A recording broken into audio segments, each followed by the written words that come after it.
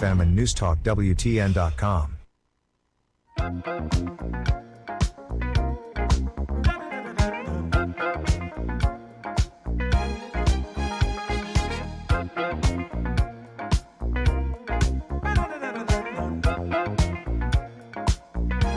Whenever darkness falling.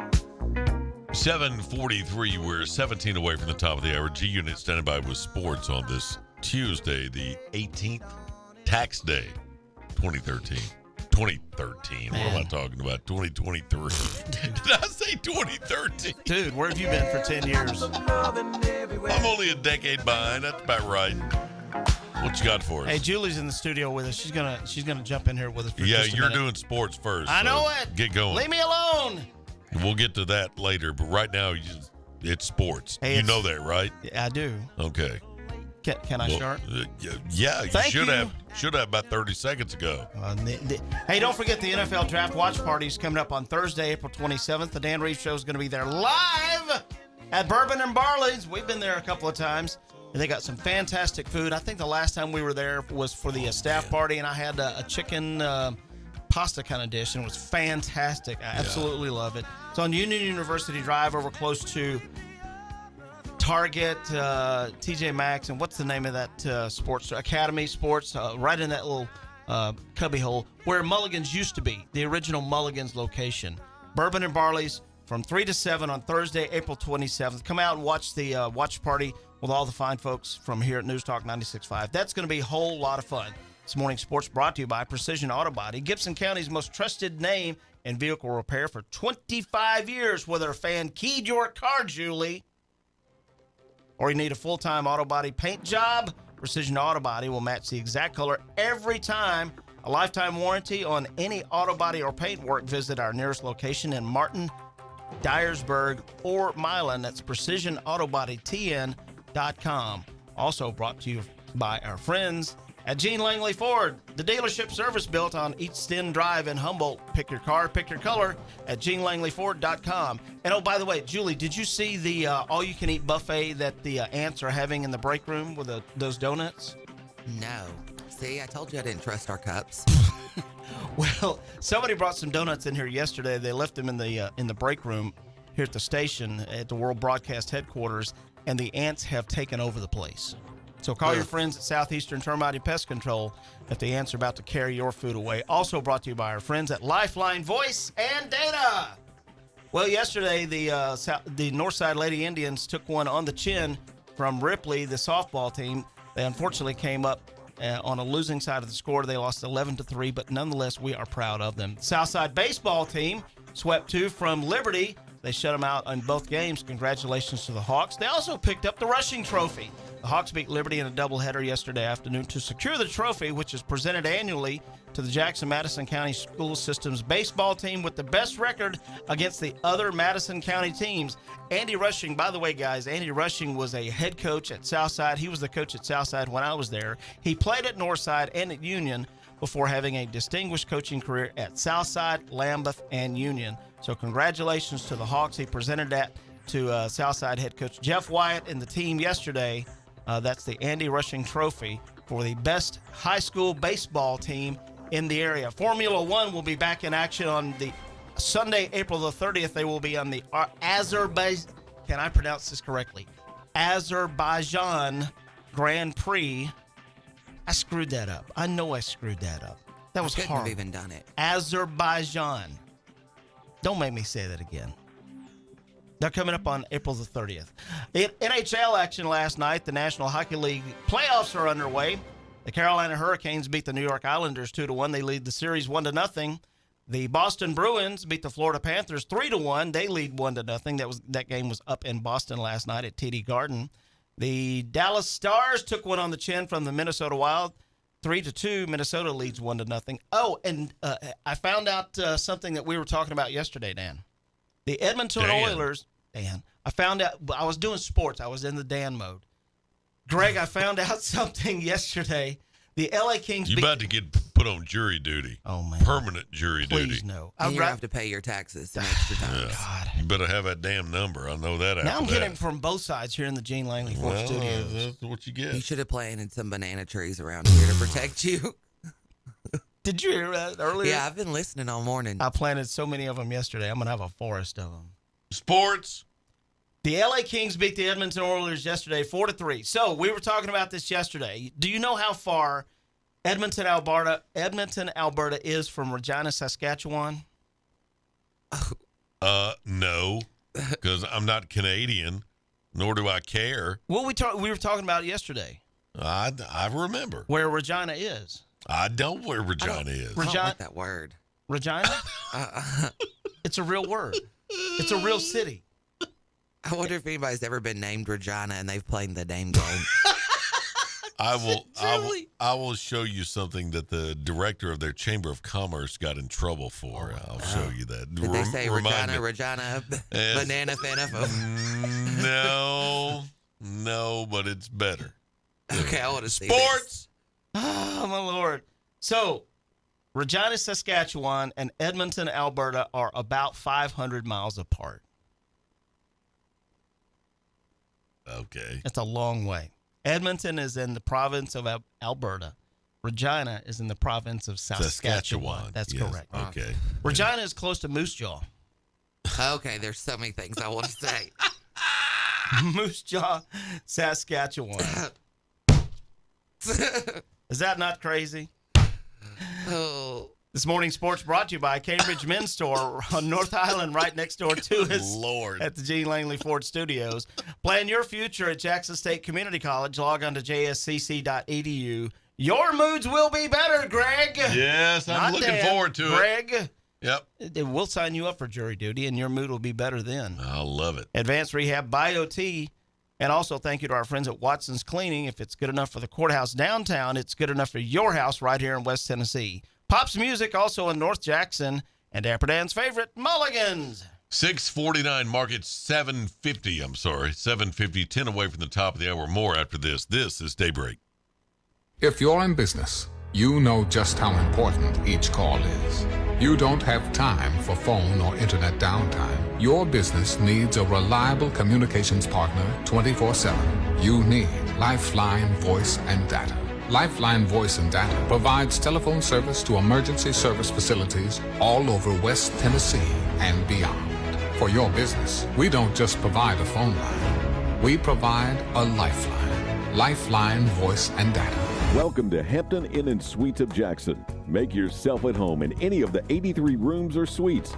Hampton Inn & Suites exit 83 at I-40 is minutes away from all Jackson destinations like the West Tennessee Healthcare Sportsplex, Casey Jones Village, Jackson Madison County General Hospital, and many industrial complexes. Enjoy free Wi-Fi, free parking, and free hot breakfast. Also a 24-hour fitness and business center. Welcome to West Tennessee. Make your reservations now by calling direct at 731-427-6100 or visit hampton.com. My name is Steven and I'm 41 years old. I started having problems with my weight, my focus, my energy all around. I spent thousands of dollars a year on supplements trying to get my weight down, and it never worked. Are these problems affecting your work, your relationships, and your quality of life? You'll be happy to know there is an exciting, natural solution available called BioT.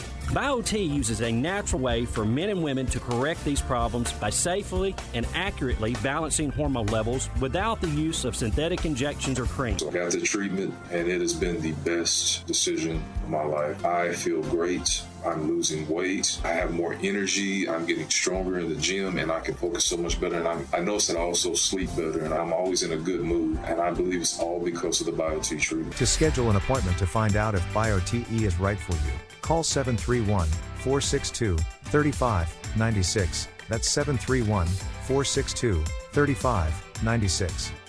Award-winning Watson's Cleaning Service specializes in commercial and residential cleaning. Watson's cleans huge commercial buildings, West Tennessee Agriculture and Education Center, the Federal Court Building in downtown Jackson. Watson's also specializes in residential cleaning services, stripping and waxing floors, buffing, pulling trash, sweeping and mopping, vacuuming, household cleaning, baseboards, walls, dishes, dusting and organizing. Call 731-293-3808. Family owned and operated Watson's Cleaning Services. 293-3808.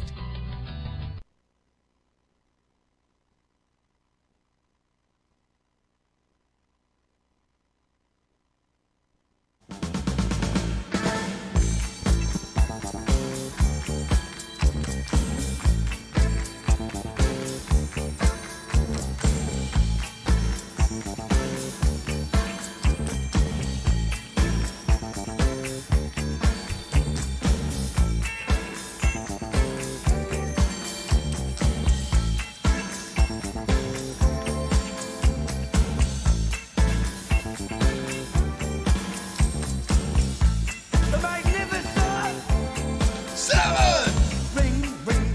a.m. All right, it's 7:53. It's 7 away from the top of the hour. So we've got a Mr. Pibb. We found a Mr. Pibb Yes. in the break room. Yes. And I've not had a Mr. Pibb in over a decade. I think that's safe to assume. Okay. It's been over a decade. When? I've never had one. You've never had a Mr. Pibb. Julie Holt's in the studio with us. She's coming on at 8, and she's joining us now. But you've never had a Mr. Pibb. It's a Dr. Pepper knockoff. You should put this in front of your 700,000 TikTok followers. It's You're going to try it. It's a Dr. Pepper knockoff. See if they like it. And G you Unit go. here has already cracked the can open. No, I haven't. Wait a minute. Hang it. All right. Just listen. See what you guys think. Nothing. That's a big nothing. There's no Stop fizz or nothing. Stop you it. ruined it. All right. I'm going All to sit right, in front so- of Julie. So She's we're gonna- no. I mean, she can't drink out of the can. Oh, We wait a all minute. going to do this. Hang on. Pour it. Yeah. Give me a little. Here we go. Yeah. This is not officially Taste Test Thursday, All but right, that's enough. That's all right. enough. All right. I don't know how much I can Yell take. at me. Oh, it's fizzy. I know that. That's a good sign. Busy. Since you opened it 15 minutes ago. It says it's spicy cherry. Spicy. Ooh. Yeah, spicy. It's a Dr. Pepper knockoff. It tastes like Dr. Pepper. Spicy It tastes like cherry. Dr. Pepper. Spicy. Yeah. All right. Here we go. All right. Ready? All right. You don't even have any. No, well, Oh. I got to get my cup. All right. Here we go. So Julie just tried. All right, Julie, tell us. I Tastes drink like it all day. Cherry Play-Doh. I'll drink it all day. Did you try it? Yeah, I'll knock All right. it down. Here, one for the team. I should have let you pour me some more. I'm drinking it all day. You want some more? Not after you lick the can. No. I think I'm going to stick with my... Why did you do that? First, you opened the can prematurely during a break, Do you and ever- now you're drinking out of the can, so we can't have any It's more. tax day, Mom. I'm preoccupied, okay? You're just all over the place. I'm going to be enjoying my Mr. You Pibb. are wrong on so many different levels. I just can't even. Now, Julie is washing hers down with some Sunkist. Yes. No, I do love some Sunkist. Yes, I love Sunkist. She got her some orange drink. Orange drink, baby. You like some purple drink too? Uh-oh. If there's vodka in it. Hey, no, we can do that on a Taste Test Thursday up here. Julie, bring some up no, here. we Yeah. cannot. Yeah, buddy. No, Yeah. we cannot do that. As No. long as I can get a ride home from somebody. Dan will be like, why are all the shows off? There's nothing streaming. What's going on? The lights are off. Oh, my God. Doors locked. Studio- In the back, studio we're just is having a big wreck. party. Yeah. Destroyed the studio.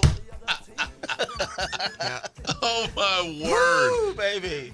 Oh. Get our- So it is tax day. Julie, you done your taxes? Or are you going to be like me and be up until midnight waiting for it to go through? Filing an extension. Yeah. Are you? I'm leaving here. probably going to resort to that because they're holding back information that they have and they won't let me have it. There's something I need Yeah. that I don't have yet. That's like me. Is it? Did you not have your pen? They're not playing fair. Oh, I don't know anything about my pen. They're not playing fair. They're not playing I fair. need an invoice from somewhere that matters. Oh. And I've been trying to get it. Yeah, that's what G Unit's looking for is an invoice. No, it's not. No, it's not me. Looking for an invoice. Do you have your invoices? All I have to do is sign on the dotted line. I'm leaving here, going to my accountant's office, signing it off, and then I hate tax time. waiting for You them know, to persecute me. A lot of personal accountants, CPAs will take this day off. Yeah, Not 'cause they're mine. done with it. They're over it. They've worked their tails They're off. like, I'm not doing it. It's tax day. If you don't have it done, you're screwed. I'm taking the day off. Mm-hmm. I'm Because going. they've been nailed. I'm going to the river. They're going to Regina. Mine goes to Regina. I'm going to be pissed. Currently, I have $12.8 million in assets under contract. Yeah, you do. Yeah, you do. Do you want to see the paperwork, pal? Sure. I don't Do you make- have it? You can have it by about 10:30 this morning. No, you just said, "Do I want to see it?" I said, "Yes." So Send me your email address. You'll have it by about 10:30 this morning. I don't want it. I don't want it 10 minutes Greg from now. I want Regina. it now. You said, "Do I you don't want bring to it up see in it?" here. I said, "Yes." So show it to me. Okay. Text me your email address. You'll have it. That won't count. No, I told you the email. It's greginregina@gmail.com. I'm going to set that up. I'm going to set that up today. I love it. I'm going to set that up Greg today. loves Regina. Daybreak in Regina. Show me your Regina. Wake up with wood in Regina. Oh, my God. We went there. Holy moly. Woo! We're all about to get text I'm going to have to messages turn the from Dan. hose on y'all. Julie likes hanging out with us. Now we know I why. do. I'm going to have to turn the hose on y'all. We have a good time. All right, so it is tax day. The markets, however, did get a boost yesterday. It was a good day on the markets yesterday. They've already opened on the East Coast, getting ready to open here. But they did get a boost yesterday. Strong start yesterday in the markets. Corporate earnings season is underway. According to Bank of America, which releases its own financials today and not on Monday, 90% of the S&P 500 companies that have reported so far have beaten their estimates for earnings per share, making it the best start to a season since 2012. Now, I have not seen that in my own portfolio. It's on the upswing, but it does not meet that. Real quickly, I asked ChatGPT, can I cheat on my taxes? It said, as an AI language model, it's not my place to make moral judgments or offer advice on illegal activities. However, cheating on your taxes is against the law, and if you're caught, you could face serious legal consequences, including fines and imprisonment. That's all you need to know on this 18th day of April. Julie's up next. See you tomorrow. This is WBFG 96.5 FM. 96.5 FM. Parker's Crossroads, Jackson. News this hour from townhall.com. I'm Rich Thomason. A widely used abortion drug gets a temporary reprieve from a federal appeals court after a judge in Texas had blocked access to the pill. The Fifth U.S. Circuit Court of Appeals in New Orleans ruled late Wednesday that women could still access the abortion drug mifepristone, but it could only be given up to 7 weeks of pregnancy, and it could no longer be dispensed by mail. Correspondent Donna Warder says the case may now be headed for the U.S. Supreme Court. The latest on the leak of a trove of sensitive U.S. military documents, the Washington Post reports the suspected leaker worked at a military base and had shared the materials in an online chat room. The newspaper interviewed an individual said to be a friend of the leaker. Senator Lindsey Graham cheering fellow South Carolina Republican Senator Tim Scott's decision to explore a possible presidential run. Senator Graham says of his fellow GOP senator, "My friend and colleague Tim Scott has one of the most compelling stories in American politics." During a time of heated racial tensions, Senator Scott, the only black GOP senator, has sought to bridge the gap on race using his own story as proof of the merit of conservative solutions. In a video announcing his exploratory committee, Scott says, quote, "I know America is a land of opportunity, not a land of oppression. I know it because I lived it." Bob Agnew reporting. When close to a foot of rain falls in a matter of hours, you can expect flooding, and that is exactly what Fort Lauderdale, Florida is dealing with. The high water forced closure of the city's airport and the suspension of high-speed commuter rail service across the Broward County region. People are being urged to stay off the roads, many of which are flooded and are closed. On Wall Street this morning, stock futures in positive territory. Right now, the Dow futures are up 5 points. NASDAQ futures ahead 26. The S&P futures 3 points higher. More on these stories at townhall.com. Relief Factor, pain relief that's natural, pain relief that works, and pain relief that attacks the source of the pain. That's the experience of tens of thousands of Americans who are taking Relief Factor right now. See their incredible video endorsements at relieffactor.com and then order your 3-week quick starter pack for just $19.95. That's less than $1 a day. Find out if it can work for you like it works for me by ordering your 3-week quick starter pack today. Relieffactor.com, relieffactor.com. Be the next success story. My name is Jason Hansen. I'm a former CIA officer and New York Times bestselling author. You can protect your hard-earned retirement assets with a tax-free loophole that allows you to convert your retirement into physical gold and silver. Advantage Gold is the nation's highest-rated gold company. They have the best process, pricing, and service. If you want to get your free gold and silver investment kit, please contact Advantage Gold right now. Call 800-900-8000. That's 800-900-8000. Advantage Gold is not an investment advisor or a tax advisor. Consult with your financial advisor before investing. Call 800-900-8000. Commercials. Accusing them of spying, Norway is expelling 15 Russian diplomats. They used the normal euphemism of international relations. Norway's government said 15 Russian diplomats had engaged in activities not compatible with their status.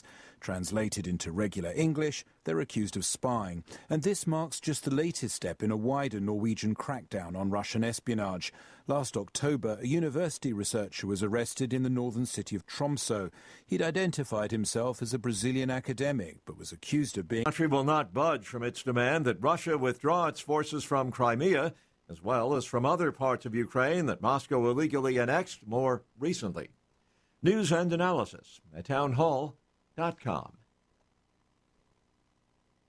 Imprisoned Russian opposition leader Alexei Navalny is reportedly in failing health because of a new suspected poisoning. A spokeswoman says the 46-year-old Navalny fell ill last Friday when he was let out of the punishment cell and put in a conventional cell. He had lost about 18 pounds in 15 days. On Monday, Navalny wrote on Twitter he was put back in a punishment cell for another 15-day term. An ambulance reportedly was called early Saturday because of acute stomach pains, but Navalny received no diagnosis. A spokeswoman says it's believed Navalny is receiving low doses of poison in pills without identification. Navalny nearly died in a poisoning with a nerve agent in 2020 that he blames on the Kremlin.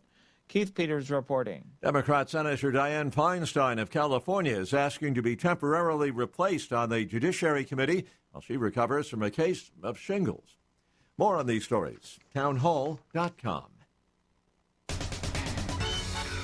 Boys and Girls Clubs of Northwest Tennessee. The Humboldt Club presents the 11th Annual Bird and Burger Fundraiser. Join us for an enjoyable evening with dinner, music, and conversation featuring guest speaker A.J. Merriweather. A.J. is a former Harlem Globetrotter and CEO of A.J. Merriweather Construction, LLC. The 11th Annual Bird and Burger Fundraiser is April 17th. The tour is at 5:30 and dinner at 6. Reserve your spot now. For more information, visit myboysgirls.club. Reserve your spot now. Boys and Girls Clubs of Northwest Tennessee. The Humboldt Club at 1503 Osborne Street in Humboldt. The 11th Annual Bird and Burger Fundraiser featuring guest speaker A.J. Merriweather. Presented by United Way of West Tennessee and Taco Bell.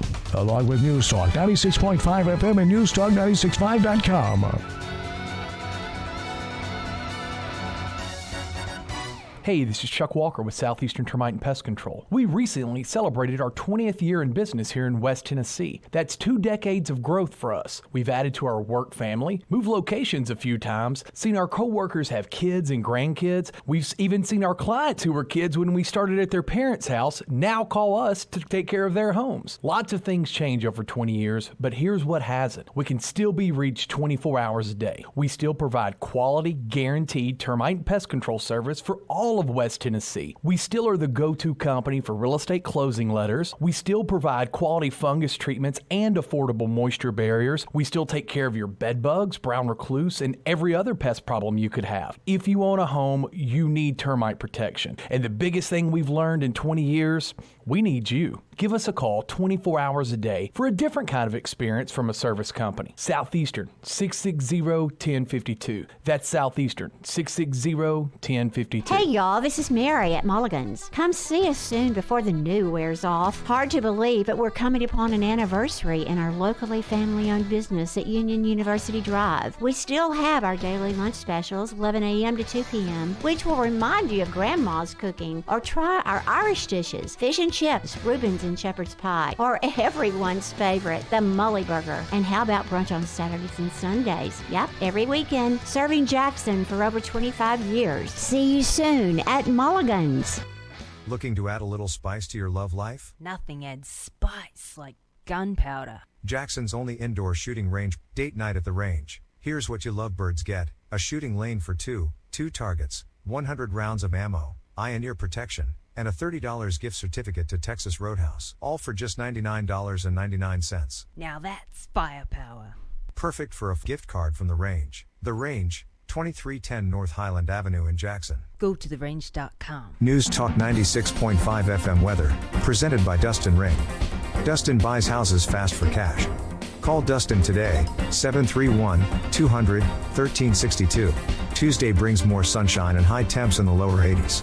South winds 10 to 15, gusting to 25. Mostly clear tonight and windy, some gusts may reach 25.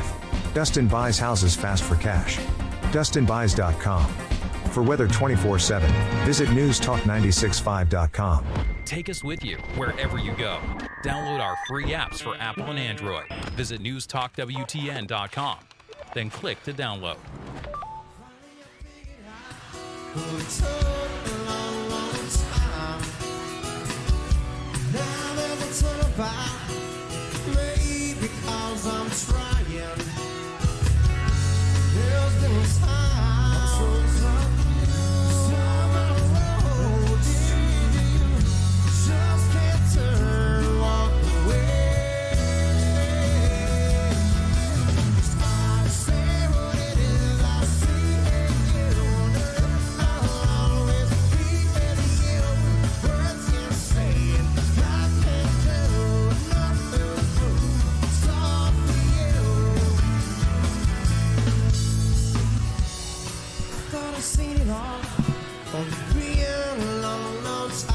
Good Tuesday morning and welcome into Julie Said It. We've got a good, beautiful, sunny day outside, but it's not real warm, only 50 degrees, and it might get up to 79 today. I'm ready to see those temperatures instead of the 50s. I hope you're having a good Tuesday. We're going to have a fun day in the studio. Heath Ladd will be here shortly, and I'm sure Chuck will meander in, and we will continue hee-hawing from yesterday.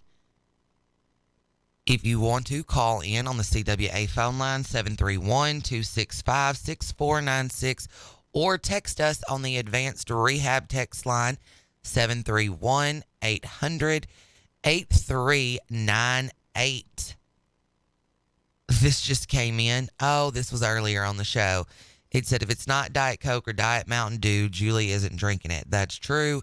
We tried the Mr. Pibb Extra earlier on Greg and G-Unit show. I have never, ever had a Mr. Pibb, and I had one today. It was a Mr. Pibb Extra. It tasted like cherry Play-Doh. Wasn't really my thing.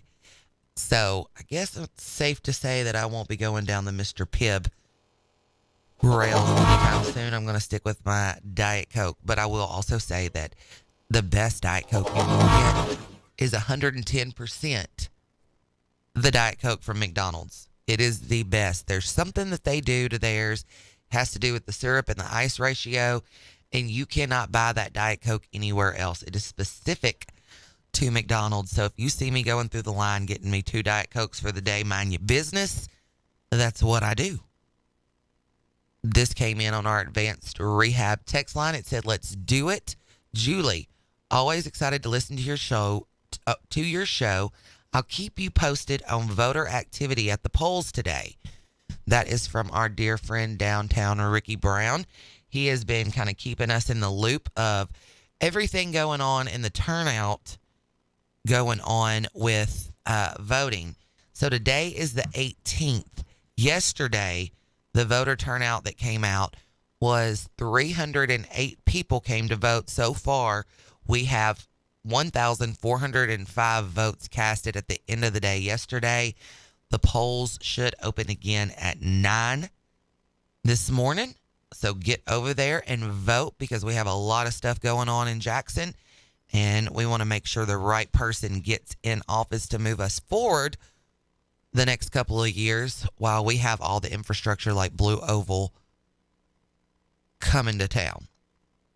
I will say that I was reading the news this morning, and I did see that the Madison County Commission held their monthly meeting Monday evening. And do you know what they were talking about? The commission asked the Tennessee General Assembly to repeal Chapter 479 of the Private Acts of 1949, which would make fireworks legal in Madison County. I'm glad that that is what we are worried about right now, and everybody with a dog or an animal that's scared is probably rolling their eyes thinking, gosh, please don't. The resolution was passed and will now be passed to Tennessee legislator. Mayor A.J. Massey introduced Tim Gilmer to talk about safety and security in Jackson-Madison County schools. This is definitely something we should and we have been talking about. He spoke on the number of SROs, Max Guard officers, and metal detectors in schools and certain apps to help parents track their children. All departments operations, said Tim Gilmer, the chief supportive service officer for the Jackson-Madison County school system. We all get together and work to help and to make sure that we are doing everything we can to keep all stakeholders as safe as possible. The county commission will meet again next month. Now, we did have Mr. Gilmer in here, and we did talk, and I would say probably within the first week of the Nashville shooting. And we did find out that we do, in fact, have metal detectors at every school. Our SRO officers are not at every school, but we do also have the House voting right now. Well, they have passed it. Now they've got to pass the budget that will allow an SRO officer at every public school. So we're making strides. We've had a few hiccups and roadblocks, if you will, that we had to handle before we could get there. Oh, my husband's so good to me. I DoorDashed Diet Coke to have on the show, and instead of DoorDashing it to the studio, I DoorDashed it to my house. Come in. So Chris brought it to me so I could survive and keep this thing going. You want to get on? Come on. He's going to join us. Your mic is on. How are you this morning? Oh, doing good. So, doing good? Yeah. Oh, good. Big sorry. You all right? Yeah. No, I just had to get situated here. So we were just talking about the county commission meeting Monday, last night, and they are asking for fireworks to be made legal in Madison County. All right. Might as well. They do it anyway. Yeah, they do. So. I know in our neighborhood, we kind of live centrally in Jackson. And when we do have any type of 4th of July or, any type of holiday where people like to shoot fireworks, I feel like it goes on all night long. Luckily, our dog doesn't care. He's lazy. So it doesn't really bother him. No, I don't think very much bothers Frank. But there's another story that's come out that I thought was interesting. City announces 2023 resurfacing street plan. It says, if you've driven along some of the roads here in Jackson, you might have noticed a pothole or a possible repavement. I don't know about you, but I feel like at every debate, we've heard about the potholes.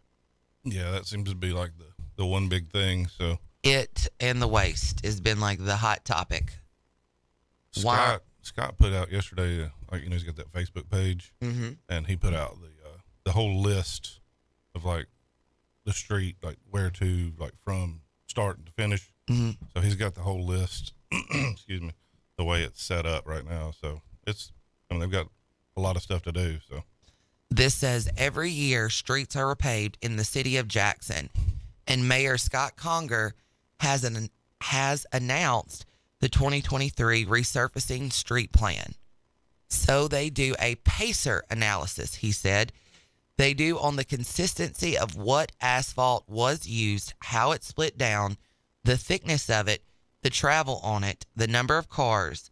There's a lot of different factors that go into it. And they score it from 10 to 1. And 1 being in the most need and 10 being freshly paved. The city's goal is to get all of the streets with the lowest score done in 3-year timeline. And then they look at the high traffic areas based on the dollars they have and propose the streets to Jackson Energy Authority. So if you look at some streets, they are much larger.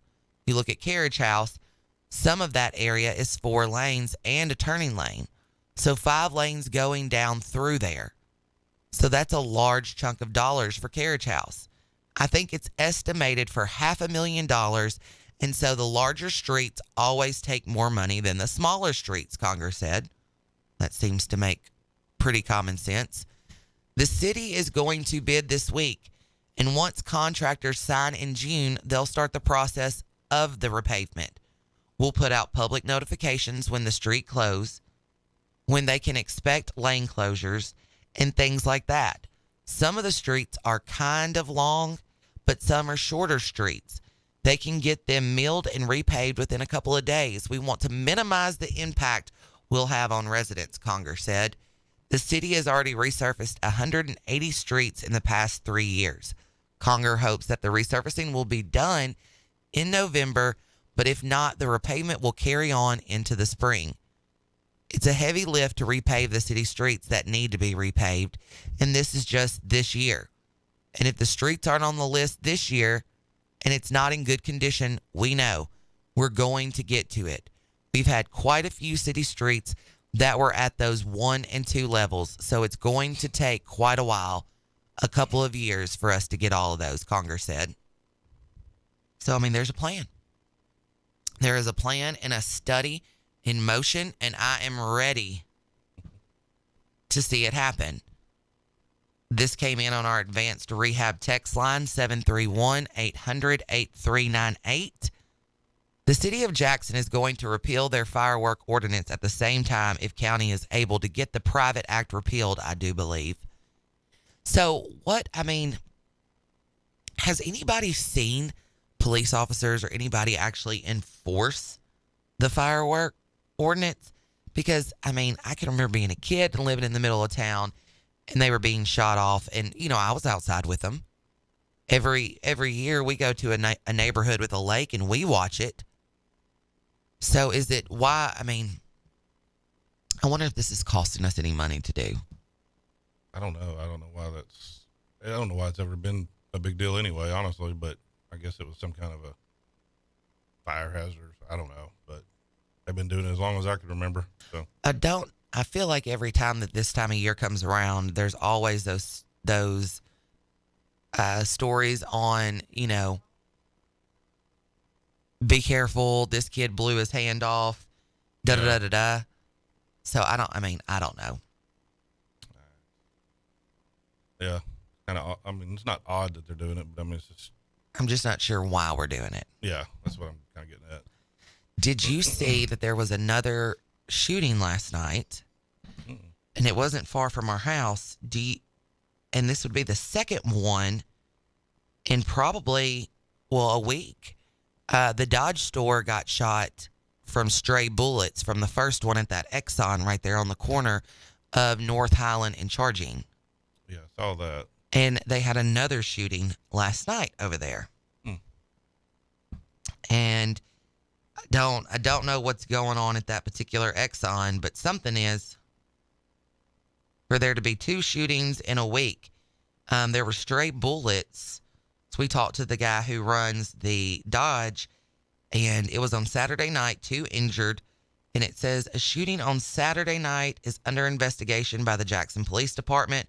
According to a news release from the department, their officers responded to a call of shots fired around 11:07 p.m. in the 2600 block of North Highland Avenue. Officers arrived to find 2 people with gunshot wounds, both of which went to a local hospital. The Jackson Police Department says that they are not searching for any suspects at the time and add that it appears to be an isolated incident. It's an odd, isolated incident twice in 1 week. If you know of any information regarding the shooting, call the Jackson Police Department. Just a few hours prior, around 8 p.m., shots were also fired in the James Street area of East Jackson. Our crews arrived to find police searching the area and speaking to bystanders. We have reached out to the police department regarding this shooting as well, but have not received a statement. Monday, a shooting occurred in the area of East Chester Street and Hillcrest Circle Drive. And Friday, video showed the shooting of 2 people at an apartment in North Jackson. So obviously our local crime is at a high. Lots of shootings, lots of stuff going on. I feel like it's all over the world in general right now. Pretty sad. I don't know what we're going to do. I don't know. I don't know. I feel like since Tyree Nichols and all of that happened, it's just been in a constant downward spiral of something happening every other day, close to home, shootings involved, and then we've seen the crazy shootings like Louisville and Alabama. I haven't seen anything really new come out of the Alabama shooting at the Sweet 16 birthday party. Yeah, I hadn't read anything on that yet. Or anymore, I should say. So that was bad. It was. I can't imagine what would be going on at a kid's birthday party where they would feel like they needed to shoot it up, kill 4 and injure, I think it was 28. Yeah, something like that. It's just a pitiful world. I don't know what we're going to do, but I know what we are about to do. We are about to take a quick break real quick, and we will be right back.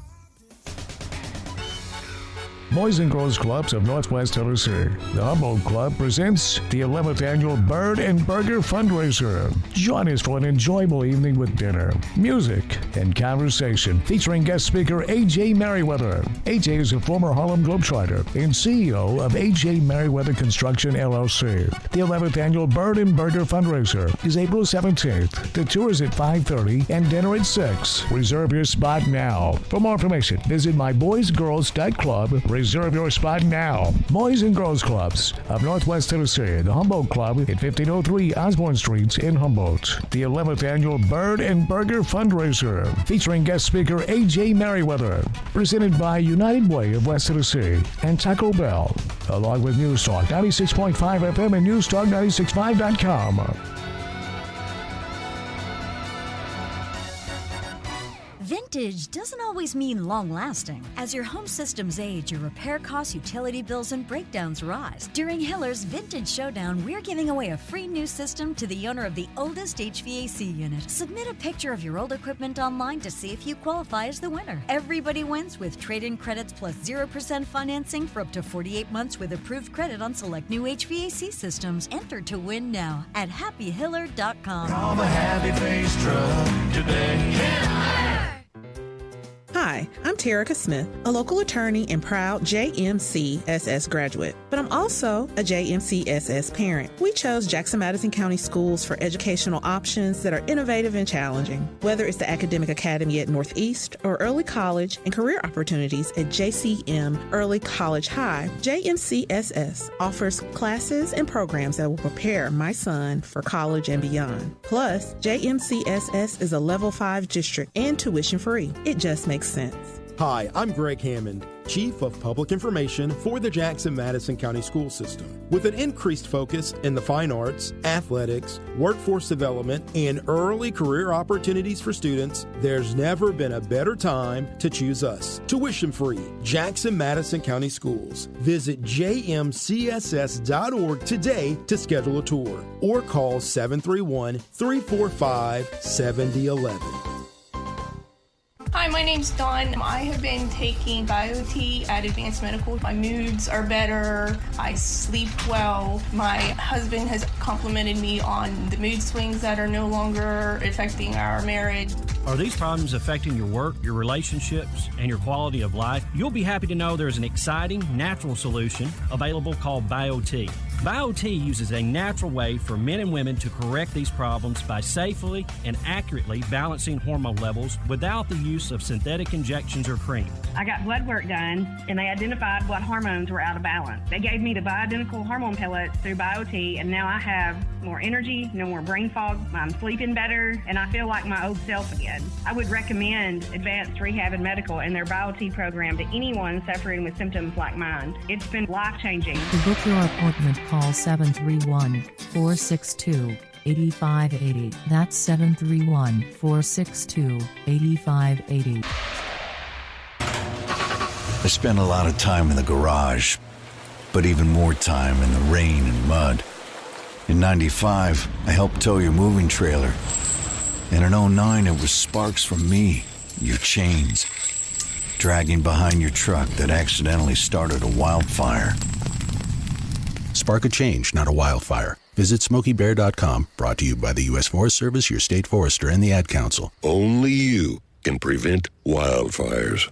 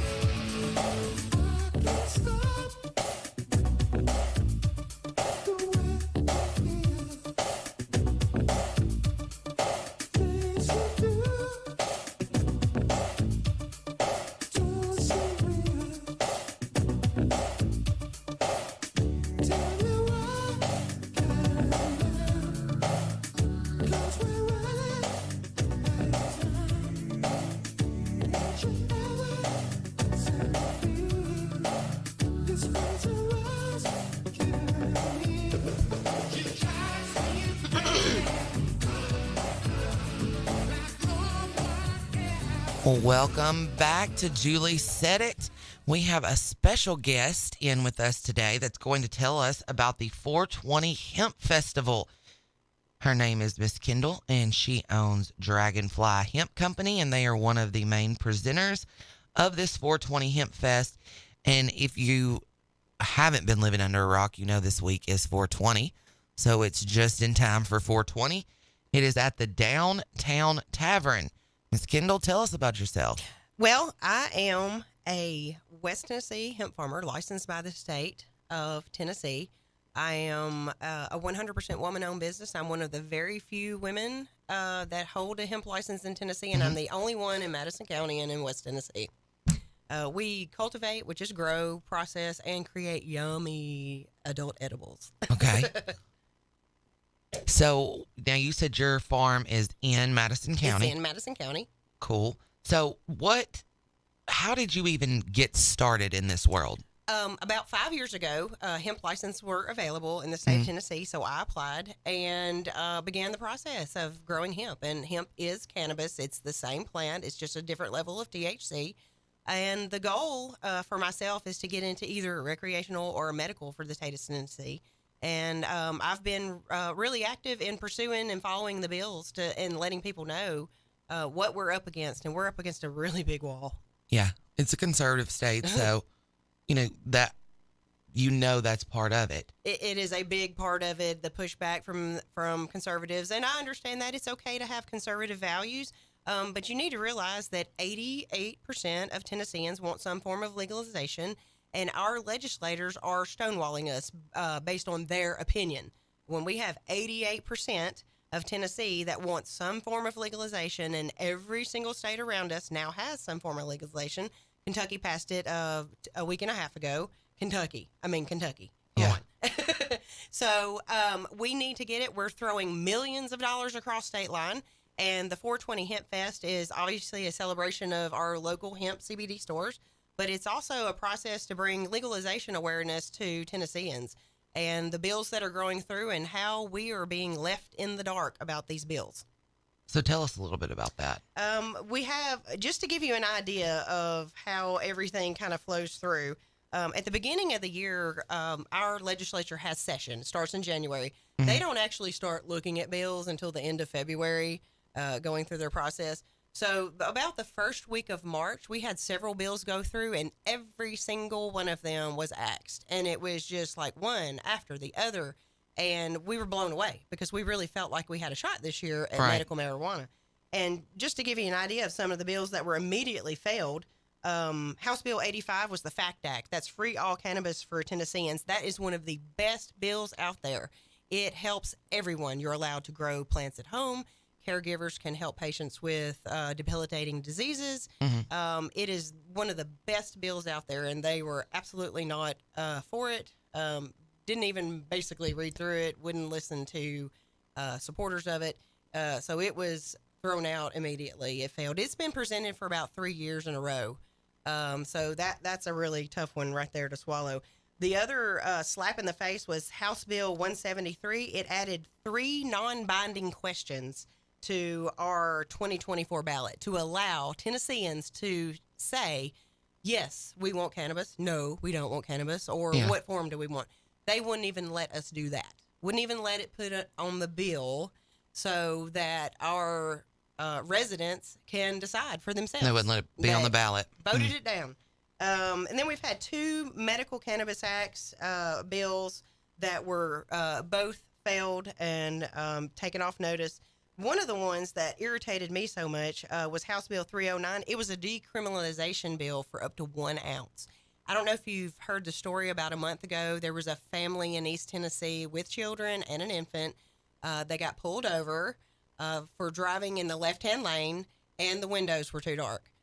When they pulled them over, they decided to inspect the car, which I feel is unconstitutional.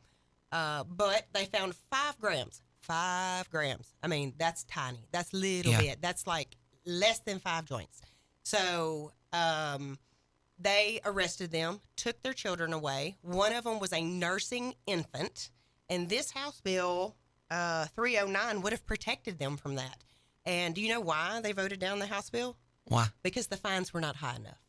They were going to fine individuals just $25 if they got caught with under an ounce. And now, isn't there something like this in place in Memphis already? I'm not sure about Memphis, but and Nashville. Nashville's DA has said he's not prosecuting anything under an ounce.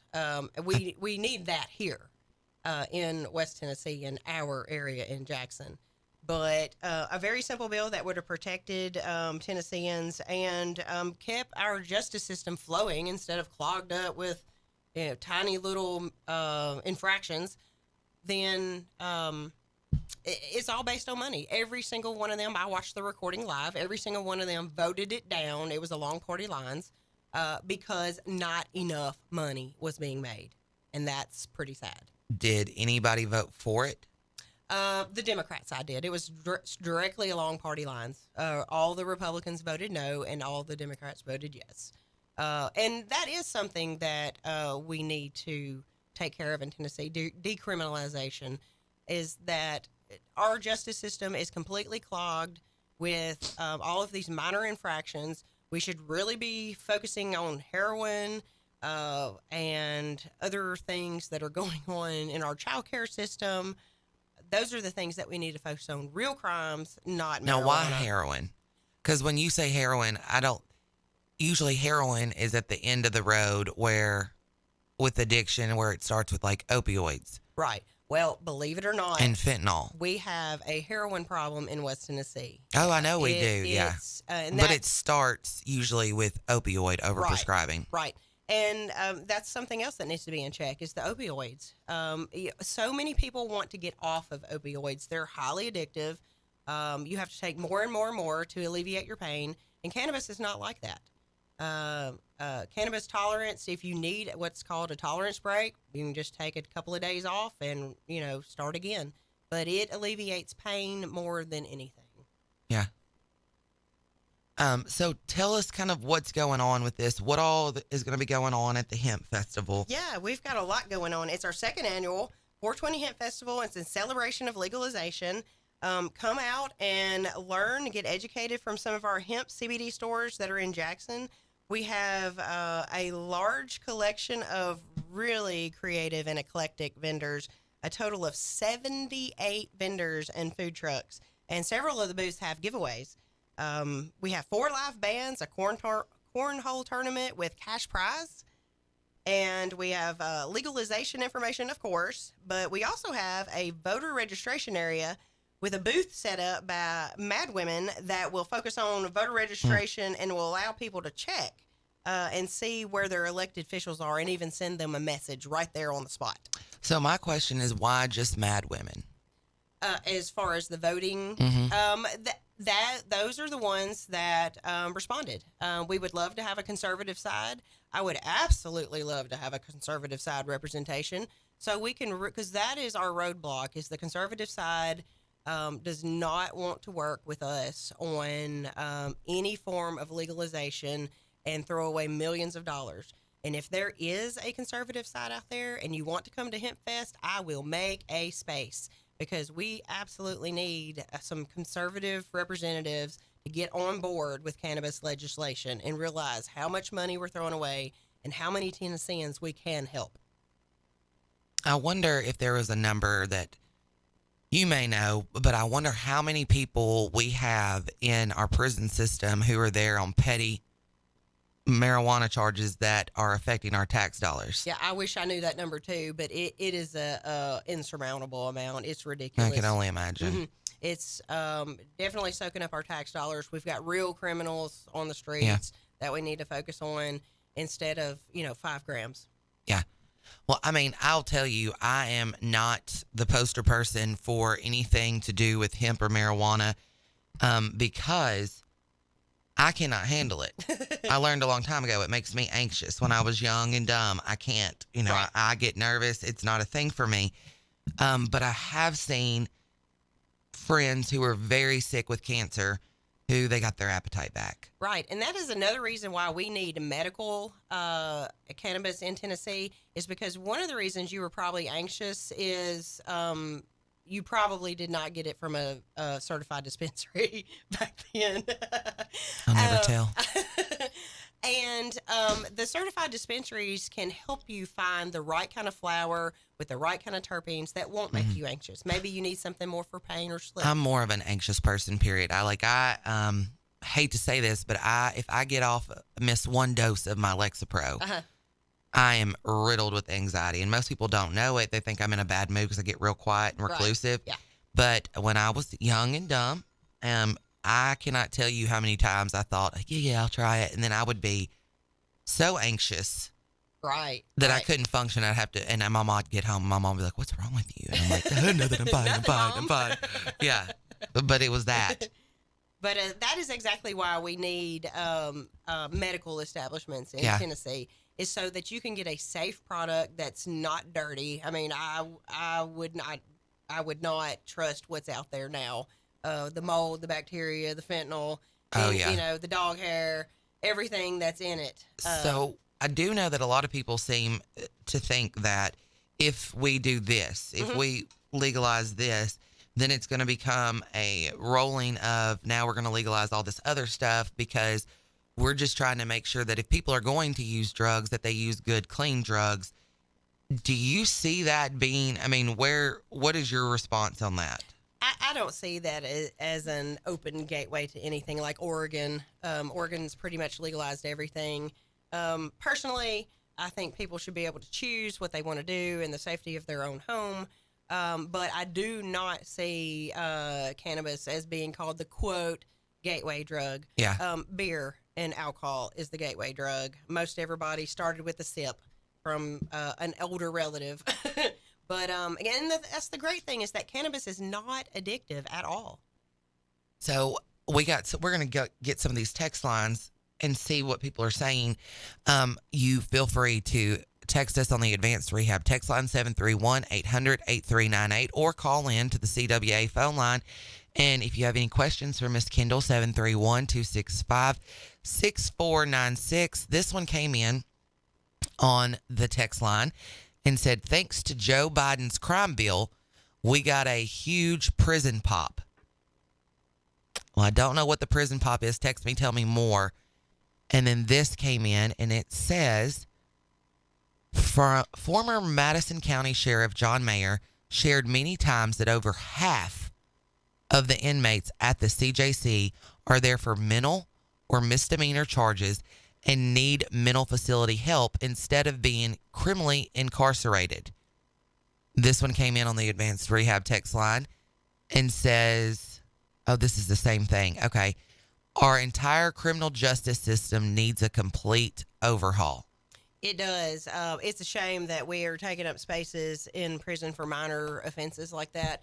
When a couple of years ago, one of the more violent offenders was on the street, and my friend was shot in the head 3 times downtown Jackson. That person should have been in jail. A person with 5 rounds. Yeah. And that's just, she almost lost her life. Probably with a weapon. Yeah. So probably with a weapon. Yeah. So that is more important, I think, than weed. Yeah. To be plain and simple. I agree with you. You know, I have a hard time when I know of people who are offenders that are out, and it's like you're just waiting for them to do it again. Yeah. Mm-hmm. You know, but you can't just, some people are in for such petty stuff and silly stuff. It's like you hate to just throw them away, because if one innocent person is saved and 9 guilty get to walk for, you know what I mean? Right, like it's hard. Injustice is hard. It's a messed up system. We definitely need some overhaul. And I think expungement and cannabis legalization is first step to clearing out some of the beds and creating room for more severe offenders. Yeah. I don't think anybody, any side, I believe it'd be a nonpartisan issue that would like to see kind of somewhat a reform of, we are not paying so much of our tax dollars to house people in there for petty crime. Right. I mean, I think you could see that across the board and it not be a Democrat or a Republican issue. Right. I mean, that's very important. And, one of the proposals for the medical marijuana is that we have a special tax, and that tax will go straight to Tennessee. And so they could generate some revenue. Right. You could generate some revenue. And, let's talk about all the revenue going across state lines. Every single state around us has some form of legalization, except North Carolina, and they're working on it. Well, I think a lot of people will drive to Kentucky and that area and go to, is it Metropolitan or Metropolis? Right.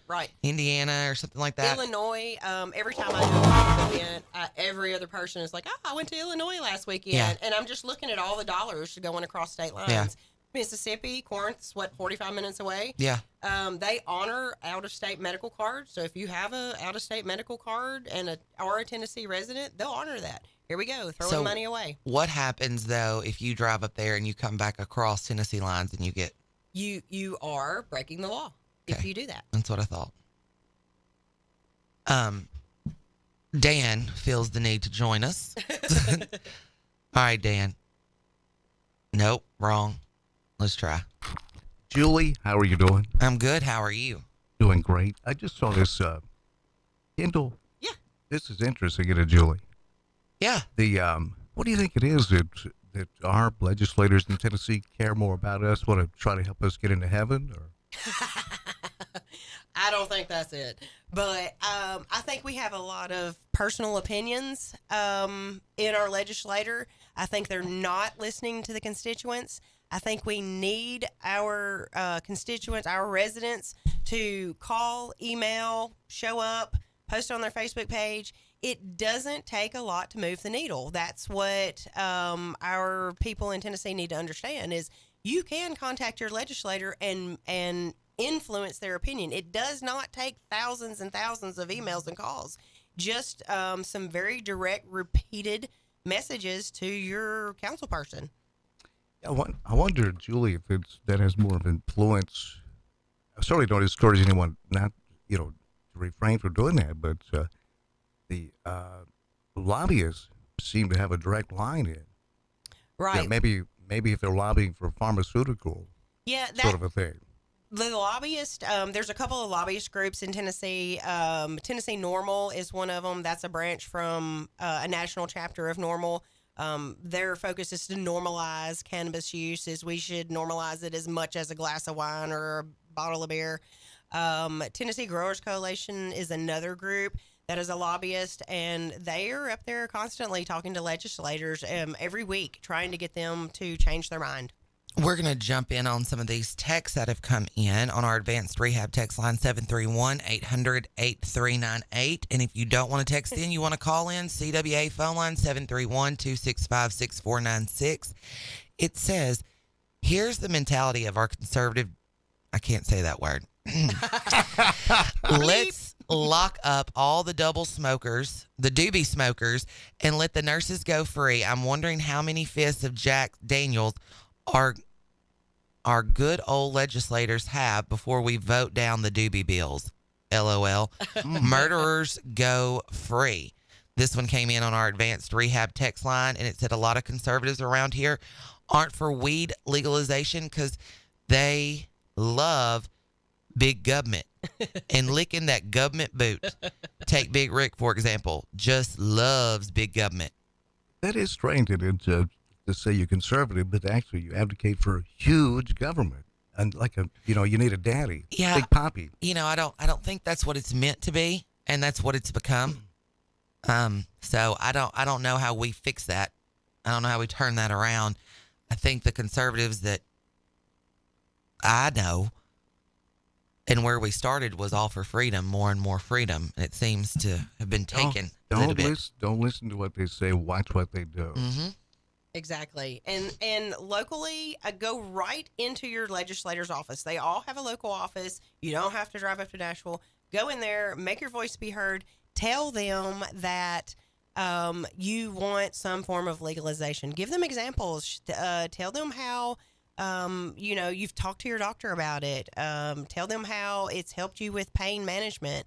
Tennessee is proposing a pretty good list of different illnesses that would be covered by medical: epilepsy, Parkinson's, Huntington, glaucoma, muscular, of course, cancers and things like that. But two of the things that we need on here are anxiety and depression.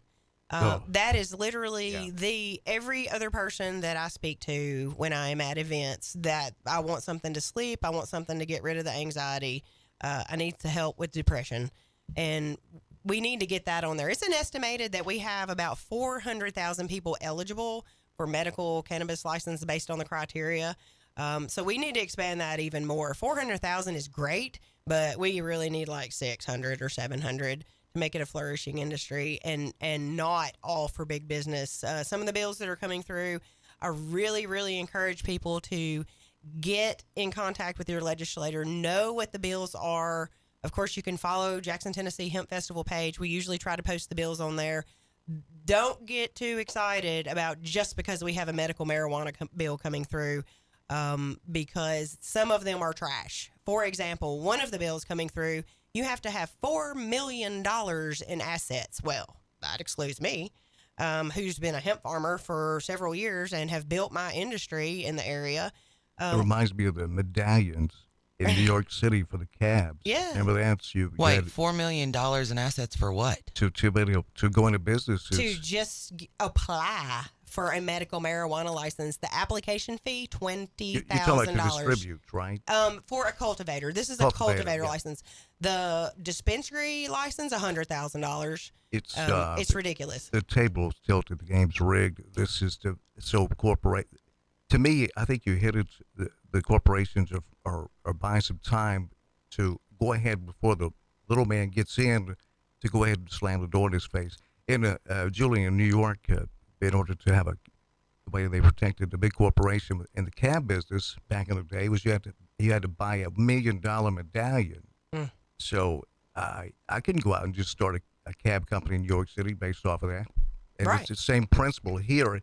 You got to love capitalism, the free market. Let the free market decide. But it's not, folks. It's being decided for us. Right. The free market is exactly where I think we need to go. They're proposing caps on licenses. I somewhat agree with that. The phrase that I keep hearing is that, well, we need to have high licensing fees to keep the bad players out. Well, to me, the more money you have, the more bad you get to do. So I don't think Kendall, that's you a on good fire. indicator. We're going to jump on these phone lines. We've got a phone call from the CWA phone line, 731-265-6496. Thank you for calling. Julie said it. How are you? Dano, you crooked little town. This is an imposter. I can feel it in my bones. How are you today, Big Rick? Well, anyway, Big Rick the way sound that alike. the way the politicians have got this worked out, their kids can afford to raise marijuana because they're probably, like the politicians, they're too stupid to do anything else. So, and this is a farmer right here. Yes. Yeah, the door has been open for rich people to get richer with production of marijuana. And a lot of people will ask me, well, why aren't you raising hemp? Or why aren't you raising marijuana? Or why aren't you raising canola? I say, well, Monsanto has not genetically modified those organisms yet. So when we spray dicamba or Roundup, it will wipe out your marijuana and, your canola and stuff like that. So until Monsanto puts their genes into the marijuana, then you'll have to start paying like 50 times more for seed than what it costs now, like the farmers do on genetically modified cotton, beans, and corn, all that. So, you'll have to raise if you're raising marijuana around here in the corn belt, the soybean belt, cotton belt, it'll have to be raised inside of a greenhouse, and that air has to be filtered to keep the pollutants that we have vaporizing everywhere from killing your crop or woefully diminishing what the yield would be. Yep, it's a twisted web they spin, and they've got the keys to the kingdom right now. I mean, you get what you put up with, really. And you're exactly right. You hit the nail on the head. You get what you put up with. And that's why I encourage every chance I get, I'm like, call your legislator, email them. And the Medical Marijuana Commission is back in swing. For a year, they didn't do anything. The chairman didn't even show up to meetings. That's what we're fighting. So now we think we need to kind of look at medical legislation now. So it starts with the cultivators, and the pricing starts with the cultivators. We do not want $1,000 ounces in Tennessee.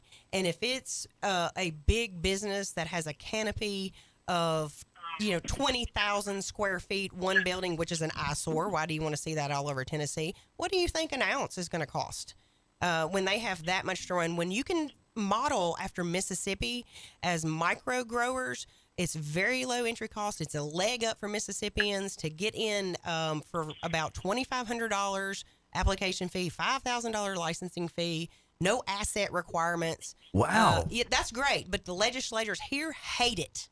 They absolutely hate it because they think everybody and their mama's uncle is coming out of the woodwork to get a license. Mississippi is more progressive than we are. Mississippi. That says it all right there. Yeah. These came in on our advanced rehab text line. They said contacting your state rep doesn't work. There are weed corporations in Illinois that make sure it isn't legalized in Tennessee. Would hurt their profits if it's legalized in more southern states. They follow along to say also the only way to get your state rep to say legalized THC is to bribe him with lots of money and or blackmail him. The $4 million assets requirement is rigged so corporations can take over the weed market. Yup, it's classist. When they say bad players, they mean poor people. I would agree with all four of those statements. Well, it's there's a lot of truth to that. Have you ever tried to get like Funyuns or behind you? Because I've known people when they get high, the only thing they're going to destroy is like a sack of Funyuns. Well, and that's the other thing is that there is not many, if any, incidents out there where somebody high has done an egregious crime. It's usually alcohol or hard drug induced. If they're under the influence, most people that smoke cannabis or use cannabis, they like to watch TV and see what's in the fridge. That's what we heard. So recap all of this. Tell everybody what's going on. Yeah, this Let's weekend. hit it one more time. Yeah, this weekend, April 22nd from 10 a.m. to 6, downtown Jackson. We are in 4 blocks. Last year we were just one street, and we have grown this year to 4 blocks. We're in front of the Downtown Tavern on North Liberty. We extended all the way down to City Hall, and we're on East Lafayette, so we've got a big 4-block intersection there. We have 78 vendors that are going to be there and food trucks. 78? 78. It's packed. Onions? We have a lot going on. Cornhole tournament with cash prize. Oh, Julie, you play cornhole? No. I wish you did. 'Cause terrible. I would school you down. It's cornhole. No, Well, we have that we would going not on. win. I'm known as I wear number 23 when I play cornhole. Michael Jordan of cornhole. Oh my gosh. No. You don't seem impressed. I'm not. Well, let me rephrase that. I am because I suck at it. But I can't imagine you being number 23, Michael Jordan. That's what I'm thinking about. You're not going to ruin my good mood, Julie. No, I'm not going to do it today. That's So a lot of vendors. It did say down here on the bottom, it says no coolers or BYOB. So no BYOB or just no coolers. Right. No coolers. If you bring hemp products to the festival, please make sure they're illegal. We have Jackson police officers at every entrance for our safety. That's actually state law to block off festivals. Right. So don't be stupid. You Don't ruin our festival. You can't smoke the lettuce in Tennessee right now, period, right? Medical or recreational. I mean, you can, but not without repercussions. Yeah, well, that's a good way to put it, Julie. Right. Yeah, you can do whatever you want, but the long arm of the law, right? Right. Yeah. So there's no medical marijuana in Tennessee, no recreational. No.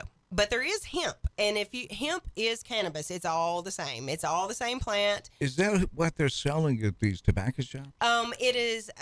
The government classifies hemp as 0.3% THC. Yes, that is what they are selling at some of the tobacco shops. But so that's really low THC. So Snoop Doggy Dogg and the Dog Pound would not be interested in that. Not in probably the smokable part. However, there still is some. Don't make a belt. I guess. Yeah, there is some Delta 9 THC still floating around from the old 2018 Farm Bill that is still legal. That's still a low THC, but it's higher than the 0.3. Edibles is where you need to be at because you can be at 0.3% and still have a great edible. So, because it's by weight, and a pre-roll or a joint's very light, so 0.3% is not very much. But really, it's the CBD that comes behind it that gives you kind of that entourage effect. But hemp is legal to smoke in the state of Tennessee, so we will be having a 420 legal light up. And if you haven't tried hemp products, you really should because it is a great step towards cannabis. You really should try before you buy. Yeah. So I have a question though. So let's say somebody uses this, they're on probation. Are they going to fail a drug test on any of them? Most likely because it is cannabis. It depends on what kind of test they take, whether it's follicle Or they could get, a job. They could get a factory worker gets a random right DT and they could lose their job. Right. And that's some of the things that we need to change with when we get medical cannabis is, we have people working jobs that take a ton of opiates and, what's that doing? What kind of... That's okay though. Yeah, that's okay because it's dollars into our pharmacy system. That's right. But, that's one of the things that we need to focus on is you should be able to not use cannabis in the workplace, but you should be able to use it at your home and still go to work the next day. Julie, Kendall, because through the years, I've advocated for, hey, look, Mark Twain said, if you want to make anything precious, right across the sky in big red letters, prohibition. And there's a lot of truth to that. But the pushback that I've gotten on the air from our listeners has been, I don't want my brain surgeon operating on my head while he's high. And I said, wait a minute. Wild turkey's legal. Do you worry about him being drunk when he operates on your head? This doesn't mean that you're going to be on the assembly line with heavy machinery and high. The intoxication same of thing with alcohol. Yeah, the intoxication of cannabis goes away in a few hours. The intoxication of alcohol lasts a very long time and can have next day residual effects. I'm with know you. that. I feel it this morning. No, I'm kidding. Well, Kendall, we appreciate you. Everybody go see Miss Kendall at the 420 Hemp Fest, April 22nd, 2023, 10 a.m. to 6 p.m. at the outside of the Downtown Tavern. There's going to be a live music. The festival opens at 10 a.m. and it's going to be followed by Hunter Cross and the Lost Boys. Oh, man. Ben Jesse Julie, and the go? Mechanics. Will Burton Band and Legal Light Up Runaway Rocket Ship. We've got some of the hottest bands. Man, that's lined up. awesome. Yeah, we got hot bands lined up. Julie, you want to go? I might. No, I can't go. No, I can't. Why? Because the twins' birthday. Oh, Chris can watch them. It's their birthday party at my house. We can FaceTime in with them for a few minutes. Oh, no, I'm not leaving my babies. You want to put up a tree for 420 or smoke a tree? No, I do not. Okay. Hey, you Julie. missed it. You missed it. I can't do any of it. I told her, I said, one time I did it and I was anxious as all get out and I actually thought a green Honda Camry behind me was the police. I'll drive. Yeah. We'll let You would Uber have drive. to. Yeah. Thank you so much for coming. Thank you for having me. And there's going to be food trucks and vendors, games, live music. We are. Cash prizes. Yeah, cornhole. We got a lot. Come see me at my tent, Dragonfly Hemp Company. I can answer your legalization questions. Do you have a storefront in town? I don't, but I do have stores that carry my products in town. Okay. Like who? Local Flower, right down the street yeah. here. Hemp Life. Well, these are the coolest names, too. Yeah, they Local do. Flower. I'm a delegate. The Herbal Connection in Milan and Simple City CBD in Henderson. In Henderson? Oh, I'm surprised that's even allowed in Henderson. That's a tough one. Freed, Henderson. Freed heard about it just then. Yes. I bet Freed Hardeman stands out and sees if any of their students come. They actually have put a bylaw in to where the students cannot even be in the parking lot. And I kind of feel like that's unconstitutional. Tell me I can't stand in a parking lot. Well, it's a private, it's private college. Yeah. I don't know. Let's move forward. Move forward. Right. We'll be right back.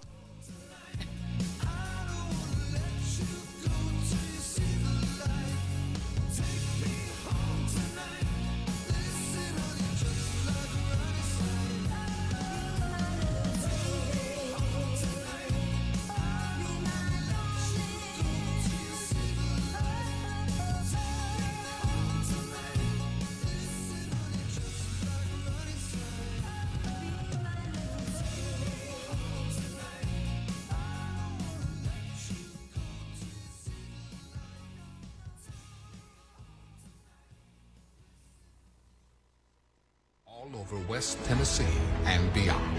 For your business, we don't just provide a phone line. We provide a lifeline. Lifeline voice and data. They say consistency is the key to success. So how about grabbing a beer that's consistently refreshing and light? Michelob Ultra, only 2.6 carbs and 95 calories. It's only worth it if you enjoy it. Enjoy responsibly. Anheuser-Busch Michelob Ultra Light Beer, St. Louis, Missouri. Central Distributors, Jackson. Are you tired of the stresses of everyday life? Do you need a break? Indulge yourself at Bogey's Dream Studio. Experience the very best massage therapy. Shane specializes in hot oil stone massage, which will melt away your tension and leave you feeling refreshed and rejuvenated. Self-care is important. Regular massage will strengthen your immune system, decrease joint inflammation, and help you enjoy better quality of sleep. Bogey's Dream Studio will help you achieve a relaxed mind and body. Why wait? Call now. 731-402-0172. That's 731-402-0172 for the very best massage experience you'll ever have. Let Bogey's Dream Studio of Massage take you to a dreamy state of relaxation. Call 731-402-0172. That's Bogey's Dream Studio of Massage, 401 Federal Drive, Jackson. Hi, my name's Dawn. I have been taking BioT at Advanced Medical. My moods are better. I sleep well. My husband has complimented me on the mood swings that are no longer affecting our marriage. Are these problems affecting your work, your relationships, and your quality of life? You'll be happy to know there's an exciting, natural solution available called BioT. BioT uses a natural way for men and women to correct these problems by safely and accurately balancing hormone levels without the use of synthetic injections or cream. I got blood work done, and they identified what hormones were out of balance. They gave me the bioidentical hormone pellets through BioT, and now I have more energy, no more brain fog, I'm sleeping better, and I feel like my old self again. I would recommend Advanced Rehab and Medical and their BioT program to anyone suffering with symptoms like mine. It's been life-changing. To book your appointment, call 731-462-8580. That's 731-462-8580. Is your office or home office in need of a new printer, copier, fax, or multifunction machine? Do you need business cards, envelopes, or office supplies? Are you looking to upgrade to new office furniture? Office World Incorporated in Trenton has been serving all of the Gibson County and the West Tennessee area for over 65 years. Office World is a franchise partner of OfficeZilla. Call today, 731-855-9131, or email officeworldinc@gmail.com. News Talk 96.5 FM weather, presented by Dustin Ring. Dustin buys houses fast for cash. Call Dustin today, 731-200-1362. Tuesday brings more sunshine and high temps in the lower 80s. South winds 10 to 15, gusting to 25. Mostly clear tonight and windy, some gusts may reach 25. Dustin buys houses fast for cash. DustinBuys.com. For weather 24/7, visit NewsTalk965.com.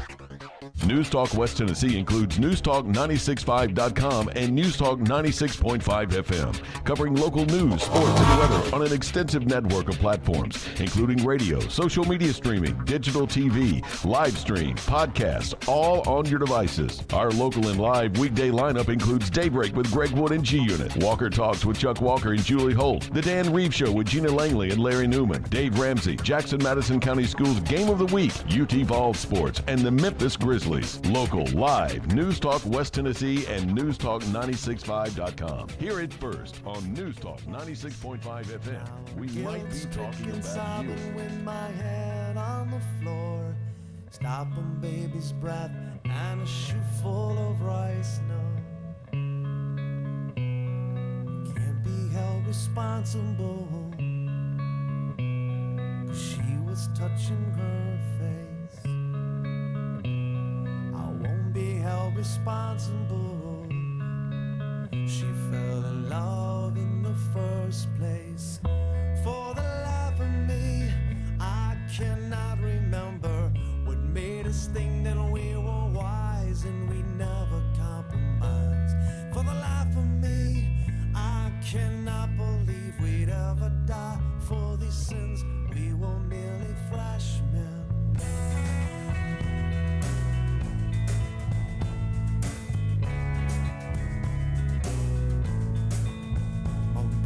Friend took a week's vacation to forget her. This girl took a week's worth of Valium and slapped him. Now he's guilt-stricken, sobbing with his hands on the floor. Sing it, boo. I mean, the Verve, Chuck Walker. I know, sing it, a lot of boo. people called me the Verve. Was it the Verve or Verve Pipe? I can't remember. Two of This them. one's the Verve Pipe. The The Verve Pipe, Verve is yeah. Bittersweet Symphony. That's right. Yeah, I get them confused. Well, I was like a blend in Crockett County between the two. That's what I was known as. Yeah. That and Dork. But other than that, the rest of us rock stars. We actually did have a rock star come out of Crockett County when I was there. This guy named Austin Leslie. Oh, I thought you were going to say Brett Scallion. Well, he's from Haywood County. Oh, I thought he was out your way. Yeah, well, I mean, that kind of that way. But no, Austin Leslie, he's played with some huge country acts. He's like a lead guitarist. Oh, cool. He was actually a really, really cool cat. And I think he still does that stuff in Nashville. But I've seen him like on social media, and he'll be like at these places, and you're like, holy smokes. You're just ramming it out. Yeah, like, 20,000 people there or whatever.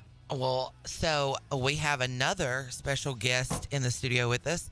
It is Mr. Heath Ladd. What's up, Julie? Nothing. How are you? Doing great. How are you doing? Y'all been busy at Dynamics? Man, Been slammed. Good. Been slammed and had the opportunity to go pick up an award yesterday in Nashville. All right. What'd you get? We received the Distinguished Service Award for our contribution to high school athletics. Oh, So, very cool. Very big honor.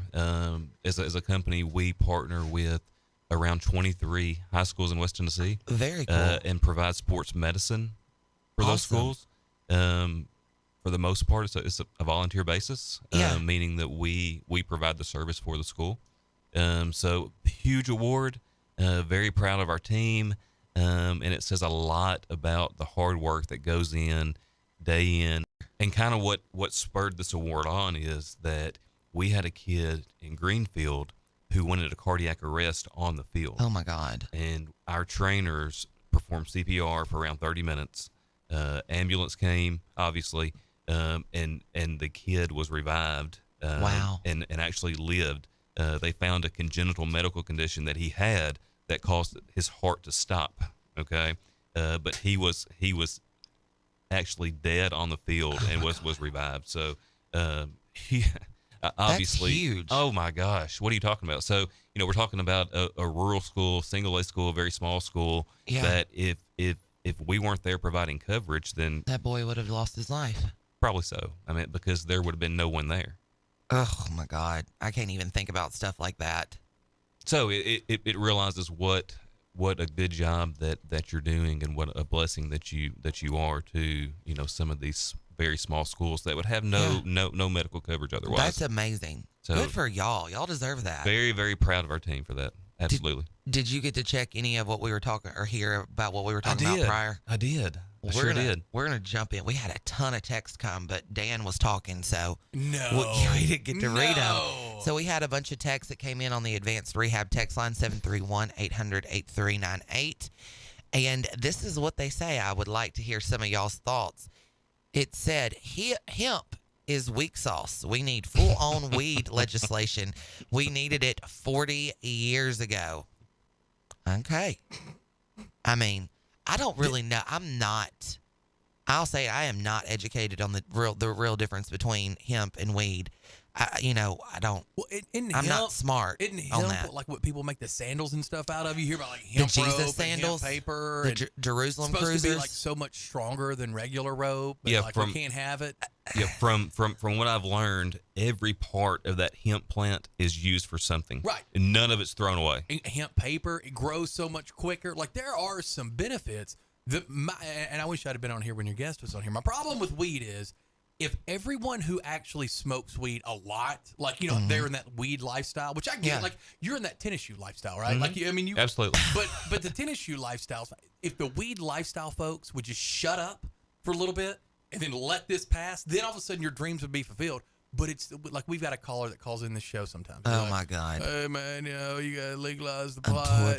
Trade zucchini from a gallon of gas. I mean, the weed user is the one that ruins it for everybody, because everyone's like, oh yeah, I don't want my kids turning out like that, right? That's what the regular everyday people think. So if weed degenerate would just calm down and be quiet, I think we'd have had this. And then nobody wants to say, yeah, I smoke weed, because then they think that you're going to think less of them or think they're like that. Yeah. But my question of that is the alcohol argument not the same? Of course it is. I mean, absolutely, it's 100% the same.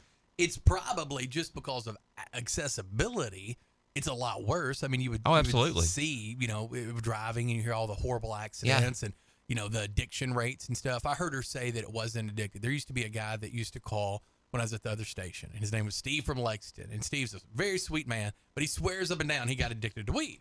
Swears up and down, changed his life. And so, I mean, how can I tell somebody they're not addicted to something? You know what I mean? I have no idea what that looks like for You know what I'm addicted to? Yeah, I've got Diet Coke. No.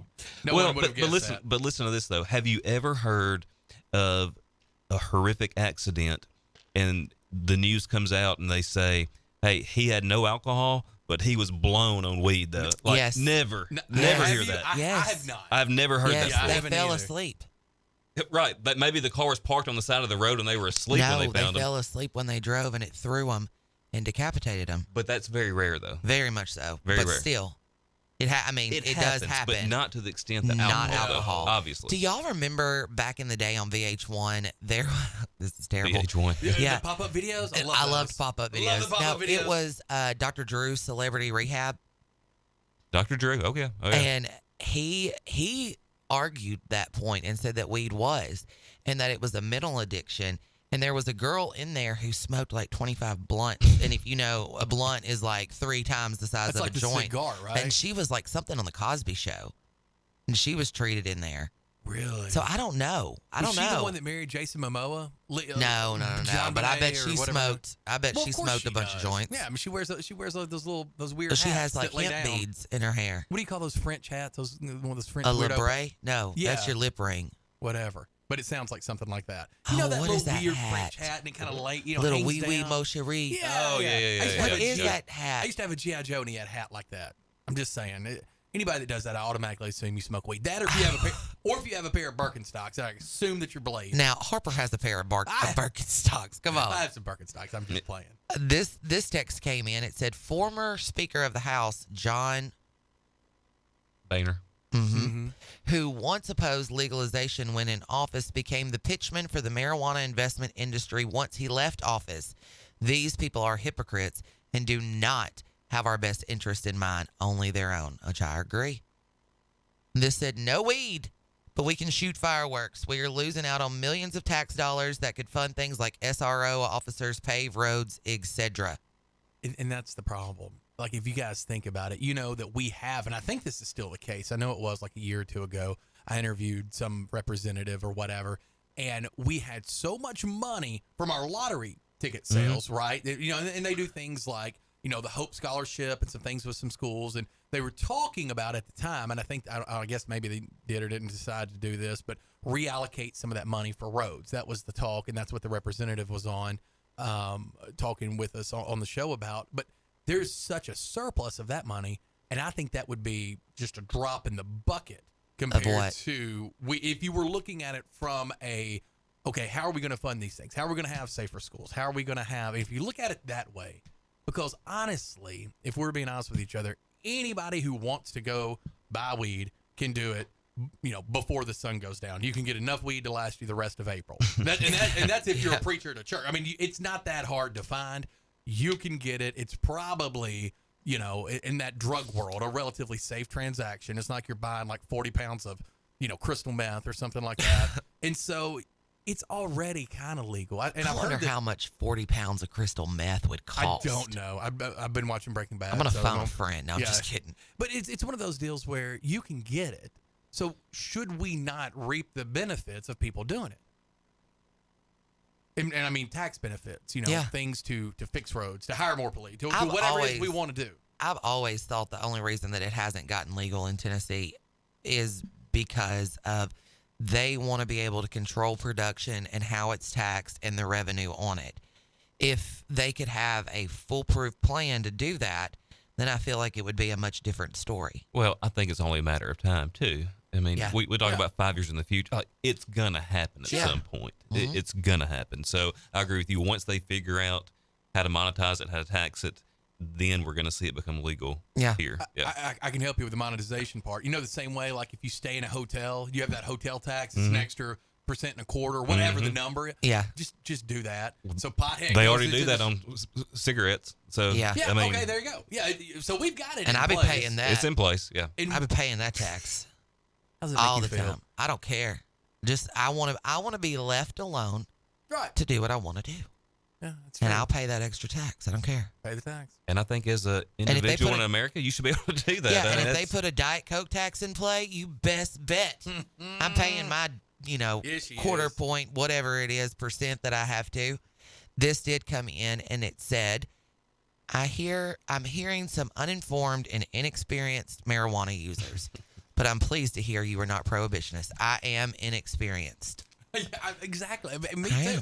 I have no problem with the people that blaze because, I mean, honestly, I don't care. I guarantee you we have people in our federal leadership that smoke weed, right? I mean, just everybody. There's probably doctors in this town that smoke weed. There are. I guarantee. So I know enough people that do. Okay.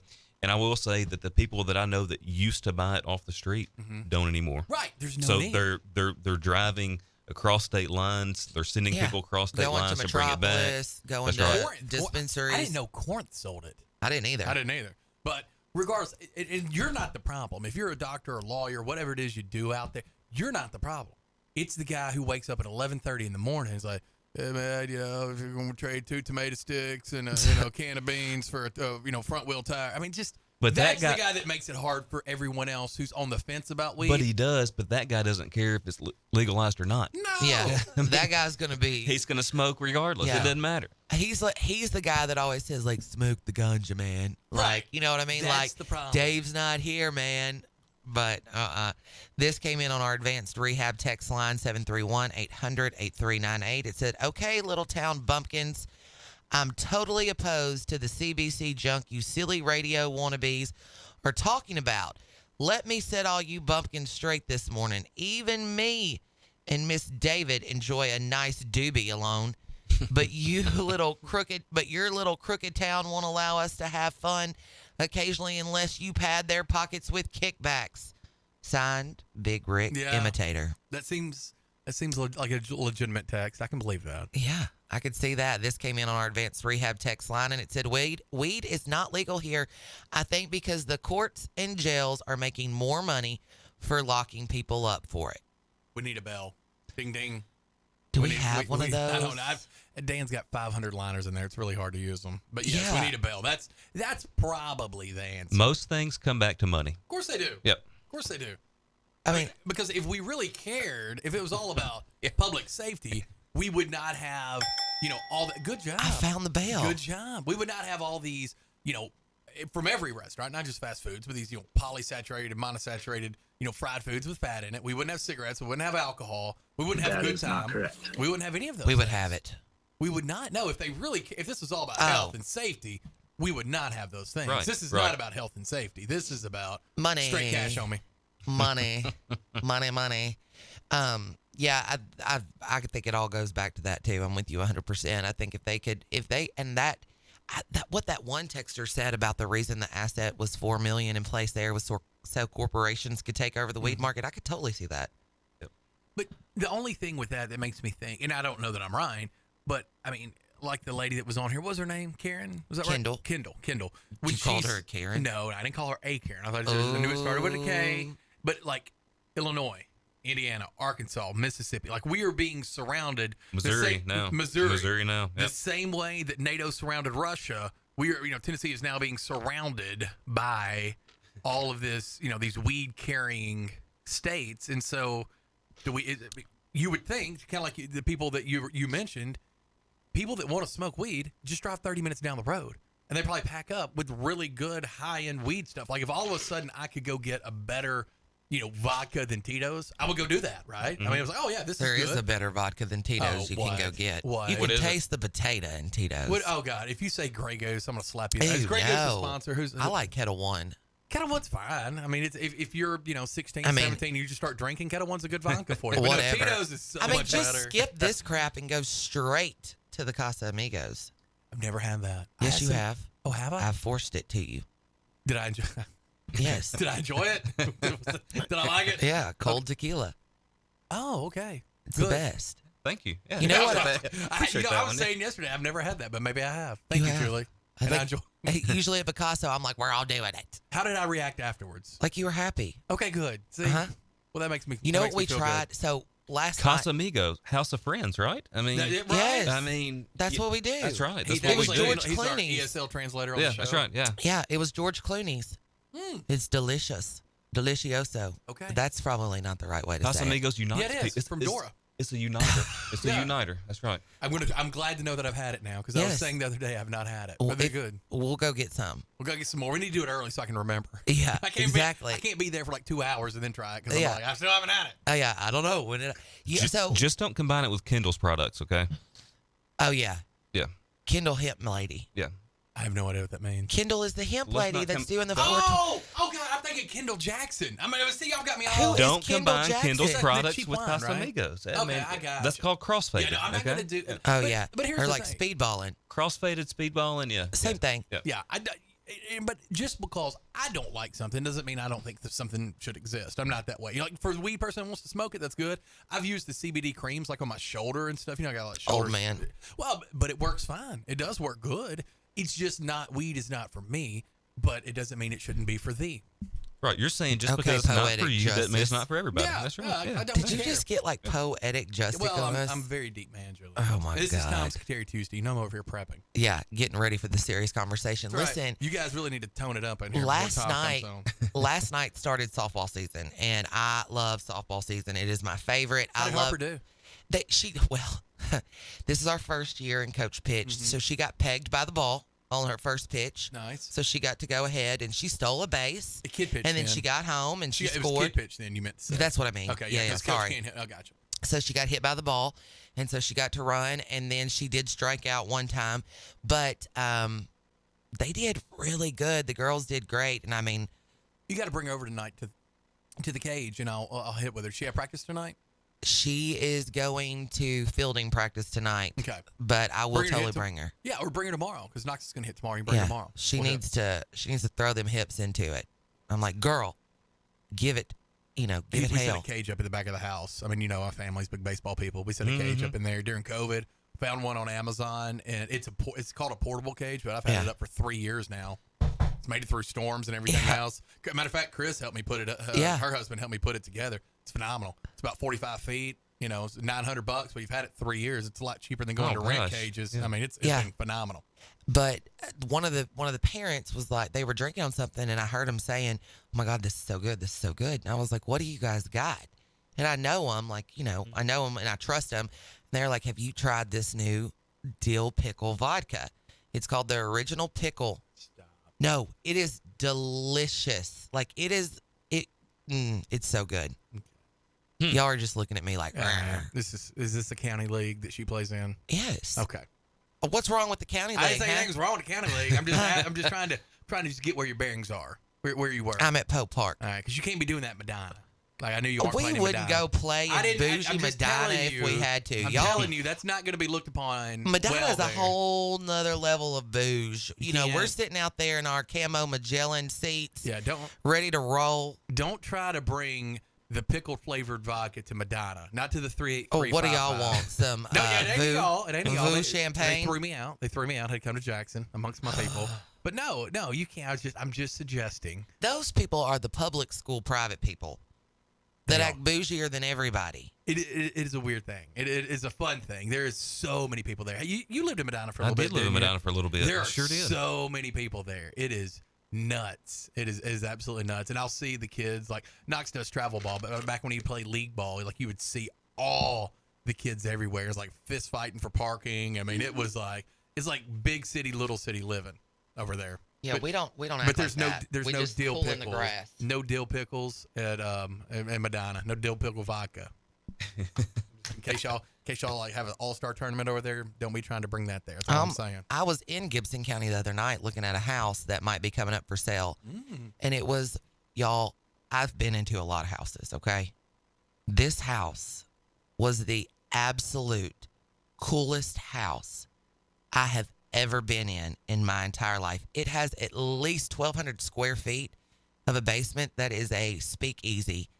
It is the coolest thing I have ever. Oh, this house is phenomenal. Like, I didn't even know it existed. Like, y'all, I bet he had some pickle vodka down there. Yeah, he may have. In that speakeasy.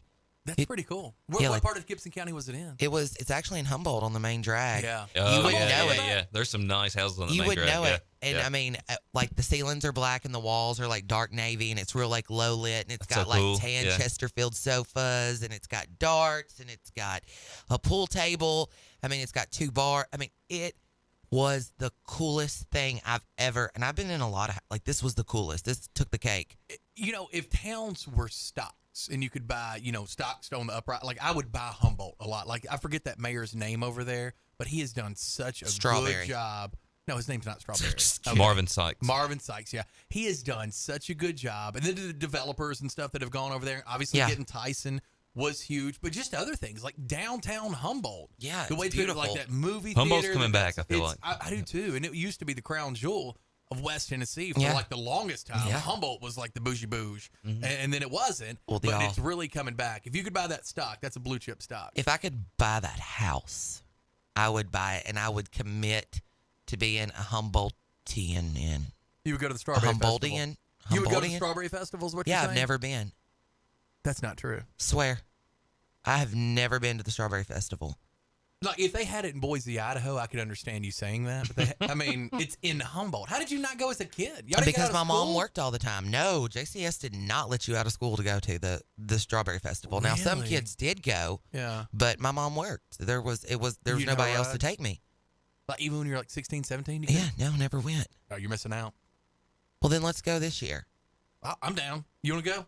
Absolutely, I want to go. See? I'll bring the Casa Amigos. House of Friends. I'll call in and see if you can take a vacation day. We'll go. We'll do a show appreciate from there. that. Yeah. Let's do it. Let's do it. See if he can Let's get all off. go. I'm down for it. I mean, great food. Now, I don't know how healthy it is when you get that 7 foot long because corn that dog, is obviously what I'm worried about. And they paint the mustard on there. Have you seen that mayonnaise, that paintbrush on that corn dog? Yeah, whenever you started talking about polyunsaturated fats and all that, like, it's all coming back to play right now. Okay, Julie, you can bring your dill pickle vodka. It's no problem in Humboldt.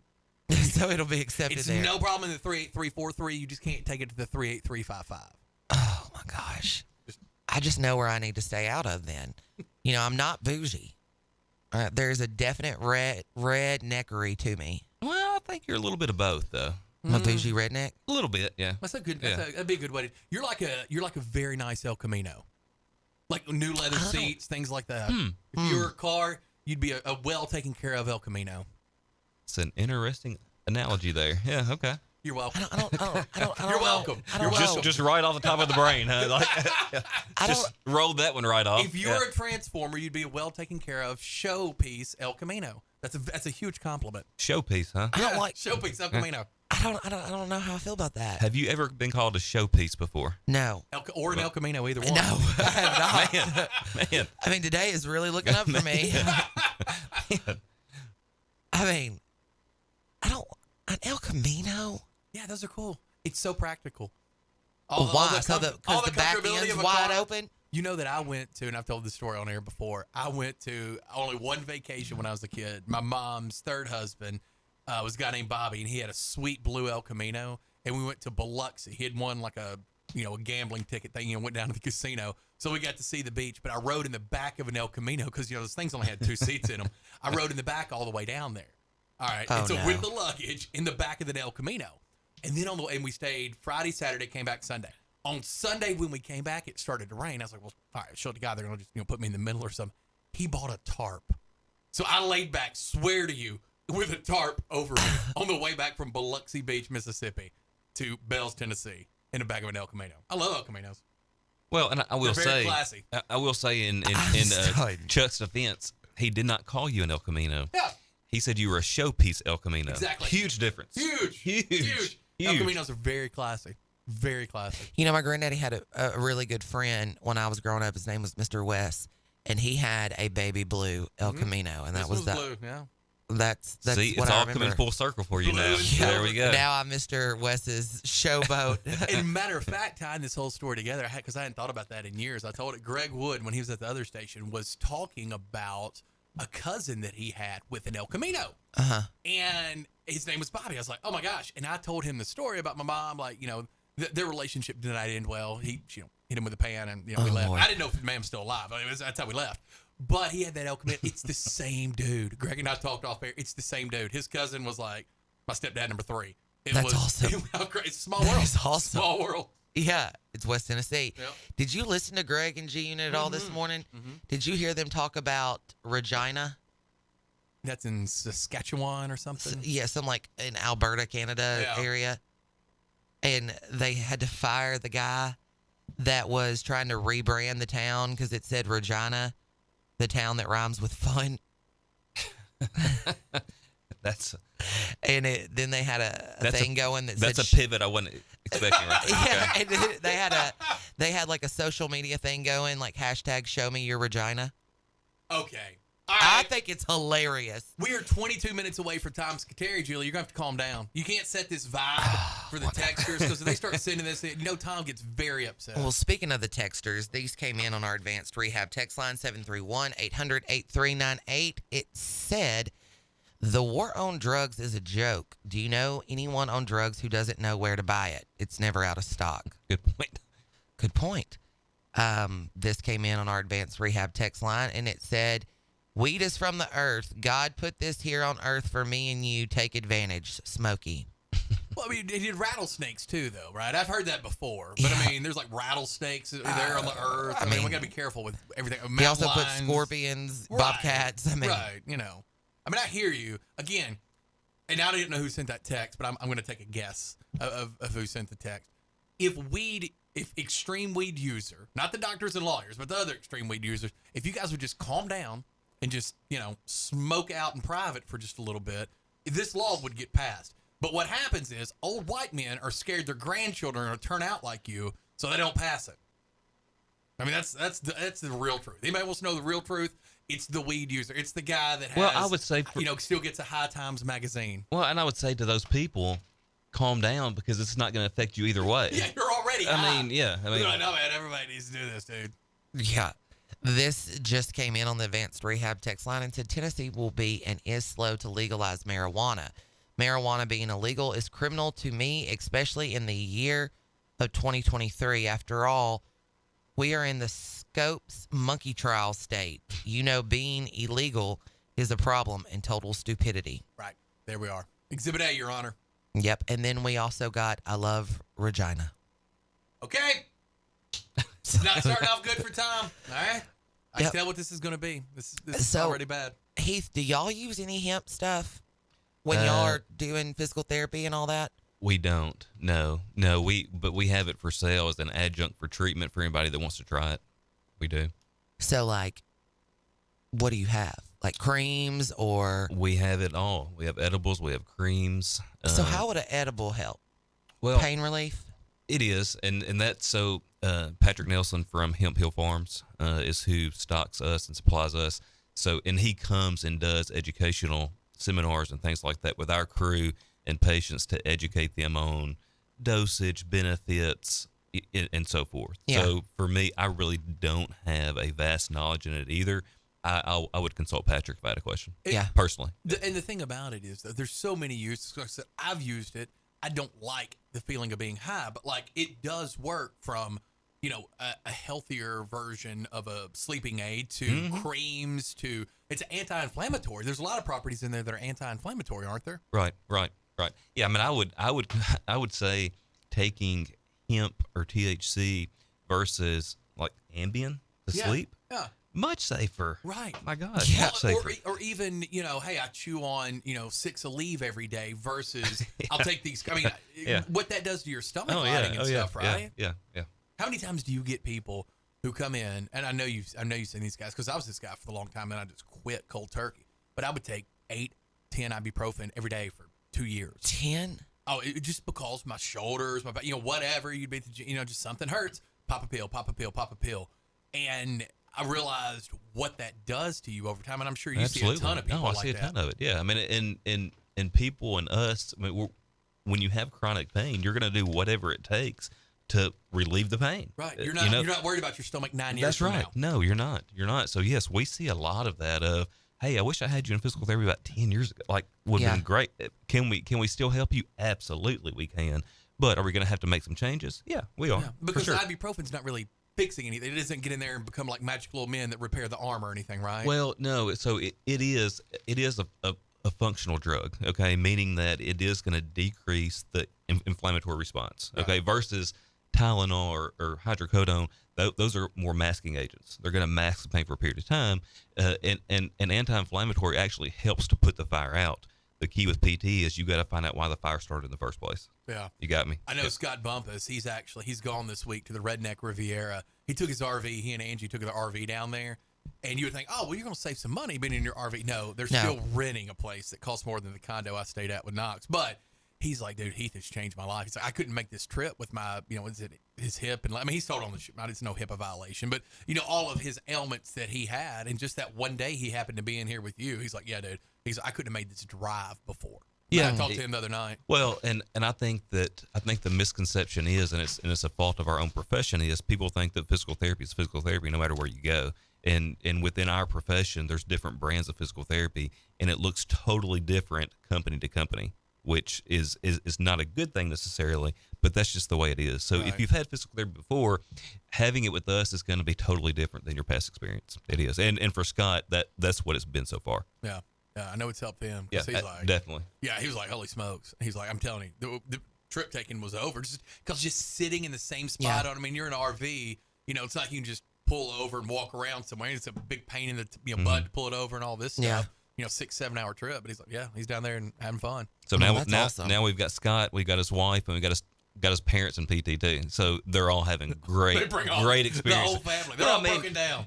But that's how we've grown. We've had we have great experiences with one person, and then they just start referring their friends and family. Yeah, best advertising. That's the best Other advertisement. Than That's West Tennessee 96.5. That's right. Than that, it's the best advertising. This came in on our advanced rehab text line, 731-800-8398. It said, Martini I made last night, been a Tito's man for a decade, but Broken Shed is my new jam. Can't get it in Jackson. Found it in Memphis. Trust me. That looks like a good martini. It does, doesn't it? Yeah. I like your countertops, whoever you are.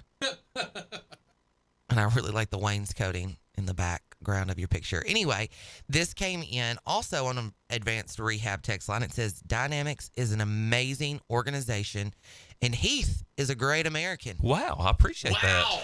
On both accounts. Fans. I appreciate that. You got fans. And then this came in, and it said turmeric and CBD is great for inflammation. Laura talks about that a lot, like turmeric and stuff. I forget about that one as well. I'm a believer in that, though. I think that there are, because aren't a lot of medicines derived from plants? Like even the bad, I say the bad medicines. Well, opioids. There's from a plant. I know people of high intelligence, and even in the medical field, that say that everything that we need to treat disease is already here in nature. It's a matter of finding it and formulating it and things like that. And getting it. Yeah, right. well, I believe that. Even what we do, like termiticides, pesticides, like fipronil, which is used in Termidor, which is, used for ants, but really, a lot for termites, for eastern subterraneans. That comes from a plant in Africa, right? I mean, so it's just extracted down and modulated. But, I mean, everything is probably some form of that. So it's not always like, chemicals. Granola eating, Birkenstock person telling you these plants. I mean, these plants are where we get our medicines from. Yep. There's just not really any money in that. Right. If you can eat a weed, yep. Like I'm not talking about weed, but I'm talking about a weed. Yeah. It's hard to monetize that if it just grows between the cracks of your patio. Well, and when you're big pharma, you're looking for synthetics that you can mass produce. A million times. Right. Yep. We got a phone call. Let's take this. Thank you for calling. Julie said it. How are you? Hey guys, I was just calling. I just wanted to say something about Heath real quick. This Chris, if you didn't know. But we figured that out. We don't care. I'm just kidding. Go ahead. What's up, whatever. Chris? What's up, man? I've suffered. Julie knows this. Heath knows this. Being married. I've suffered from back. Do what? No, go ahead, Chris. I'm sorry. Go ahead. Some back problems for a long time. For as long as I can honestly remember, and pain medication to nerve blocks to everything else I could think of, minus surgery, and met Heath, ran into Heath a few times, kind of became friends, and I started personally going to him. We started doing, I think this is right, Heath, is dry needling. Absolutely. Okay, and that has changed my life, probably more so than Heath probably even realizes. And I still have some back problems all the time anymore. Yeah, I mean, I don't go. I'm supposed to go today. I don't all my time, my schedule sometimes doesn't allow me, but when I do go, there's a huge difference, and I can tell that I haven't been in about a week, I think a week or two now, and I need to go. I'm gonna try to make it today at 1:00. But wait till my show's over, please, and then go. Yeah, well, I'm gonna obviously so about 1:15 then. So well, he can take his Walkman in the clinic though, and a Walkman. Yeah, I assume that it's playing. Who has a Walkman? I assume all 14 locations are just playing the show anyway, so it shouldn't matter. Exactly. Good point. Yeah, good point. Yeah. Whatever the speaker system. Yeah, good point. Yeah. I went into Walmart. I forgot Walmart or Kroger the other day. It was playing over the speakers. So You're I thought so it was pretty full good. of The crap. only one I will let it. I will sign off on the Linwood Kroger because that's my new favorite Kroger. But the bougie Kroger, Exactly. The bougie Kroger, just ever since they started fighting there, I can't do it. I just go to the Linwood.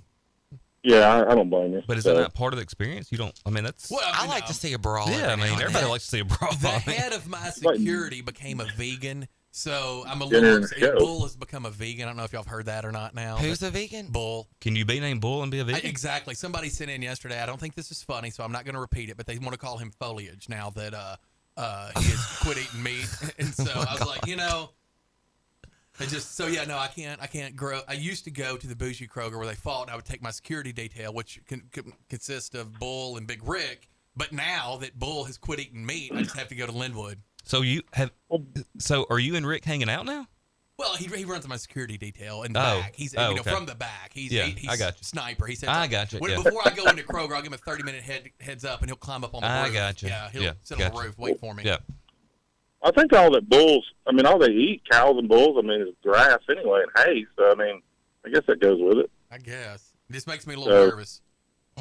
But in that vegan, like you don't eat what your meal, what is it? I don't eat what my meal eats or whatever. So, like if you're not vegan. I don't know. Every time I'm around someone that's a vegan, I assume they don't wear deodorant, so I just leave. Well, and I would say with a name like Bull, typically you look like a bull and you eat a lot of meat. You don't see a lot of 5'3", 110-pound men named Bull. That are vegans. No, that's more like calf. Right, calf. Anyway, all right. Hey, thank you, Chris, so much. Hey, thank y'all. He's such a brown noser. He's trying to get that copay waived. Yeah.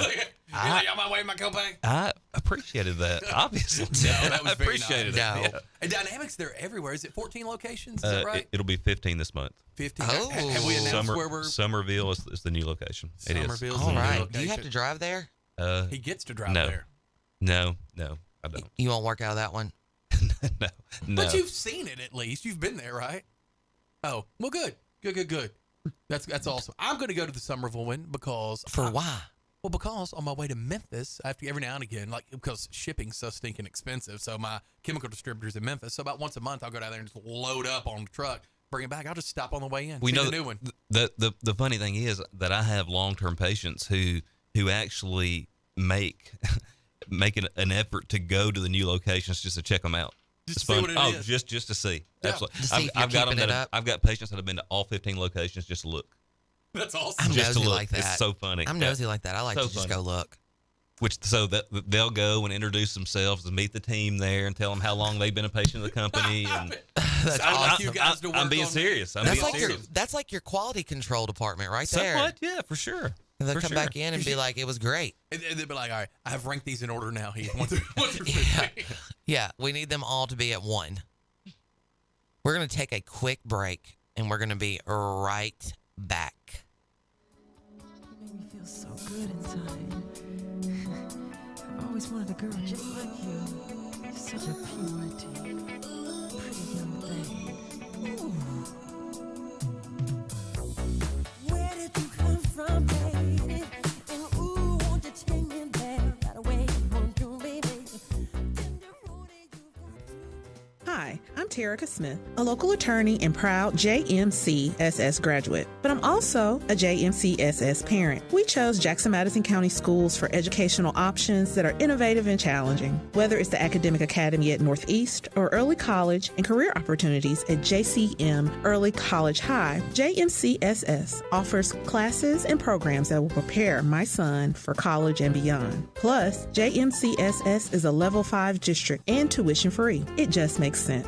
Hi, I'm Greg Hammond. Chief of Public Information for the Jackson-Madison County School System. With an increased focus in the fine arts, athletics, workforce development, and early career opportunities for students, there's never been a better time to choose us. Tuition-free, Jackson-Madison County Schools. Visit jmcss.org today to schedule a tour or call 731-345-7011.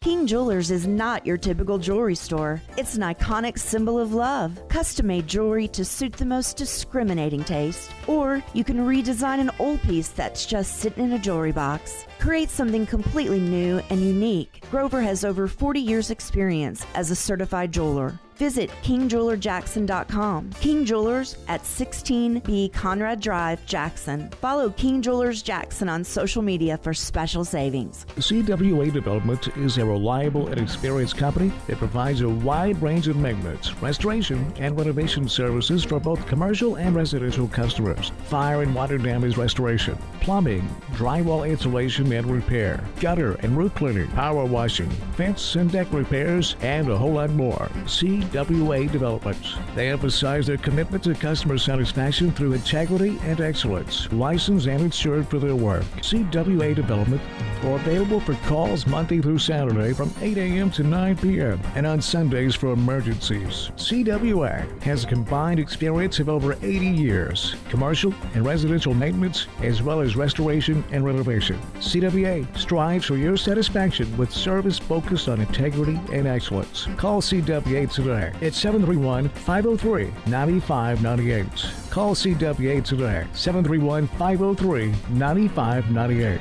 CWA Development. Wake up with Wood. Daybreak with Greg Wood. Weekday morning 6 till 10 on 96.5 FM and newstalkwtn.com. Hi, my name is Scott Conger. When I ran for mayor, my commitment was to make Jackson the best it can be for us and future generations. I want Jackson to be a place that my children will want to call home. Over the past 4 years, we've restored fiscal responsibility, reduced our debt by $33 million, and produced a budget surplus of $21 million. We've increased funding to fire and police departments, and we've had a 19% reduction in crime. We've made historic investments in infrastructure and quality of life, and invested $3 million per year in street resurfacing. The mayor's race is nonpartisan, so that we can focus on what matters in Jackson, not Washington. Our schools, our jobs, our people, our neighborhoods. That's what matters. Party politics too often focus on what divides us. By putting people over politics, we build a stronger community for everyone. We've accomplished so much, but now it's time for us to dream even bigger for our city. I need your help to build a better tomorrow, and I'm asking for your vote for me, Scott Conger, for mayor on May 2nd. Paid for by Scott Conger for mayor, Lonnie Harris, treasurer. Are you looking to move up in your career, change career paths, or maybe even thinking about finishing that degree you started? Jackson State Community College is here to help you greenlight your career. If you're 23 and older, you may qualify to go to college tuition-free through Tennessee Reconnect. Yes, you heard that right, tuition-free at Jackson State. Whether you're earning your degree for the first time to advance your career or finishing a degree you already started, Jackson State Community College is here to greenlight your career. It's time to take the next step in earning your degree. Learn how at jscc.edu/reconnect.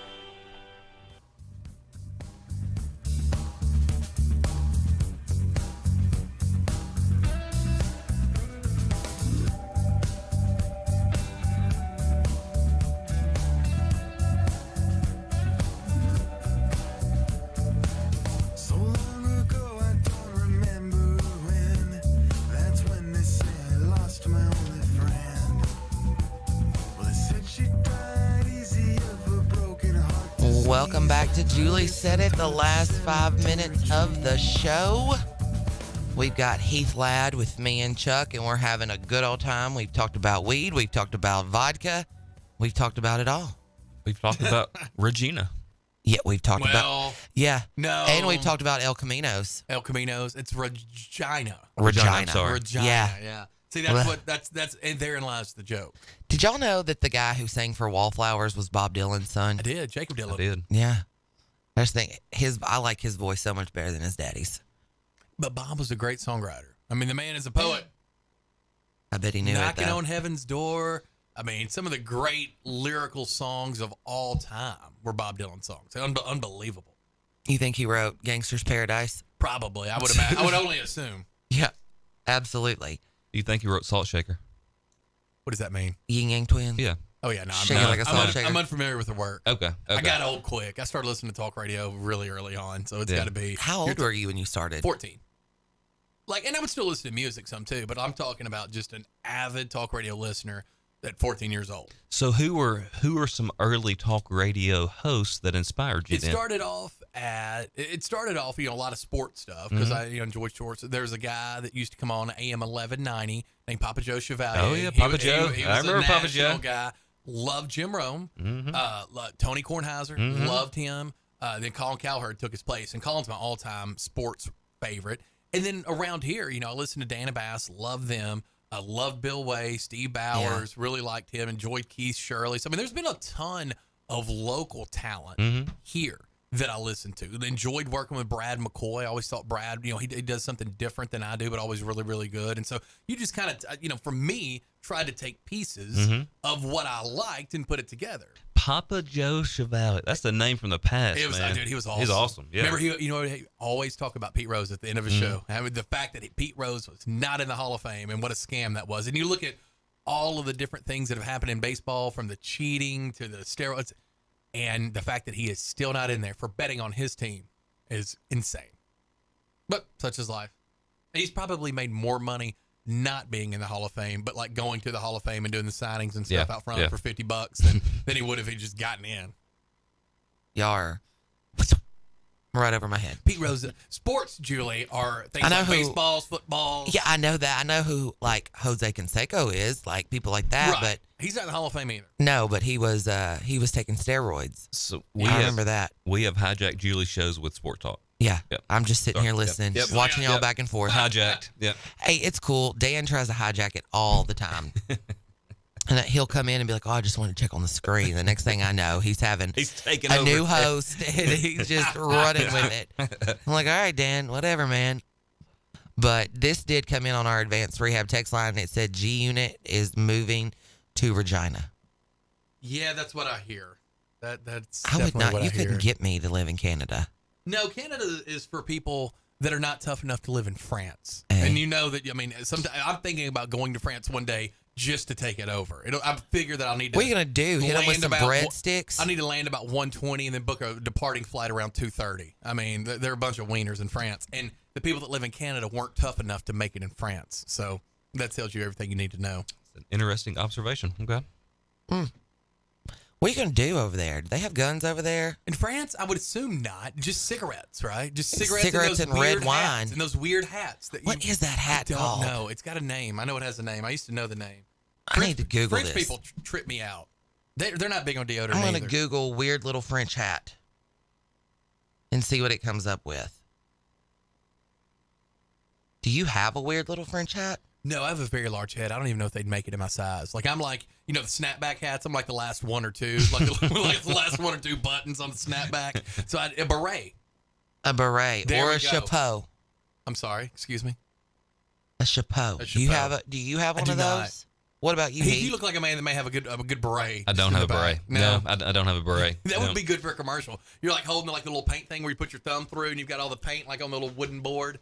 You're sitting there in a beret. You're like, come to Dynamics. Would it not take all of the eyes off of the message and then put it on the beret and then nobody even knows what you're saying? Pot of beret. People do that with dogs and commercials and kids and dogs and commercials. Yeah, that's what it's for. You just remember the kids and dogs. Pot of beret, souffle.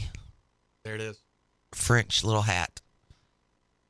This came in on our advanced rehab text line and said G. Gordon Liddy was what started my news talk, but Bill Way was the OG of the local news talk. Yeah, G. Gordon Liddy was phenomenal. That's a great call right there. But Bill Way was, especially, his whole career, but especially in the 90s and stuff, he was so buck wild. People remember Bill's stories, and he was an unbelievable storyteller, and people have tried to do that, and you can't do that. Bill's the only one that can do that.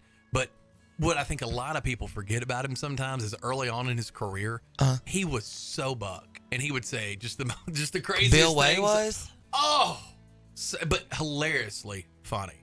And if you called him out on it, he'd be like, yeah, so what? And just move on to the next.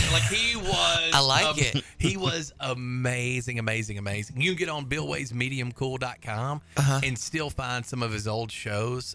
There was a listener that recorded all of his shows from 97 all the way up till the end, and he transferred. He was in the process of doing all of them, but he's got probably 20 shows on there. The September 11th show is on there, and it's awesome because just hearing the people call in and the commercials and stuff. There's an interview he did with Mark Donahoe. It's called "My Lawyer Drives a Porsche," and it's pretty cool too. Just hear about the legal stuff, and I mean, he was he was crunk. I mean, a lot of my crunkness I get from OG Bill, like back in the day when he was crunk. Well, let me tell you something. And I don't do it near as well as him. That's not what I'm saying. But I'm just saying, like, when you borrow things that you like from influences in your past. We all do that. Well, this Tuesday's episode of Julie Said It is gone with the wind. And now it's time for Walker Talks with Chuck and Tom Scuteri. Hey, thank you for coming. Hey, thank you for the invite. I love it when you come in. Yes. Always glad to be here. All right, we're going to make the change. I'm out and Chuck is in.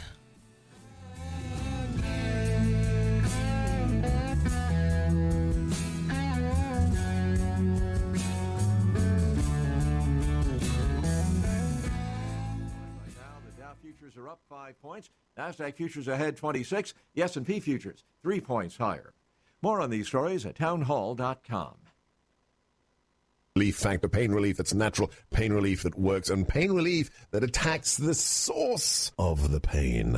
That's the experience of tens of thousands of Americans who are taking Relief Factor right now. See their incredible video endorsements at relieffactor.com and then order your 3-week quick starter pack for just $19.95. That's less than $1 a day. Find out if it can work for you like it works for me by ordering your 3-week quick starter pack today. Relieffactor.com, relieffactor.com. Be the next success story. My name is Jason Hansen. I'm a former CIA officer and New York Times bestselling author. You can protect your hard-earned retirement assets with a tax-free loophole that allows you to convert your retirement into physical gold and silver. Advantage Gold is the nation's highest-rated gold company. They have the best process, pricing, and service. If you want to get your free gold and silver investment kit, please contact Advantage Gold right now. Call 800-900-8000. That's 800-900-8000. Advantage Gold is not an investment advisor or a tax advisor. Consult with your financial advisor before investing. Call 800-900-8000. Commercial. Spying, Norway is expelling 15 Russian diplomats. They used the normal euphemism of international relations. Norway's government said 15 Russian diplomats had engaged in activities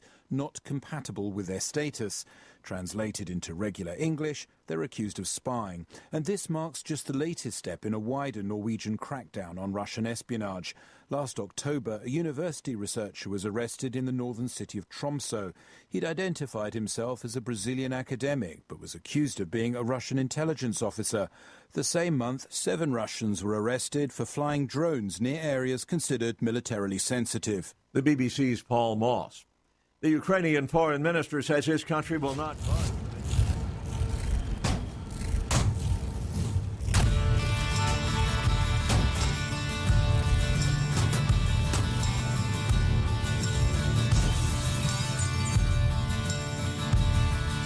There's something wrong with the world today.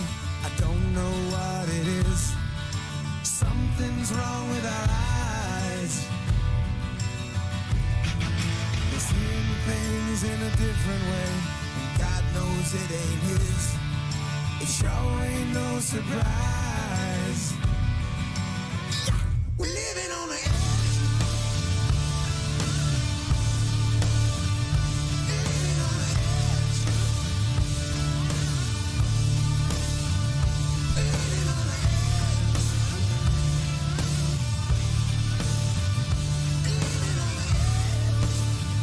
Welcome in to Walker Talks. We're going to have an absolutely gorgeous Tuesday. We're expecting a high of 79 degrees. We're setting at 62 right now. It feels like 66. Let's see here. I believe we have Tom Scuteri on the phone. Good morning, Tom. Is that you? Tom, is that you, my man?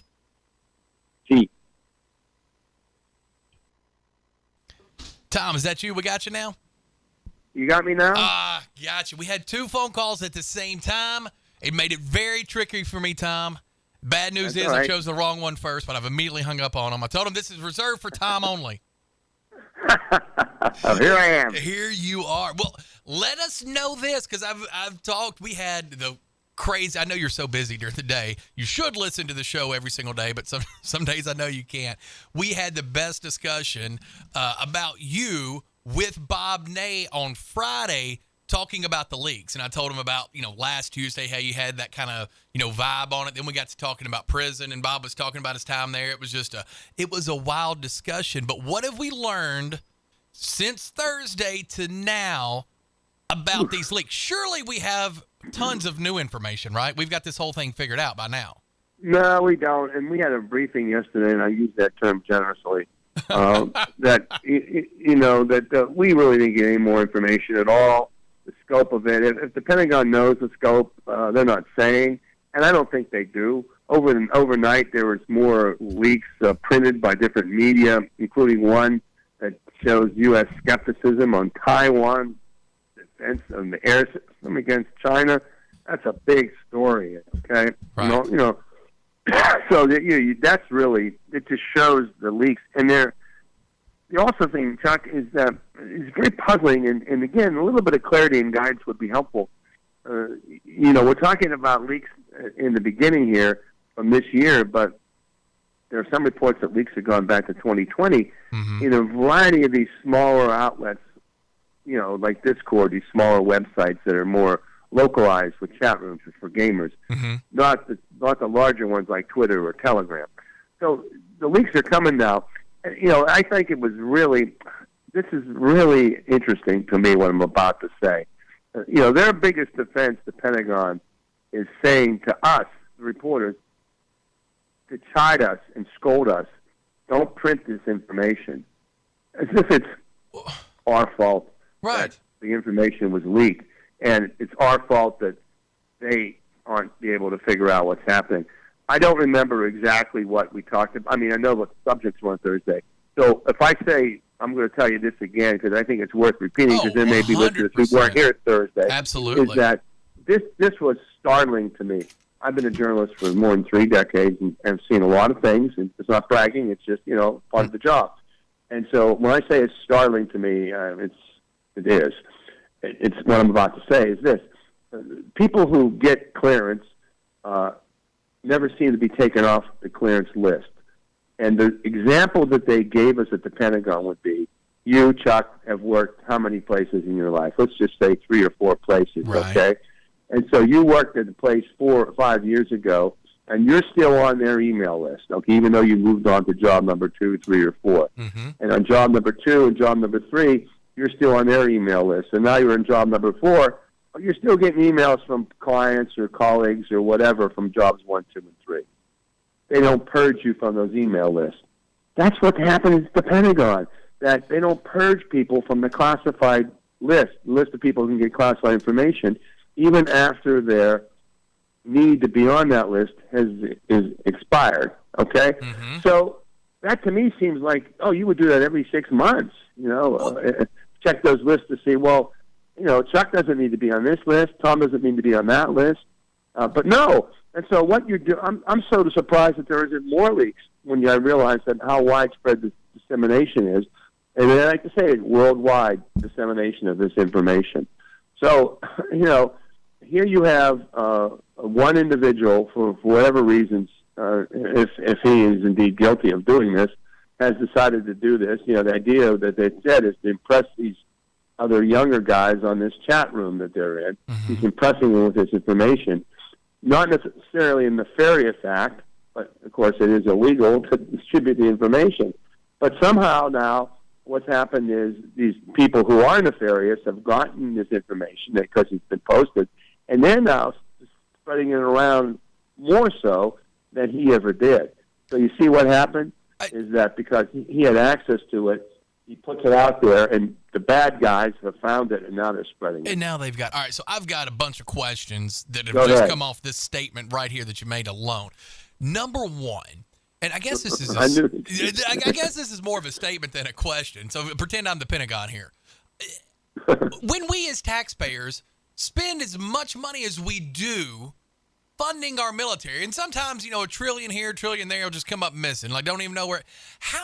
This isn't like this is a small business. Like, you and I start a plumbing company, and we forgot to keep our receipts for tax purposes, okay? This is a big-time funded business. You said every 6 months. I think that's crazy. We can afford to have someone looking at it every 6 minutes and say, this person's no longer here. We have to reclassify this. I agree. I'm sorry, I agree. I just sort of said that. Yeah, I know you did.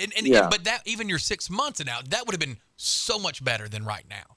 All right, so that's my statement. It's just so frustrating when, as a taxpayer, you're just sitting here and you see the news sometimes and you're thinking, how is this? Because this can't be possible for me, right? There can't be people that used to work for my termite and pest control company and then maybe they've left to go work somewhere else and they're still on my sales list, or, hey, let's go quote this job, or who wants, because then all of a sudden you're giving information to a competitor. Same thing that we did here. Like, I can't run my small business better than the Pentagon runs their business. It can't happen. And that's my first thought. You're right. It's basically when I said that, I'm wondering how many listeners are saying, wait a minute, I do this every day or every week or whatever. Why aren't they doing it? That's a good question. Yeah. You shouldn't have, Tom, this comes in our advanced rehab text line, 731-800-8398. Says, Tom, a week into this, how sure are we that all of this information is still legitimate? I guess you mean the information that's being leaked? That's being leaked because, early on when we talked last Monday, so a week and a day ago with Bob Ney, he was like, first thing we got to do is make sure that this is, this is credible information and this hasn't been altered and stuff like that. Are we still sure we're in that credibility stage with some of this new stuff coming out? That's a really observant question, because that's another part of the equation that what are we seeing? Is it real or not? So let me address it in a couple quick ways with no order in how I'm saying it. Mm-hmm. One is that almost all the information out there is based, if not all credible. In other words, if it's not all credible, it's based on something credible. Right. In other words, they may have taken a leaked document and altered it for their purposes, but that is based on credible. That doesn't make it credible. I'm emphasizing that. But so this is not. No one seems to have yet been sort of making up stuff out of thin air and passing it off as a document. Remember, these are documents that have been photographed, okay? Mm-hmm. And the reason they know they're altered is because it's been a terrible job, like using bad whiteout or something like that. Right. But the markings on the documents beyond that, the time stamps or whatever those kind of markings are suggest that they are legitimate documents. So that does, again, so there's a distinction on that. Now, a lot of people have said, that information A or this information B, it didn't happen. I think it's wise to take a lot of those denials with the cliched grain of salt. Sure. Because they're saying it didn't happen, it's embarrassing information. They don't want to fess up to it, perhaps. Mm-hmm. These are, I'm not picking on anybody. I'm just being a cynical reporter. Knowing how this thing's happened. I said that nasty thing about the president of France or whatever. I'm going to admit to that. Well, that's not going to happen, probably. Right. Even if it was said. So they'll say, "Oh, that's not true. That was an altered document." I think that's a good question that suggests wisely that we look carefully at the information that is being leaked, and then take the steps to determine which of the information is accurate. Let me just go back to what I said earlier in the show about the latest leak about the Taiwan air defenses not likely to be able to stand a sustained air attack by China. No one's denied that. The Pentagon, of course, will never talk about that, but that doesn't seem so unreasonable. The other one was going on early on about Ukraine's inability to perhaps mount a serious counteroffensive this spring, or certainly a major one to take Crimea. Just think about that. Everyone's denied that one, but General Milley has been saying all year that, he doesn't think the Ukrainians are ready to do that. So, they could deny it and deny the documents are real, but here we have General Milley saying on the record a couple times, not in a hostile manner, but just actually responding to a question, saying, they're doing great, they're creative and all that stuff. However, I don't think that they're ready to do it. So what he's saying dovetails with what's in some of these documents that people say aren't accurate. So it's not cut and dry. Yeah, you're able to snuff some of it out, and then the problem with having to guess what's true is it all becomes true. Well, what do we know? Well, Henry, let me just say one more thing on that, please. I think that's a great question, and for the reasons I articulated. However, I will say that the most important thing, it goes back to what you and I were talking about before, is the fact that the ability of this information is so casual, the security of it. Mm-hmm. That's what's troubling to me, because but these are leaks by somebody who was trying to impress some other people. He was not, from what we can tell, an agent of any government seeking to harm the United States. The harm that may be caused by the leaks was inadvertent on his part. I'm guessing this, okay? Right, from what we know now. From what we know now. But let's pretend someone wants to cause harm to the United States, whether they're some domestic person who's unhappy with the government, the Russians, the Chinese, the Iranians, whoever you want to put in that hat, okay? Think about the harm they could cause. Forget about whether it's all non-tampered with or not. They're going to get that information. They don't have to reveal it publicly. They're going to say, okay, let's try to find out what the United States knows and what NATO nations know about Taiwan's air defenses, okay? Mm-hmm. If they can get that information, they're not going to be releasing it to the public. They're going to be using it to disseminate within their ranks to plot. So that's the part that worries me, that the casualness that this information seems to be protected or not protected. And this isn't because this is what, we do on talk shows and what, sometimes callers do and just regular people do. This practice has been going on through all kinds of administrations. This just didn't start 2 years ago, right? This isn't just a laissez-faire attitude that all of a sudden has been in place. This has been in place for a while now. I agree. That's true. Yeah. I mean, people will blame the Biden administration for this, and they'll, the Trump administration for it, and you can list them all off. But the Pentagon is a massive, massive place, and it's hard to even get one side to talk to the other side. When you walk around the building, they don't even know what's going on. Sometimes our government is massive, and it's not just the Pentagon information's out there too. Think about all those other entities. So something like 12 or 13 spy agencies in this country, meaning the country we have, and it's not just the CIA and the FBI and stuff like that. A lot of information gathering, a lot of intelligence gathering, a lot of data flowing back and forth between a lot of entities. Tom, where is this Teixeira guy? Where is he right now? Do we know? I don't know. I don't know where he is. I'm sorry, I don't know that answer. Actually, we were asked that. Go ahead. Well, I was just saying, I don't know that it knows, but I'm so curious about what the next steps are, because I know he's 21, but is he, are you, or, I'm sure they're asking him, who are you working for? Are you playing, all these things that one would think, because this makes so little sense, but it may be true. You know what I mean? I'm just curious where they're putting it, if they even told us. This is a very good question.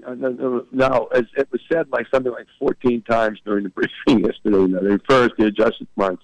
This is a Department of Justice investigation. They're the lead on this investigation, which gives the Pentagon the opportunity just to defer all the questions to them. Right. Okay. So because the DOJ is the lead organization, wherever Teixeira is being held, it would be a sort of what I'll call a civilian facility. In other words, a jail, where you and I would call it jail, or a federal penitentiary or some federal holding place. He's not being held. Point being, he's not being held on a military base. He's not at Quantico, which where they put other people who have been in situations like this. Okay, while they're waiting military trial. So he's going through a civilian process, and that was part of the questioning. Well, won't the military have something to do with it? And they didn't know, or they're not telling. I don't know where he is physically. I'm sorry. I gotcha. All right, Tom, this comes in, and you may or may not know about this. I've never heard of this before. It says, what are Tom's thoughts on the secret Chinese police stations? Oh, yeah, I know what he's talking about, or she, or whoever the writer is. They just busted. The FBI just closed another one in New York City yesterday. Okay. These police stations, this is another thing. What? I go, what? When I read about this, when I heard about this about a year ago, around the world, China has set up these facilities that the Chinese maintain or there to help Chinese nationals in those countries. They're not embassies per se, but in other words, the Chinese say they help with visa problems. They help Chinese people in that whatever country they are get money back and forth to mainland China. You know, stuff like that is what they're purported to do. Right. Well, there's been an increasing concern and skepticism about this, not just in the United States, but in other countries in the West, that these facilities do a couple things. One, they're used as spy stations for the Chinese. Second, they're used to intimidate Chinese nationals living in whatever country, in this case, the United States. Okay? And so they've been called police stations. They're not. There's no Chinese police that are, allowed to be in the United States, obviously. But they're called that, and there were two of them, closed. This is Tuesday, right? Right. They were closed yesterday. They were raided by the FBI yesterday. So, yeah, is that what they? Yeah, I guess so. And this is something. I mean, I try. There's just so much news, you can't consume all of it. But I try to stay abreast, especially things with China. But this is something I've completely missed. Yeah. So yesterday, for example, since this is right in the news, two Chinese nationals were arrested yesterday for having this illegal police station in Chinatown in New York, and the Justice Department. I just called up the arrest thing, and they were charged with to monitor and intimidate critics of the Chinese government. Okay, they're accused of setting this station up. It's a Chinese Ministry of Public Security, and it was in an office building that was, and so it was raided, and last fall, and they were arrested yesterday. So this is like I said, these outposts. China said that to help. Chinese get driver's license and stuff, and no countries are believing it. And I want to make it clear, they're not just in the United States. I think last month or earlier this year, the FBI released a report on the number of these Chinese police stations in cities around the world, including New York and other nations. So I've seen reports scattered, of other countries doing similar stuff to close these police stations.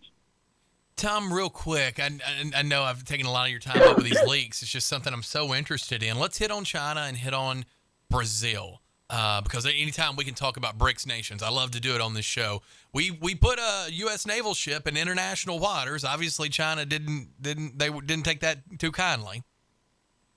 No, they didn't. That was after the Chinese air drills.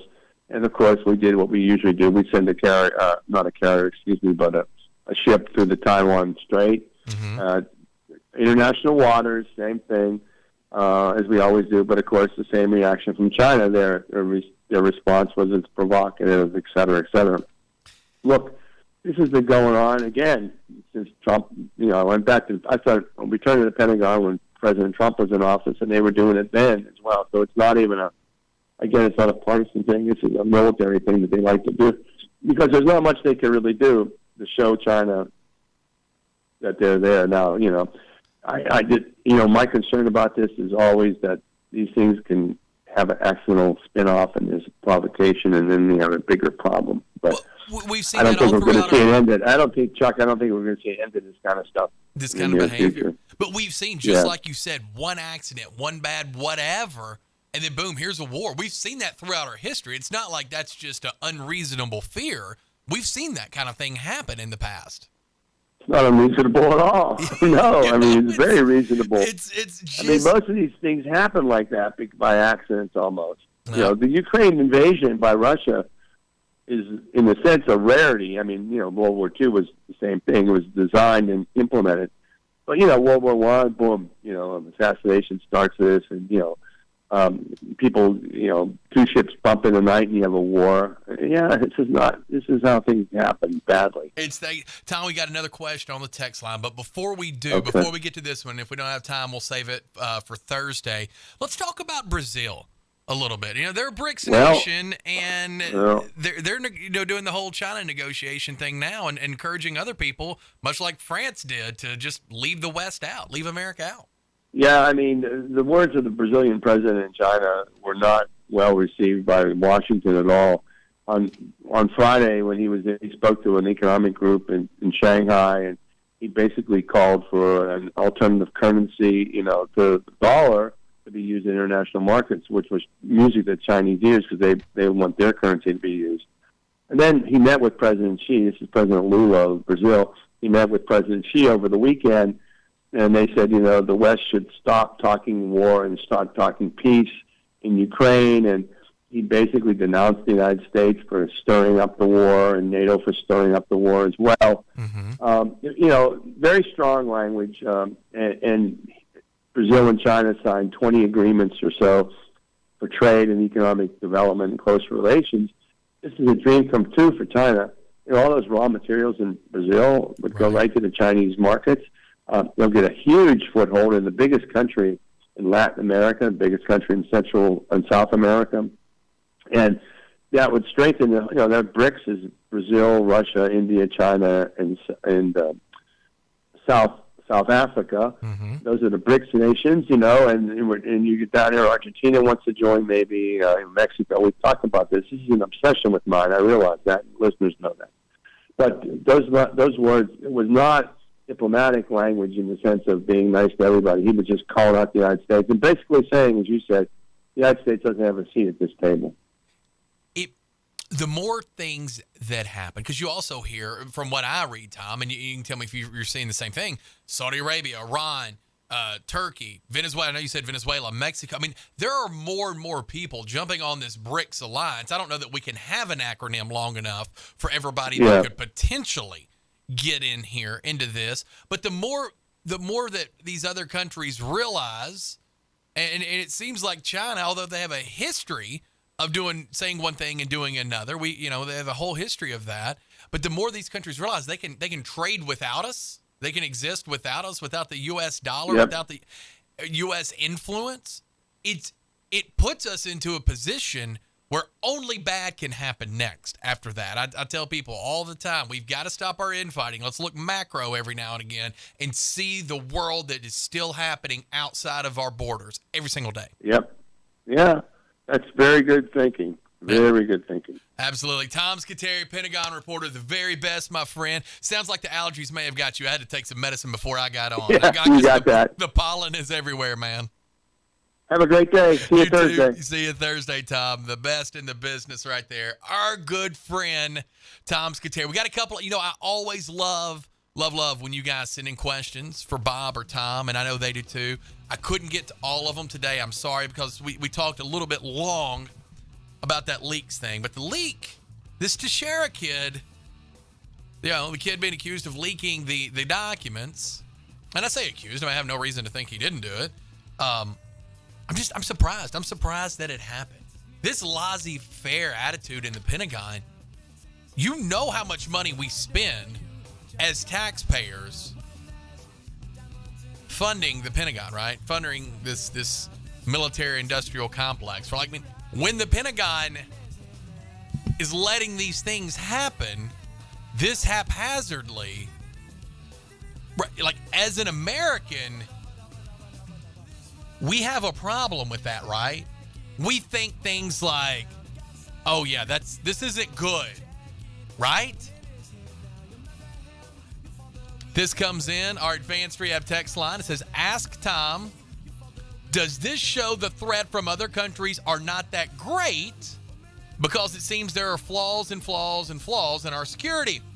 A few years ago, Homeland Security agents posed as passengers that got weapons past TSA agents 67 out of 70 times for a 95% failure rate. I did not hear that story. I'm going to tell you this.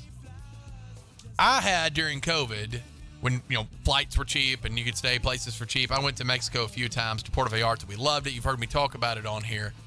I get so nervous. I don't try to bring weapons on a plane. But I think, oh gosh, I don't have a paperclip. I don't know why. Those people make me so nervous. And especially coming back from Mexico to the U.S. or going when you walk through them, you feel guilty all the time. I don't know who's brave enough. Now I understand this was just a government thing to see if people could do it. I don't know how these people are doing that. I'm not that brave.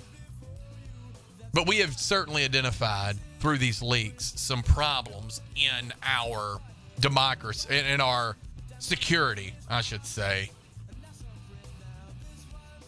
This comes in. It says, ask Tom his 2 top conspiracies that he believes are true. Oh, yeah, no, I can't ask Tom that. Tom will not run with conspiracy. Bob Ney, he will let his proverbial hair down a little bit. Bob Ney, he may run out some of his... No, Tom doesn't play those games.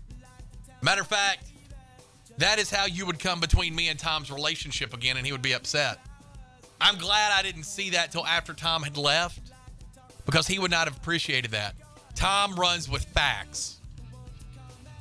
He is the Jim Brown of facts. He is the Walter Payton, the O.J. Simpson, the scratch O.J. Simpson. Take that out. Take that out. Dump that. He is the Derrick Henry, the Jonathan Taylor, the Pacheco, if you will, of running with facts. He does not deal in conspiracy theory. It's a consummate gentleman. Got a busy show today. It's Tuesdays with Tony, our Catholic consigliere. You are listening to Walker Talks, coming live from the Gene Langley Ford studio.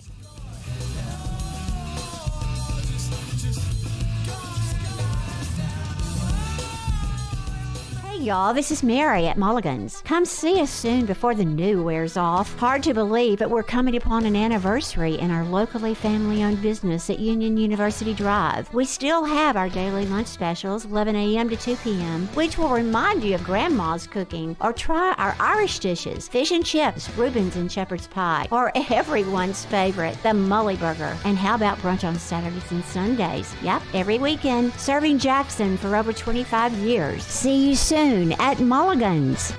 News Talk 96.5 FM weather, presented by Dustin Ring. Dustin buys houses fast for cash. Call Dustin today, 731-200-1362. Tuesday brings more sunshine and high temps in the lower 80s. South winds 10 to 15, gusting to 25. Mostly clear tonight and windy, some gusts may reach 25. Dustin buys houses fast for cash. DustinBuys.com. For weather 24/7, visit newstalk965.com. Take us with you wherever you go. Download our free apps for Apple and Android. Visit newstalkwtn.com. Then click to download.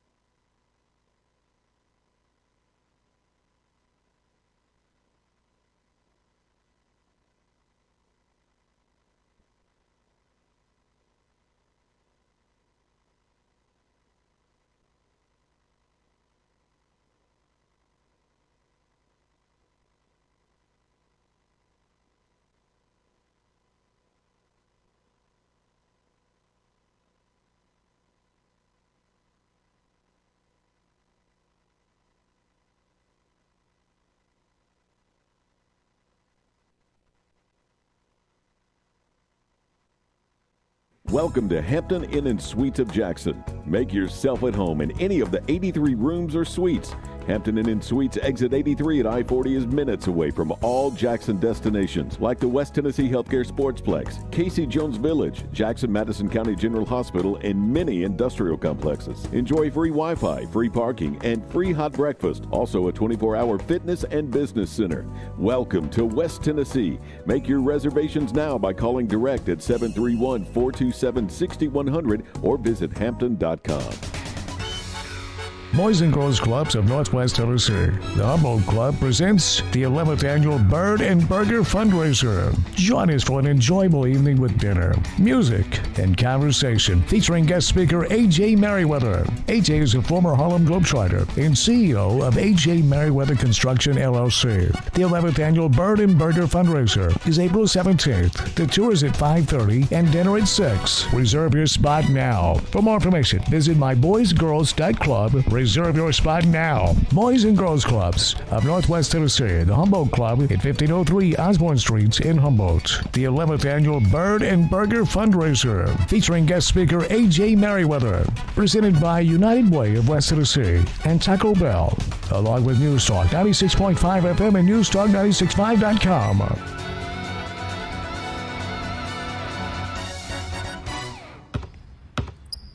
They say consistency is the key to success. They weren't wrong. So how about grabbing a beer that's consistently smooth, consistently refreshing, and consistently light? You might just find that the road to success can be pretty enjoyable. Michelob Ultra, the perfect balance of taste and refreshment, and only 2.6 carbs and 95 calories. It's only worth it if you enjoy it. Enjoy responsibly.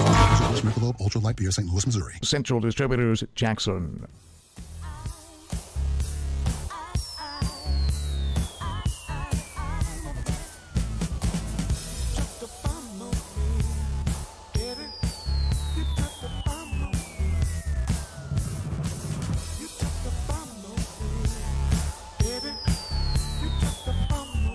Welcome back in to Walker Talk. Live from the Gene Langley Ford Studios here at 2152 North Highland Avenue in Jackson.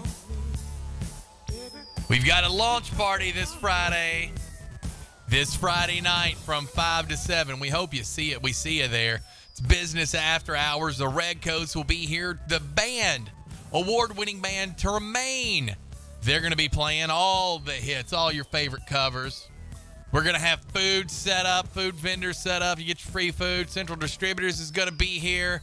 Going to have your drinks. It's going to be an absolutely phenomenal time. This Friday, the News Talk West Tennessee, newstalk965.com, 96.5 FM launch party. We'd love to see you. Hang out with you, get to meet you guys. A lot of you we probably already know, but the ones that we don't, we'd love to meet you, hang out with you a little bit. Our CWA Development call-in phone line number, 731-265-6496. We're coming right to these. Stay right there. CWA call-in phone line numbers. Give us a shout, 731-265-6496. Advanced Rehab text line, 731-800-8398, 731-800-8398. We'll catch up on some of these texts. We'll go ahead and go to these phone calls here. We'll say good morning. Lost you. Call back, 731-265-6496. This one says, has Homeland Security ever got fake bombs on a plane to test TSA? I have no idea. Not that I've heard. Would it surprise you, though?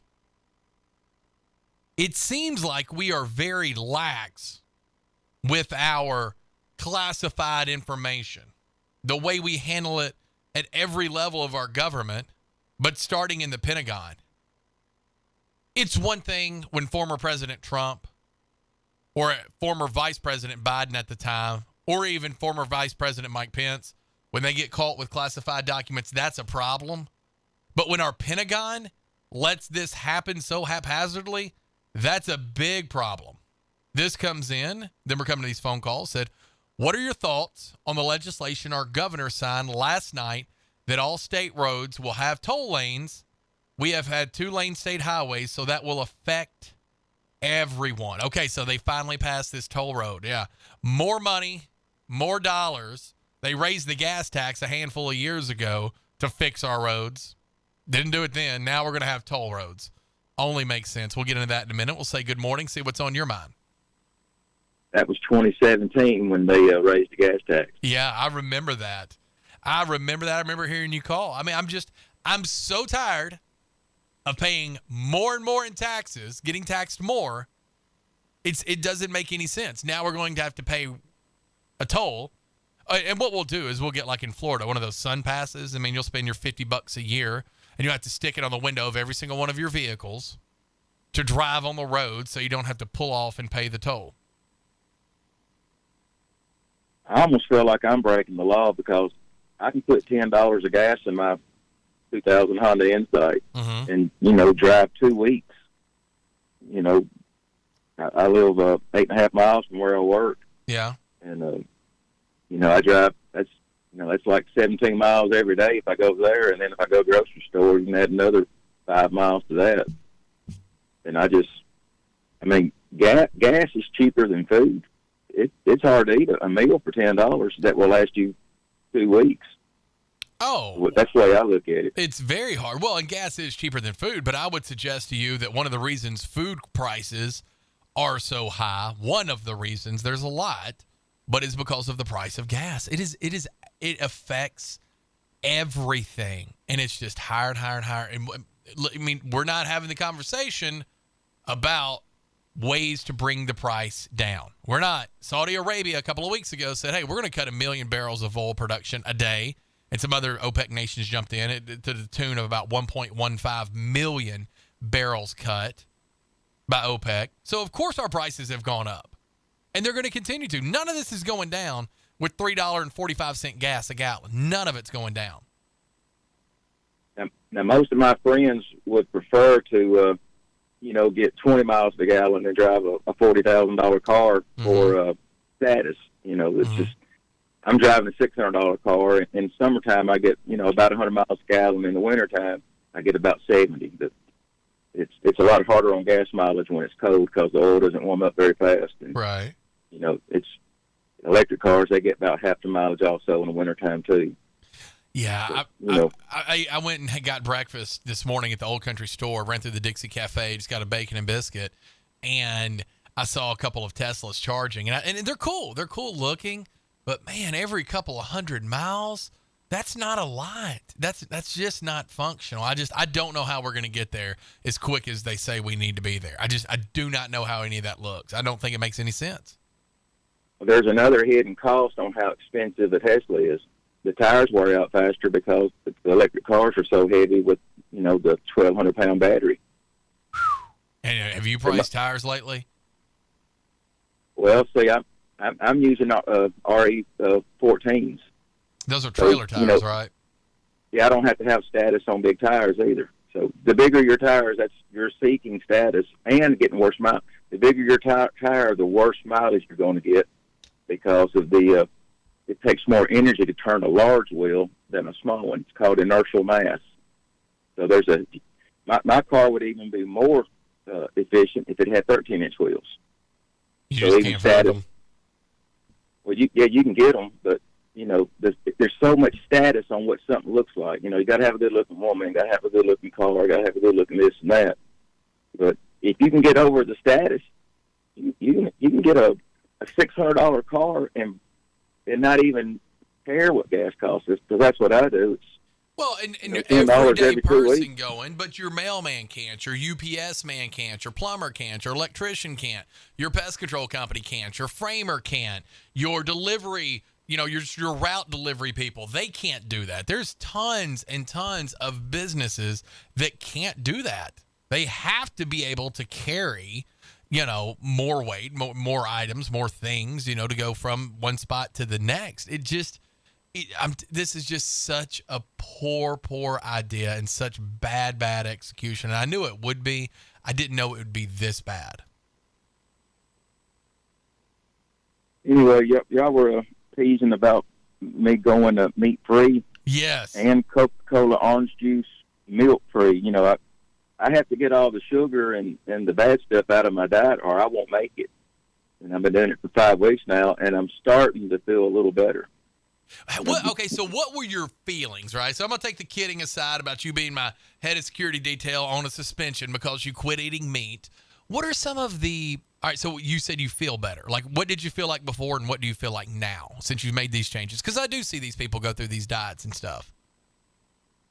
The only reason that I am going through this diet is to prolong my life and to not have to spend thousands of dollars on medication. Right. Crestor is $800 for 90 days. Right.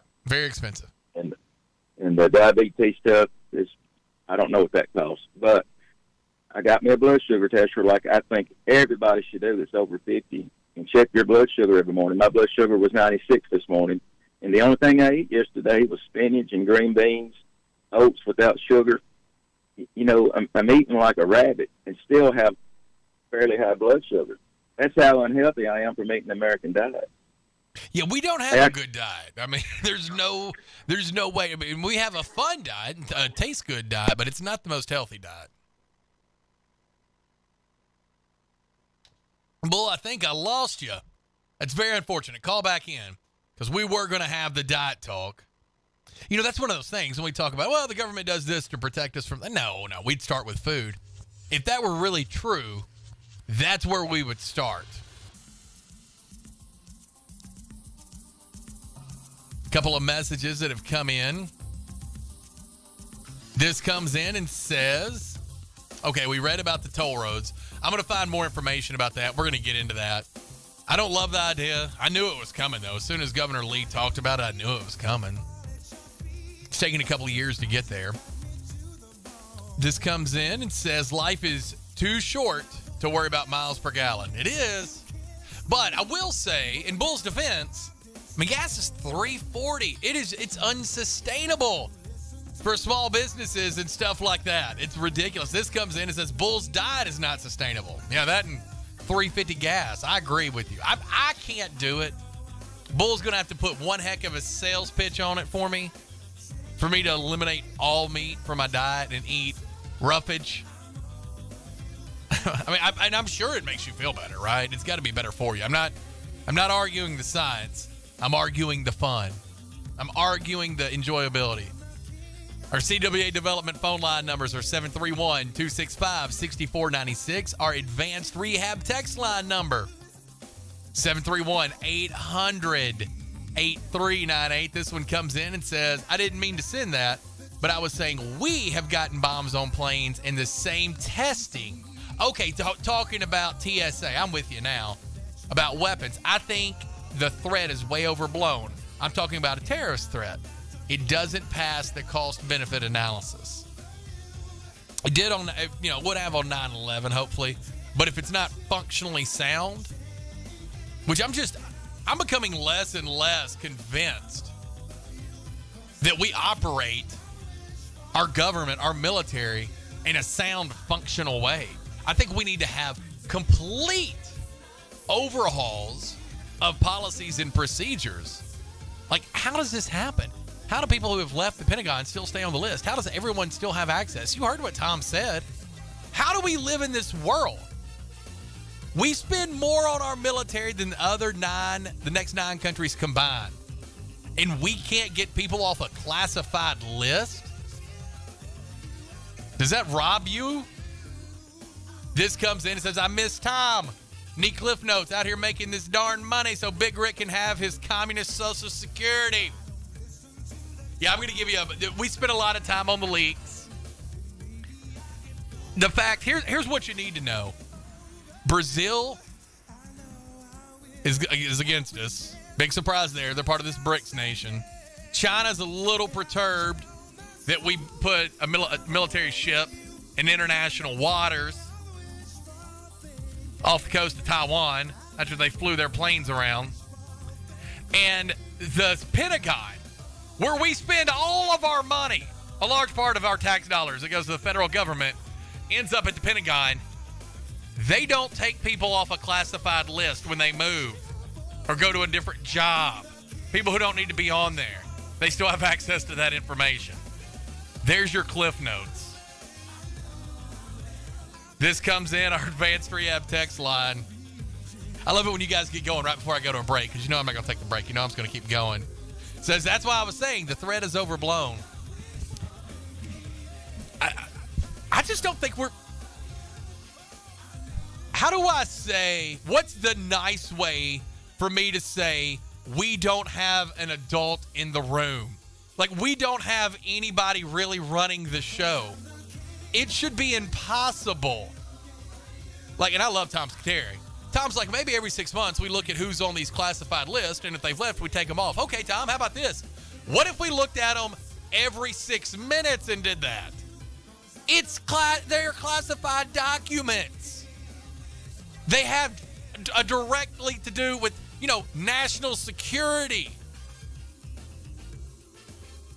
The Pentagon lost $1 trillion. The same way you one time had a $5 bill in your pocket and you went to get your chapstick out and the $5 bill blew out of your pocket and now it's gone.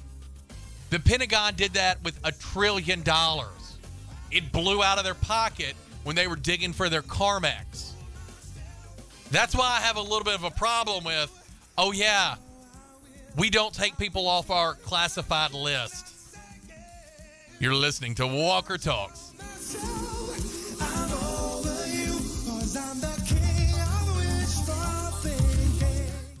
Watch Tennessee Championship Wrestling every Saturday morning at 11 a.m. on newstalkwesttennessee.com. See all the Memphis legends, Jerry the King Lawler, Dangerous Doug Gilbert, Superstar Bill Dundee, along with stars of today, The Mid-South Prodigy Bam Bam Bundy, MJ Davis, Mr. Marvelous Mike Mayo, Insane Dane, Big Gravy, The Rocket Josh Benson, Lucky P. Larson, and many, many more. You can also view TCW on the News Talk West Tennessee app for all your Apple and Android devices. Catch Tennessee Championship Wrestling every Saturday at noon on newstalkwtn.com. They say consistency is the key to success. They weren't wrong.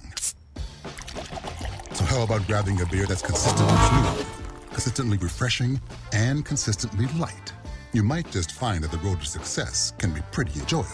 Michelob Ultra, the perfect balance of taste and refreshment, and only 2.6 carbs and 95 calories. It's only worth it if you enjoy it. Enjoy responsibly. Anheuser-Busch Michelob Ultra Light Beer, St. Louis, Missouri. Central Distributors, Jackson.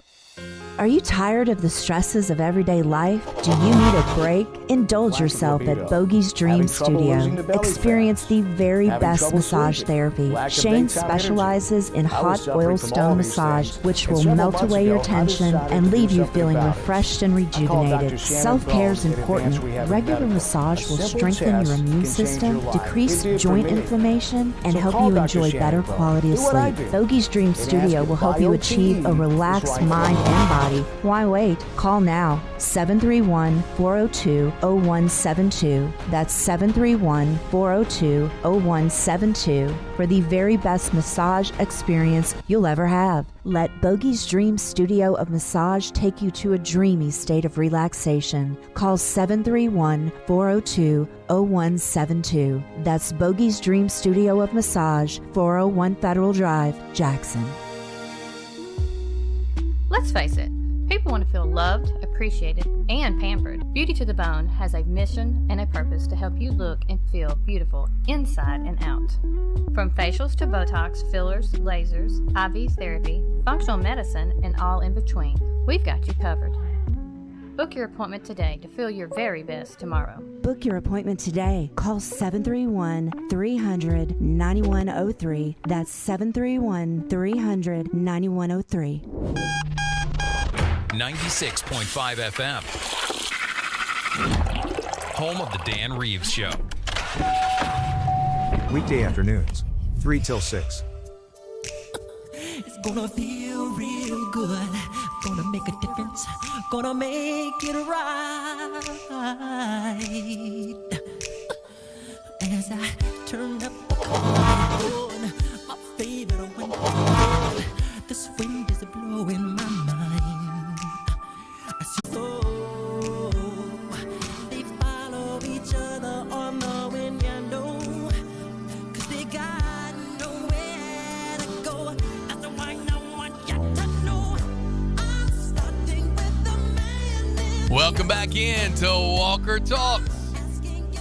Live from 2152 North Highland Avenue, Gene Langley Ford Studios. We're expecting a high. They bumped it up to 80 degrees. That's fine with me. Weather is brought to you by DustinBuys.com. Dustin Ring. Dustin Buys houses fast for cash. House, trailer, land. If you need to sell fast, call Dustin. 731-200-1362. Dustin Buys houses. 731-200-1362. This comes in our advanced rehab text line. 731-800-8398. Says keep banging that MJ. Yeah, no problem there. That's my dog. No, he's weird. I mean, he's gone now, right? I mean, we believe he's dead, right?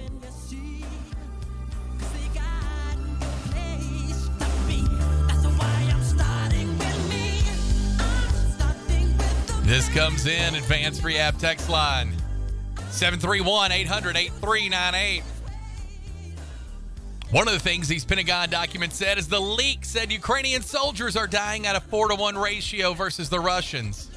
I guess that's why Ukraine army is snatching up forced conscripts off the street 24/7. Yeah, it's not a good time to be a young man in the Ukraine.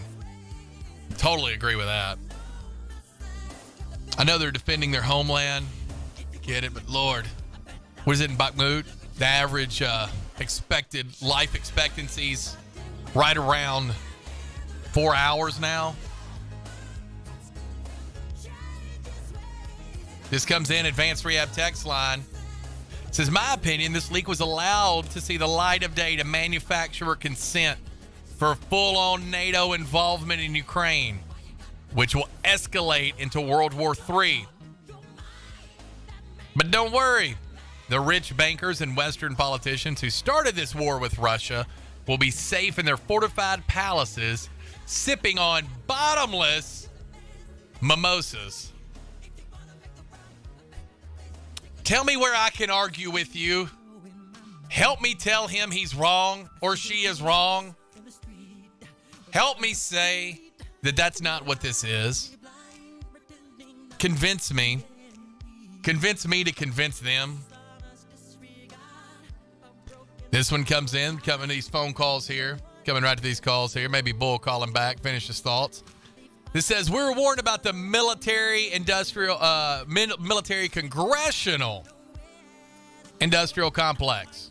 He was warning us about the unwarranted influence of the Department of Defense and private industry with congressional support. We have what he warned us about. Yeah, we do, don't we? Some of these whistleblowers, some of them are crazy, and some of them are right. Good luck deciding who is who.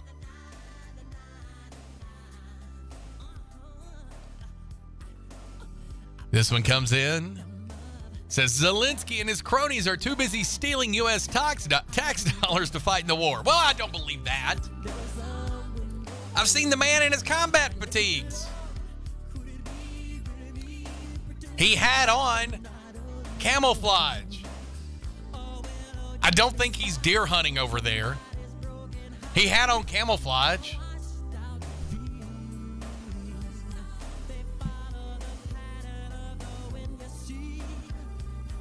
I mean, what else would you like the man to do?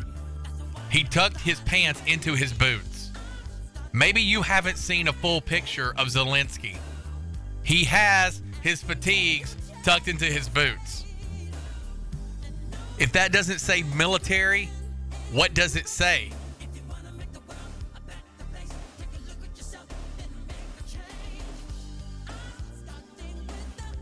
You're listening to Walker Talks here on a Tuesdays with Tony, our county commissioner, our Catholic consigliere. This comes in our Advanced Rehab text line. Oh, see, here we go. I'm in no mood for this today. Zelensky might as well wear pink Realtree camo. No, I'm not reading it. I'm not saying it. He tucks his pants in his boots. Leave the man alone.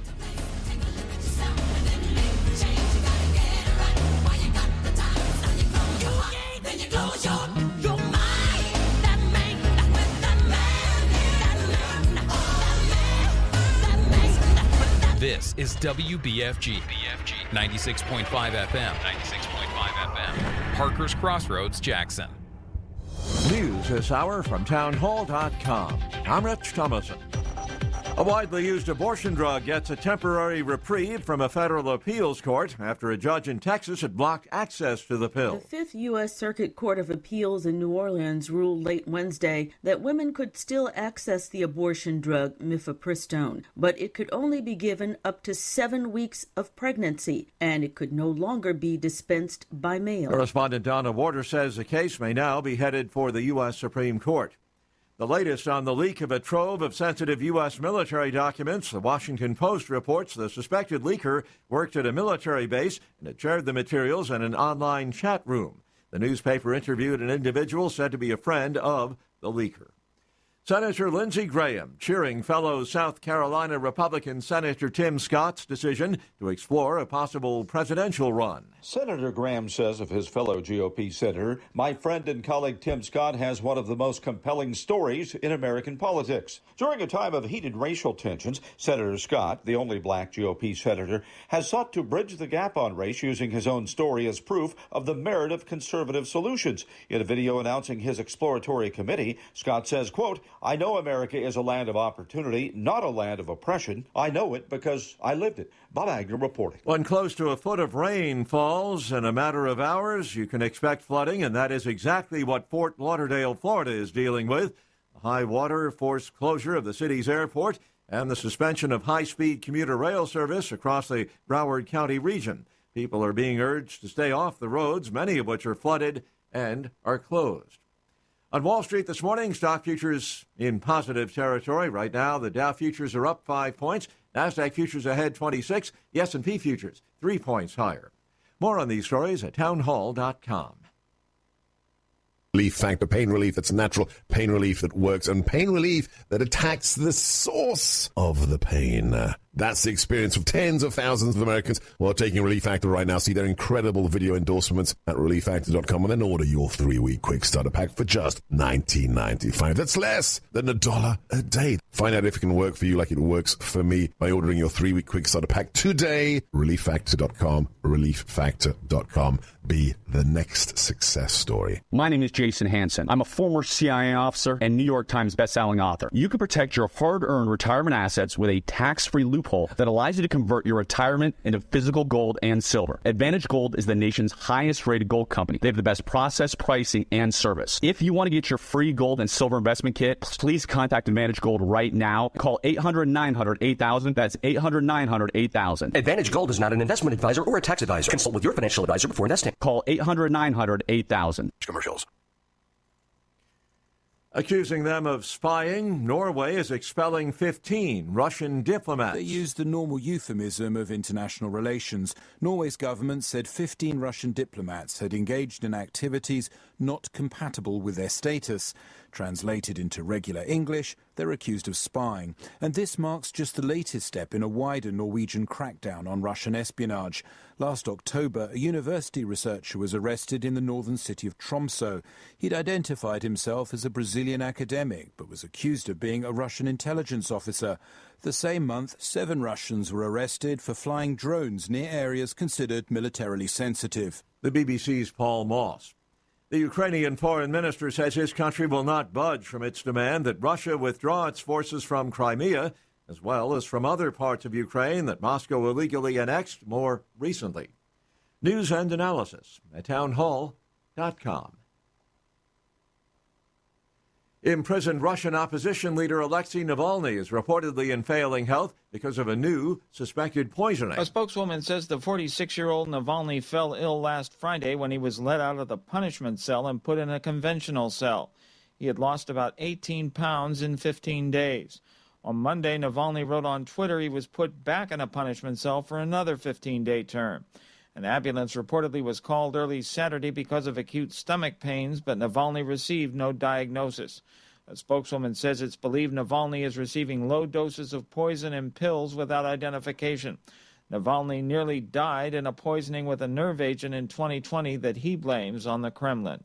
Keith Peters reporting. Democrat Senator Dianne Feinstein of California is asking to be temporarily replaced on the Judiciary Committee while she recovers from a case of shingles. More on these stories, townhall.com. If you're in business, You know just how important each call is. You don't have time for phone or internet downtime. Your business needs a reliable communications partner 24/7. You need Lifeline Voice and Data. Lifeline Voice and Data provides telephone service to emergency service facilities all over West Tennessee and beyond. For your business, we don't just provide a phone line. We provide a lifeline. Lifeline Voice and Data. When the game goes into overtime. But the game goes into overtime. Bud Light, easy to drink, easy to enjoy. Pick up Bud Light at your local convenience store today. Enjoy responsibly. Anheuser-Busch Bud Light Beer, St. Louis, Missouri. Central Distributors, Jackson. Hi, I'm Terica Smith, a local attorney and proud JMCSS graduate, but I'm also a JMCSS parent. We chose Jackson Madison County Schools for educational options that are innovative and challenging. Whether it's the Academic Academy at Northeast or early college and career opportunities at JCM Early College High, JMCSS offers classes and programs that will prepare my son for college and beyond. Plus, JMCSS is a level 5 district and tuition free. It just makes sense. Hi, I'm Greg Hammond, Chief of Public Information for the Jackson-Madison County School System. With an increased focus in the fine arts, athletics, workforce development, and early career opportunities for students, there's never been a better time to choose us. Tuition-free, Jackson-Madison County Schools. Visit jmcss.org today to schedule a tour or call 731-345-7011. Hey, this is Chuck Walker with Southeastern Termite and Pest Control. We recently celebrated our 20th year in business here in West Tennessee. That's 2 decades of growth for us. We've added to our work family, moved locations a few times, seen our coworkers have kids and grandkids. We've even seen our clients who were kids when we started at their parents' house now call us to take care of their homes. Lots of things change over 20 years, but here's what hasn't. We can still be reached 24 hours a day. We still provide quality, guaranteed termite and pest control service for all of West Tennessee. We still are the go-to company for real estate closing letters. We still provide quality fungus treatments and affordable moisture barriers. We still take care of your bed bugs, brown recluse, and every other pest problem you could have. If you own a home, you need termite protection. And the biggest thing we've learned in 20 years, we need you. Give us a call 24 hours a day for a different kind of experience from a service company. Southeastern, 660-1052. That's Southeastern, 660-1052. News Talk 96.5 FM weather, presented by Dustin Ring. Dustin buys houses fast for cash. Call Dustin today, 731-200-1362. Tuesday brings more sunshine and high temps in the lower 80s. South winds 10 to 15, gusting to 25. Mostly clear tonight and windy, some gusts may reach 25. Dustin buys houses fast for cash. DustinBuys.com. For weather 24/7, visit NewsTalk965.com.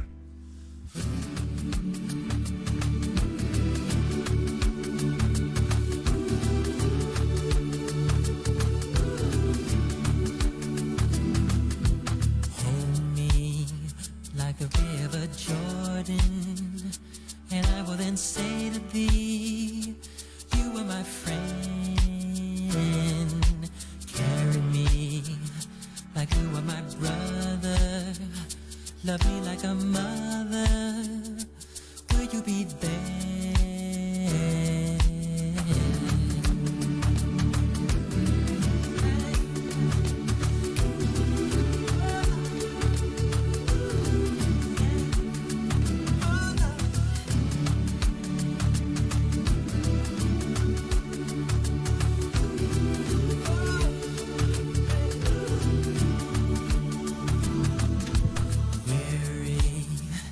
Tell me, will you hold me? When wrong, will you scold me? When lost, will you find me? But they told me. Let them know, Michael. I got to quit playing this song, Tony. I have to, because I never turn it down. I play it all the time. I don't care. I don't care that I came from a radio show working with Bass where we tried not to play a lot of the same bump music. I enjoy this song. I hope you do. I don't care if you don't, but I do hope you do. If I had to pick between you liking and you not, I would like to choose that my audience are the kind of people that would enjoy this song. Who had control of the music? Bass did most of the time. Did he? I ran the board a couple of times. Like, he was out a couple of days, and then one day he let me run the board. But he was so hard. He was just waiting for me to mess up. You know how people look at you and they're like, you know what I mean? Just waiting for you to mess up. He made me very nervous. No, I'm just kidding. I'm loving it. He's under the weather today. I Bass talked to him is a this good morning. dude. Oh, even though he's a Vandy fan. Right. Well, I mean. But if you stick with Vandy, I gotta give somebody some props. Very, women out there, what are you doing? Quit putting on your social media post, I want a man that's loyal and would love me. No, you don't. Jamie Parker is single. You have that option, women. You don't really want that. Until that man is hooked up, until he's booed up, I do not want to see any female saying, why can't men be loyal? No, he is loyal to Vandy. He will be loyal to you too, Sandra, Tammy, Elizabeth. You know who you are. Can't do it, Tony. I can't stop. It's like choir time. It's like the choir's there. Yeah, it freezes. It's been screwing up. I don't know what to tell you. I don't know what to do. It's not something that I enjoy. I don't know what's going on. Let me try this. Dan did this a minute ago. It's always warm. I'm out. Yeah, it's very warm today, and I've got to go to the gym right after. Kyle, I normally dress a little bit better than this, but I had some stuff to do. Looks like you just got back from the beach. Do y'all ever sleep late?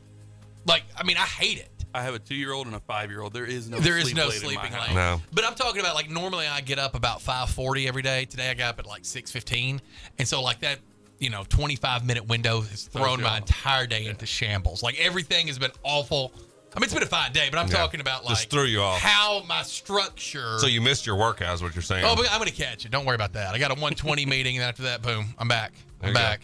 Perfecting all this 9-year-old diet that I have. I eat. My son and I have the same. He's 11. We have the same diet. Oh. We'll have the chicken tenders, please. Yeah. Goldfish and chicken tenders. Yeah, we'll have the chicken tenders.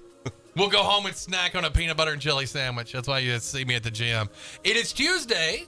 With Tony. Tuesdays with Tony. Our Catholic consigliere has joined us here at 11 o'clock. Thank you for being punctual.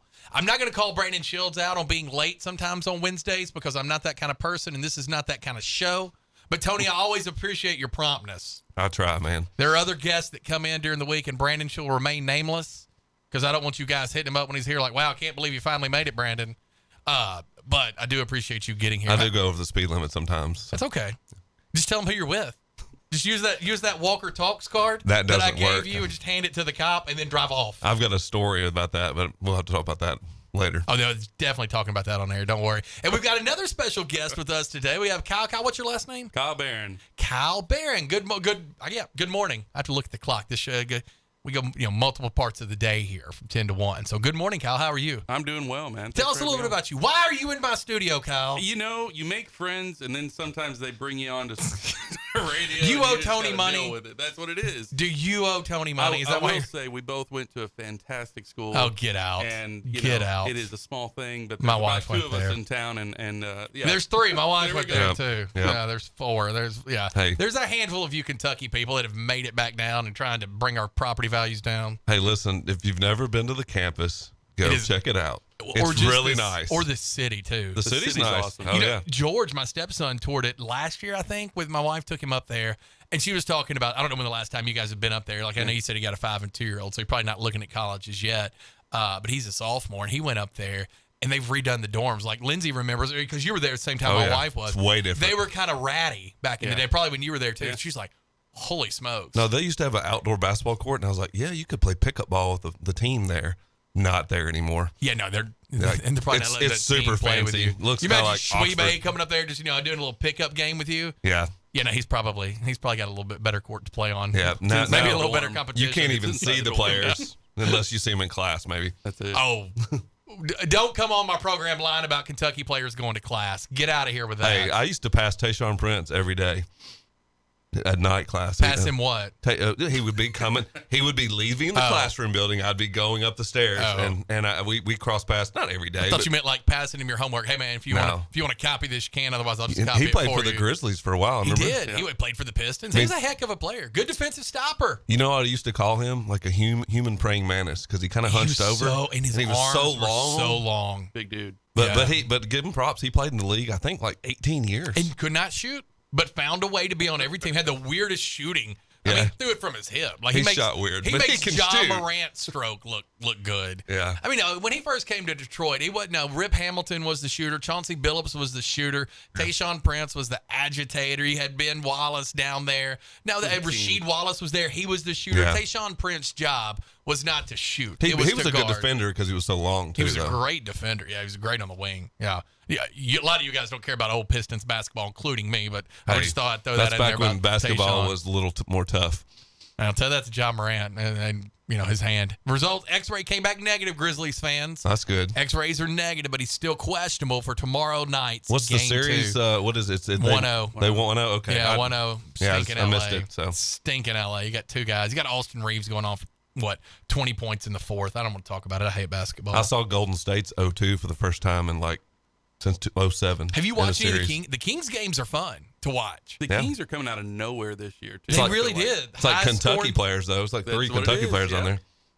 You walked into it, man. You walked into it. Yeah, I know. You did. You opened yourself up for that one. Well, I mean, they've been out of Kentucky for 7 or 8 years now, so they're just now, reaching adulthood. They're like 25, 26. They've been gone for a while. That's probably true. Yeah, no, it is. It is. 731-265-6496, our CWA development phone line number, 731-265-6496. Our advanced rehab text line, 731-800-8398. Kyle, you got a little bit of time to hang out? Yeah, dude. All right, cool. I'm going to get some of these texts, get caught up, then we'll get into the business of the day. I also want to ask Tony. Tony, you were at a commissioners meeting, right, earlier? Well, it was a school board meeting. It's just the commissioners are invited to go to all these. Oh, okay. I saw it on your commissioner's page. Yeah, I just posted it. I pay people to follow that page for me and then give me the information back. Yeah. I was just sharing, the stuff, like you're supposed to do on Facebook. But no, it's just they was talking about this different things: budget,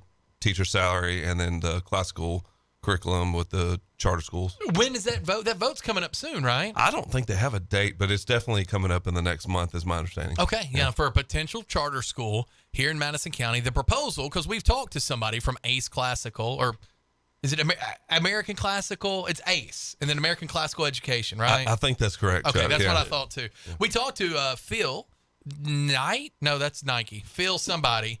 He was there today. Okay, yeah. Really nice guy. You may have even been on the day Joey Held came in. I was there, yeah. Okay, right, we had him on here. Really nice guy, and he told us about the charter school and how it's worked in Ohio and stuff like that. So I'm curious to hear your thoughts out there. If we need a charter school, it was proposed, I believe, K through 8 to start with, yes, and then right, just see what happens. So yeah, it's an interesting time to be here. I think the Madison County school system is doing a phenomenal job, but they are improving. There's no doubt. Marlon King and his staff, they're improving. And I know a lot of teachers and coaches who are just top notch. They're doing the very best they can. And there's such a difference between a public school and a private school because you got to take everybody. You know what I mean? You don't work at a job, or if you own your own business, where you have to take everybody. I mean, I want every single customer in the world at Southeastern Termite and Pest Control. But rare occasions you have to say, gosh, we're not the best fit for one another. Right. You may be happier, than just giving to somebody I don't like. But no, I would never do that. But you may be happier with somebody else, and you could get what you're looking for and away from me. But you can't do that when you're a public school. You're open to everybody. You got to meet the children where they are and then serve them as good as you can. And I think that from the people that I've met, we have some of the very, very best here in Madison County. But I also think the charter school is an interesting idea because of that vast body, the vast differences of every student, right, and every age grade, could some kids, could they benefit? And could we bring kids who have gone to Medina, Bells, Chester County, Henderson County, homeschool, that's a private school. That's a positive aspect. Could we grab some of them back into that potential? Happen, yeah. So I don't know. I don't know. The tax revenue we lost over the last 15 years to Medina is incredible. You really look at it. It's been very good for my business, so let's not affect that too much. Doing new construction treatments in Medina has done just fine for Chuckles here. 731-265-6496. This comes in and says, I try to inform and educate. Thank you. You do. And this is an ABC exclusive undercover DHS test finds widespread security failures. Talking about like at the airports and stuff like that. We were talking about that earlier. Well, I don't know if you guys were able to listen when Tom Scuteri was on. No. We were talking about these Pentagon leads. Tom is on with us every Tuesday and Thursday, Kyle. He's a Pentagon reporter, and he's amazing. Very serious. So don't come in here trying to kid around if Tom's on the phone. Act right. He's had to get on to me before, and I'm still not over it. But Tom said, look, in the Pentagon, just think about this. This is very serious for Tom, because usually he's like, just the facts, ma'am. He said, you could leave. He's like, how many jobs have you had in your life? 2 or 3, 4, whatever it is. You leave a job, hopefully they take you off the email list or whatever, right? I run my business. If someone leaves, I'll take them off the, hey, we need to go quote this list, especially if they were to go. The Pentagon doesn't.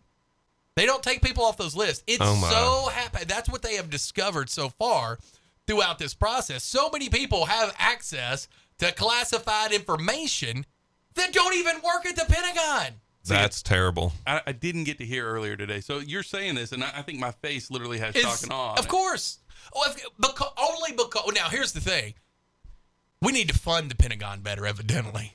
Evidently, the fact that last year they lost $1 trillion the same way if you go to a gas station with a $10 beer bill, you buy a 40 the beer, and then you put the $5 back in your pocket, and then when you go to get your chapstick later that day, that $5 blows. You have lost that $5. That's right. I can only assume that's what happened at the Pentagon when they lost that $1 trillion last year that they couldn't account for. Yeah, it's only $1 trillion.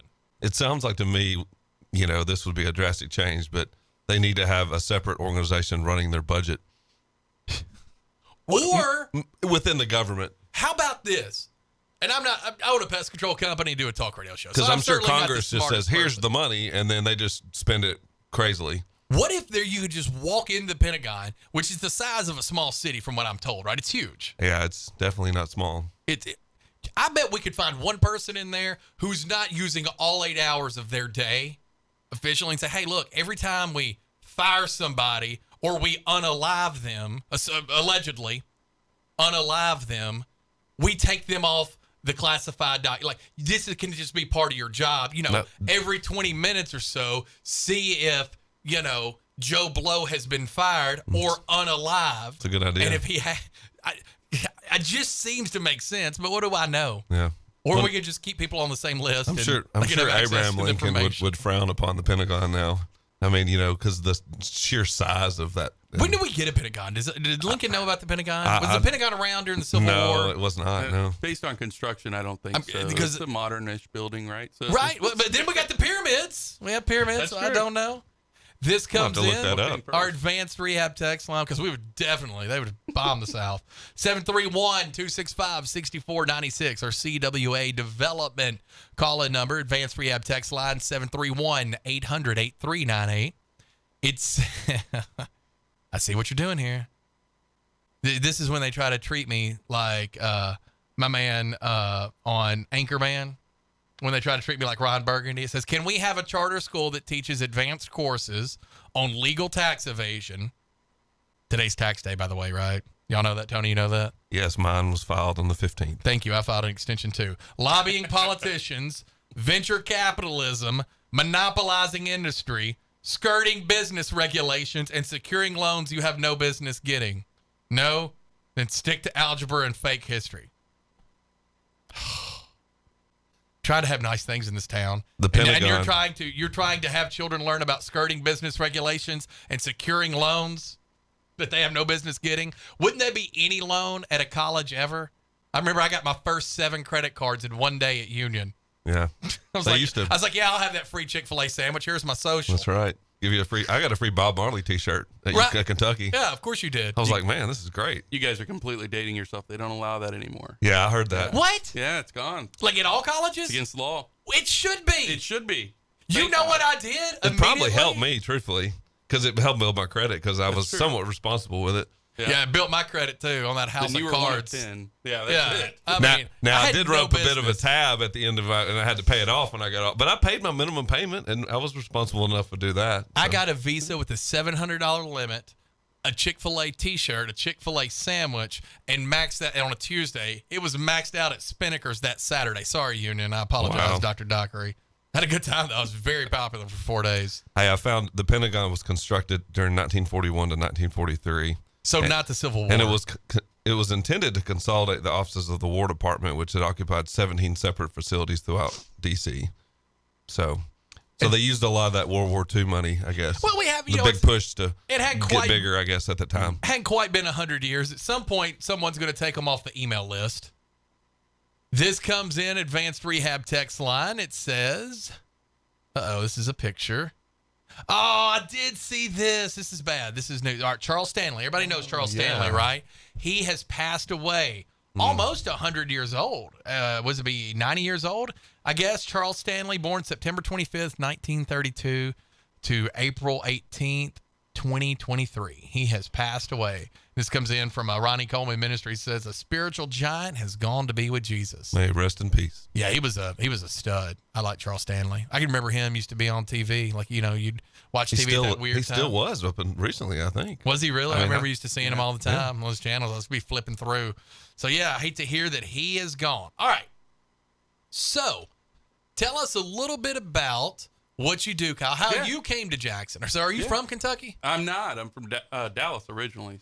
And you came here? Got here. You had to leave Texas. I don't blame you. Did, yeah. So left Dallas, went to Bowling Green, spent about 7 years there, and then came down to Jackson for a job.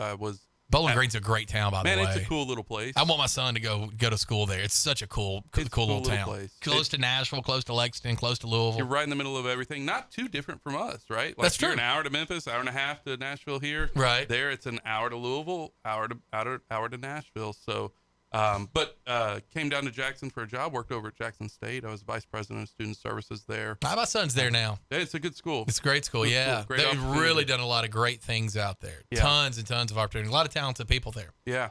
And what's he doing? He was majoring in baseball, tore his labrum, so he is actually he's a business major, and he is transferring next year. He's got a girlfriend, so these things always get weird. He is either transferring next year to University of Memphis. He has a full ride there, coming out of Jackson State, which is nice, or to South Alabama, where her family lives at Gulf Shores, and so we're in the negotiating process. I like Memphis, but why would you not want to go to Gulf Shores? Because, man, he's my kid, man. He's been with me forever. Like, I didn't even want to have kids. Is there a full ride at Gulf Shores? Exactly. I don't know. I do know about Memphis. It's full ride at Memphis, so I don't know. You think the girlfriend may have some input on this? I think she may wield more influence than me, if you can believe it. Came to Jackson to work at Jackson State and fell in love with the community, man. So my wife and I and our two little girls, we really love it here. Is your wife from here? No. Where's she from? So she likes to say she grew up on the bottle. Right? It sounds like my family. Yeah, her dad worked for Anheuser-Busch out of St. Louis, and gotcha. but he kind of got her moved around from time to time, and so she's a little all over the place. And so home is where we are, and for us, we've chosen to make home Jackson. And so it's been great. We talk about so much on this show. We talk about a lot, as you could probably tell by now, but the stuff that hits here locally, we really try to put at least an hour or two a day of a focus on there, because it is such the impact that local whatever has on you is so much more. You're going to feel it, see it, live it more so than what we do in Washington, D.C. It directly impacts you. Like just last night, y'all passed the fireworks. We might did that pass, Tony? Did you pass the firework bill last night? Yes. How did you vote? It was unanimous. Really? Yeah. I didn't want you to say something because I don't want to fight you in the studio, but I will. You would say, like, what do you call it, like when they're there but they don't vote? Like they abstained? No, you didn't no one abstain? did that. We also bought some land next to the airport that in my understanding, is in the future expansion of the runway, which will be huge because then we can bring in larger planes. I can start parking my plane. Kyle in probably Jackson. knows more of that than I do because the chamber is pretty involved with the airport. Because, obviously, business flies in. We need to make sure we have an adequate airport for business. Especially as we continue to expand the businesses that are coming to the area. Right. And it's a huge asset for our community. Let's talk about that. All right, so Kyle is with us. He got here. His wife grew up moving all over. You were in Dallas, in Lexington, Kentucky. I can understand why you left there. But then you were in Bowling Green, which is a cool place. But you decided on coming here. You were at Jackson State. Now you're with the Chamber. So people are going to have a million questions about what's going on. I want to open up the phone. Are you good at taking phone calls and text? Sure. 731-265-6496. I'm going to go ahead and get the one out of the way that everyone's going to ask. Great Wolf Lodge, we getting it or not? Still on the paper. Still on the paper. But Mayor Kiger was in here a few weeks ago.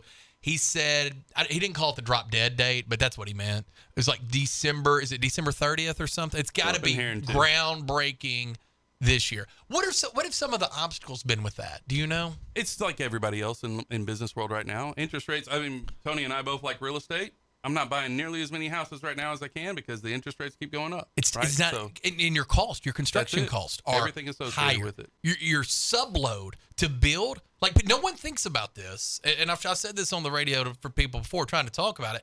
My business partner is building a very nice house.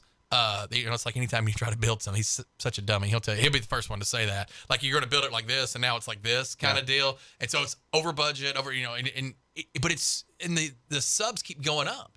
Like $600 extra to paint the steps, stuff like, and if you say no, they'll just move on to the next project. So you're kind of, inmates running the asylum kind of thing. It's probably, I would imagine there's a lot of different variables, because what you don't want to do is jump in and get started, and then all of a sudden construction has to halt for whatever reason. That's it. And especially if you've got multiple different builds going on at the same time. Right. They're not just in Jackson, Tennessee. They've got them all throughout the U.S. Yeah. So they're wrapping up some projects, then focusing in on ours. And then we got pushed a year behind. I think there were because of COVID. 2 projects ahead of us, isn't that right? Yeah. And some of that COVID had a lot to do with that as well, with the state funding, and there's nobody's fault or anything. Just blame COVID, I guess, on that, right? Basically, what we know now, though, is it's going to be the best grand opening whenever it happens. We're all ready for it. Oh, right? yeah. Right. It'll be a fun party when that happens. And the minute they break ground, I mean, this isn't like a house, like where you're done in 120 days. It's going to take a hot minute, I would imagine, to build this thing. Probably going to take 18 months to build, or to 2 years. Yeah, just depending on money and time, right there. Getting everything in. I mean, what else will we be building in the area at the same time? Where will the contractors be, and what's going on? That's exactly right. All right, so one of the things that I talk about, because we always talk Blue Oval City, which is amazing. And the Chamber did some great work. I remember when Kyle Spurgeon came on my show when I was doing a show with Bass, and I made that. It was him and Senator Jackson, and they kind of made that announcement. I mean, it had been made that day, but they came and talked to the radio community about it and how great that was. But we've got other awesome stuff going on in Jackson in addition to that with Georgia Pacific.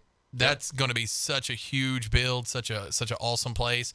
Toyota has expanded, right? I mean, we're really growing from an industrial factory type standpoint, aren't we? Yeah. So we are growing in size every day, whether it be by adding the Blue Ovals, or the part that I like even more is the reinvestment of the people who we are already here. Right. So all the Toyotas that are pouring back into the community and building on and making it even bigger so that they can provide more jobs, more opportunities.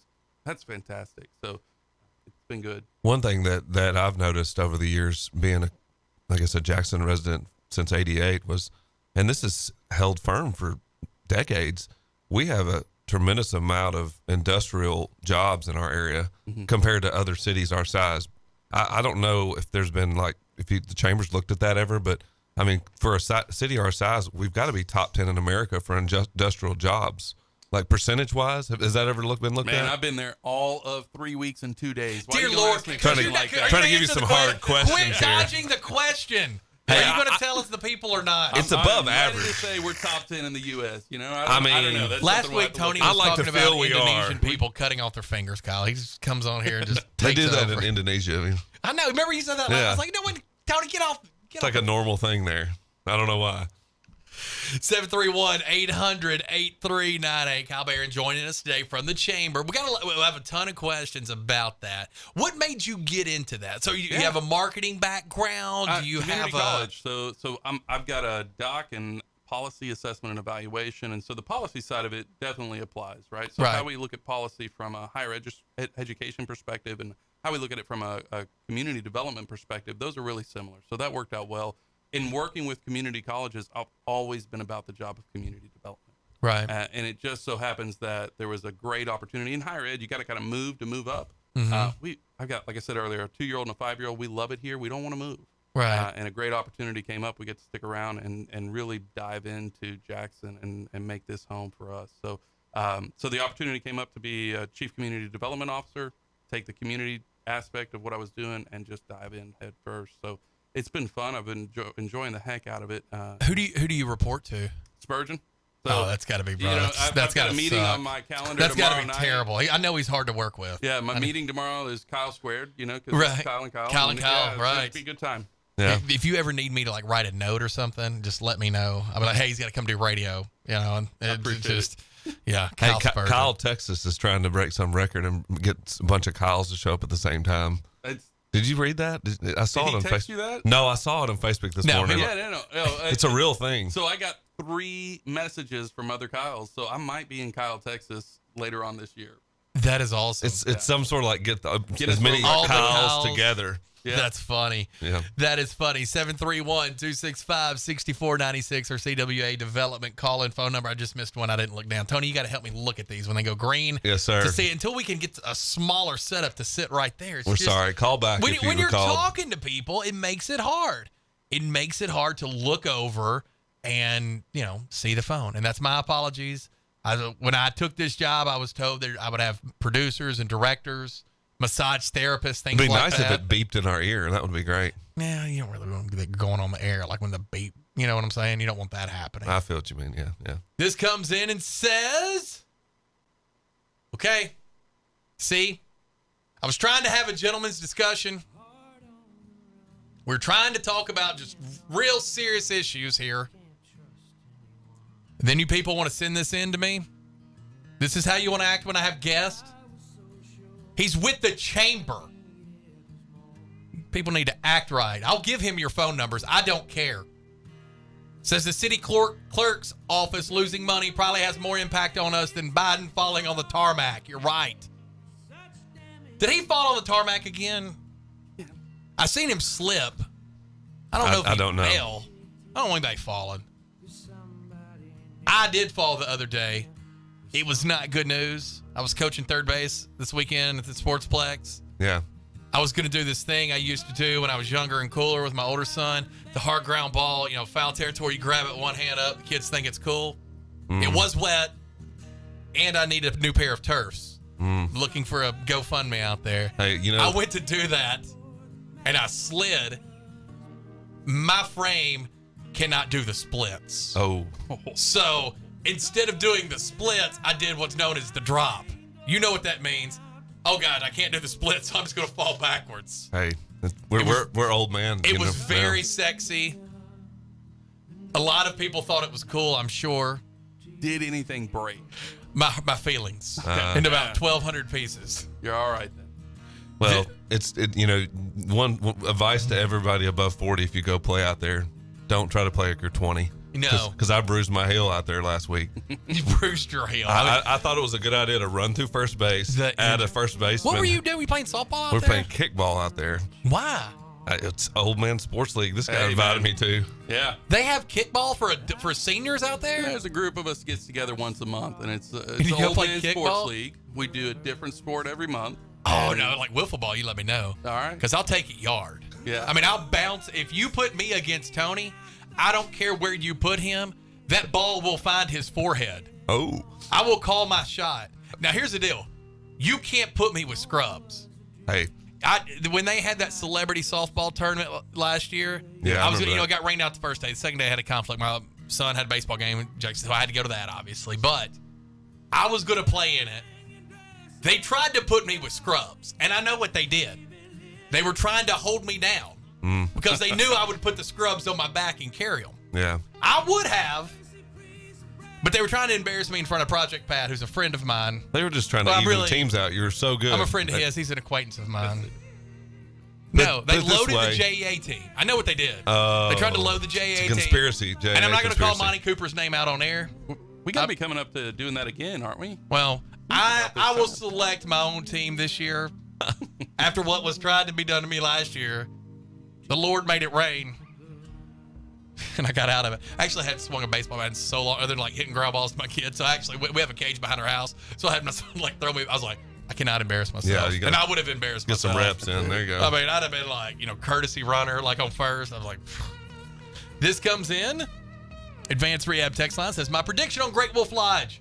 They won't build it in Jackson. Like they said, costs are too high right now. And according to the profit margin goals, it's probably a losing endeavor. Thanks, Jerome Powell and the banksters at the Fed. You're running the economy. Yay. Tony, I know that you got to be. Do you still have that Jerome Powell tramp stamp? What? You still? I mean, I know. I don't know any realtor. I don't really like the Fed, if you put it this way. Right. Interest rates lower helps real estate, and it helps the economy. So you think? I mean, that's my opinion on that. But and PPP caused inflation more than interest rates. Well, and that's again, my opinion. We talk about government, not actually looking at where the money's going. What about all those businesses that weren't even real? I remember how scared to death we were because we took PPP money because it wasn't enough nationally. If we don't take it, we were, luckily made it through COVID fine. We were, ordained as essential or whatever that is there. Yeah. And so, but I mean, you feel like you might as well take it. We were scared to death. Had my accountant look at it. For whatever money we got, we probably paid the rest of it out to make sure through the scrutiny of it. Looking back on it, we should have just opened 9 more businesses up. Did you hear about the church in Florida? The guy bought a plane. Yeah. I mean, it wasn't like a nice plane, but it's still a plane. It's nicer than my plane. And the government's not going after anybody who committed fraud during that. I mean, nobody. What is that about? Right. Why? I have no idea. That's terrible. Don't look this way. I don't know that answer. I know it's not your fault, Kyle. Kyle, you've been there 3 weeks. Are you going to answer the question or not? I mean, it's our money, so it makes me mad. It is. Yeah. It is our money. This comes in our Advanced Rehab text line, 731-800-8398. It says, every audit the Pentagon loses trillions. That's true. The conservatives should be going ballistic, take $1 trillion from the Pentagon's budget, and fund health care. We're already funding health care. We have socialized medicine. All you need to do is go to Europe and look at those countries that don't have to spend money on the military because they're a part of NATO and they have socialized health care. You already get to pay for socialized health care. It's just in places like Estonia where they don't have to fund their military because we're doing it. That was Chuck. That wasn't Kyle. I don't want anybody misunderstand us there. This comes in. I don't even know where Estonia is. I mean, I think I know geography pretty well. But when Tom Scuteri was, Tony, you're not a learned person. It's near Norway? Is that right? You went to Kentucky. I mean, no one expects you to know, either one of you, to know where Estonia is. I just know it's one of the cheapest places to vacation is what I heard. Really? Yeah. Well, if you guys listen to the show better, if you guys would start, if you download the app, News Talk 96.5 FM, start listening to it better. Tower gets moved, hopefully next week, by the way. It's a little breaking news. Wow. But if you were listening with Tom Scuteri, Pentagon reporter, calls in every Tuesday and Thursday, he went. He was one of 5 reporters selected to go on the NATO trip when Biden and them went to, the NATO and they all talked. And first day he called me from Brussels on Tuesday, and then on Thursday he called me from Estonia. Yeah, I remember that. I have connections. So now you just feel like you're part of Estonia. Just saying, he didn't call your show, Tony. This comes in and says, no, actually he did. You could have been here that day. You're always welcome. I appreciate it. This comes in and says, COVID bankrupted me. And I work hard out here. PPP kept running out every time I applied. See, this is what sucks. Because you are a business person. You did need that money. The PPP money did run out because you had fake business people out there. Yeah, that's true. You had people. I have friends who own businesses. Thank God nobody. I think everybody that's worked with me has been with me a handful of years, so they know how this would have played out. But I have friends who own businesses, and employees were going up to them and say, "Hey, man, can you lay me off so I can get this extra $600 a week unemployed?" He's like, "No, we're busy. Like, I can't lay you off for you to make it." It was not well planned out. Yeah. Every now and again, our governments can be wasteful. The government could have checked and had some sort of, hey, let's make sure this is a legitimate business. Right. With a history. I mean, most businesses have a website. You could at least check and see they had one of those. And honestly, I mean, this sounds terrible, but I mean, most businesses fail within the first 12 months. What if you said, look, this is for business 3 years and older. You have to prove it with tax records. You have to, that could have made sense too. And it sucks because I don't want new businesses to fail. We've all been there, and I'm not knocking you. Yeah. But if you wanted to stop these things from happening real quick, you could put you have to be in existence at least 36 months. Yeah. And that sounds selfish because we've been around 20 years. I get that. But I'm just saying most businesses fail in those first 12 months anyway. If you make it through that, you probably, you've made it through, one of the toughest parts of your business. And that's true.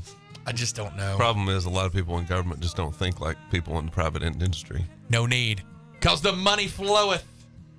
You're listening to Walker Talks, Tuesdays with Tony, our Catholic consigliere, and Kyle when we come back. Stones like a piece of driftwood cover me.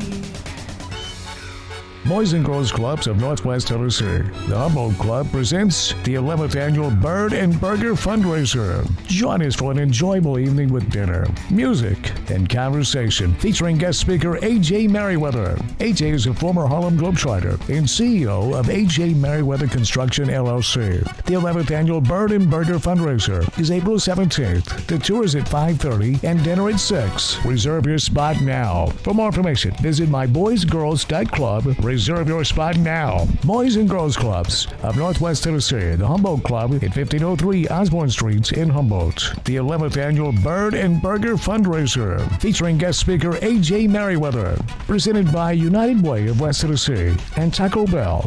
Along with News Talk 96.5 FM and NewsTalk965.com. Welcome to Hampton Inn & Suites of Jackson. Make yourself at home in any of the 83 rooms or suites. Hampton Inn & Suites exit 83 at I-40 is minutes away from all Jackson destinations like the West Tennessee Healthcare Sportsplex, Casey Jones Village, Jackson Madison County General Hospital, and many industrial complexes. Enjoy free Wi-Fi, free parking, and free hot breakfast. Also a 24-hour fitness and business center. Welcome to West Tennessee. Make your reservations now by calling direct at 731-427-6100 or visit hampton.com. Vintage doesn't always mean long-lasting. As your home systems age, your repair costs, utility bills, and breakdowns rise. During Hiller's Vintage Showdown, we're giving away a free new system to the owner of the oldest HVAC unit. Submit a picture of your old equipment online to see if you qualify as the winner. Everybody wins with trade-in credits plus 0% financing for up to 48 months with approved credit on select new HVAC systems. Enter to win now at happyhiller.com. Call the Happy Face Truck today.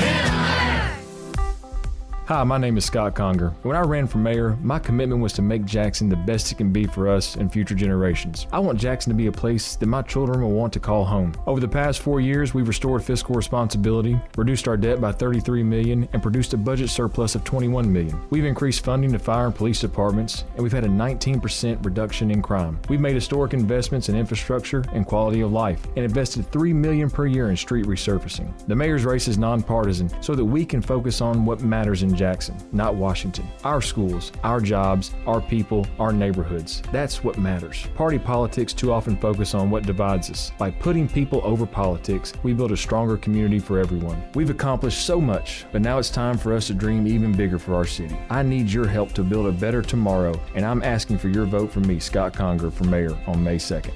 Paid for by Scott Conger for mayor, Lonnie Harris, treasurer. When the game goes into overtime.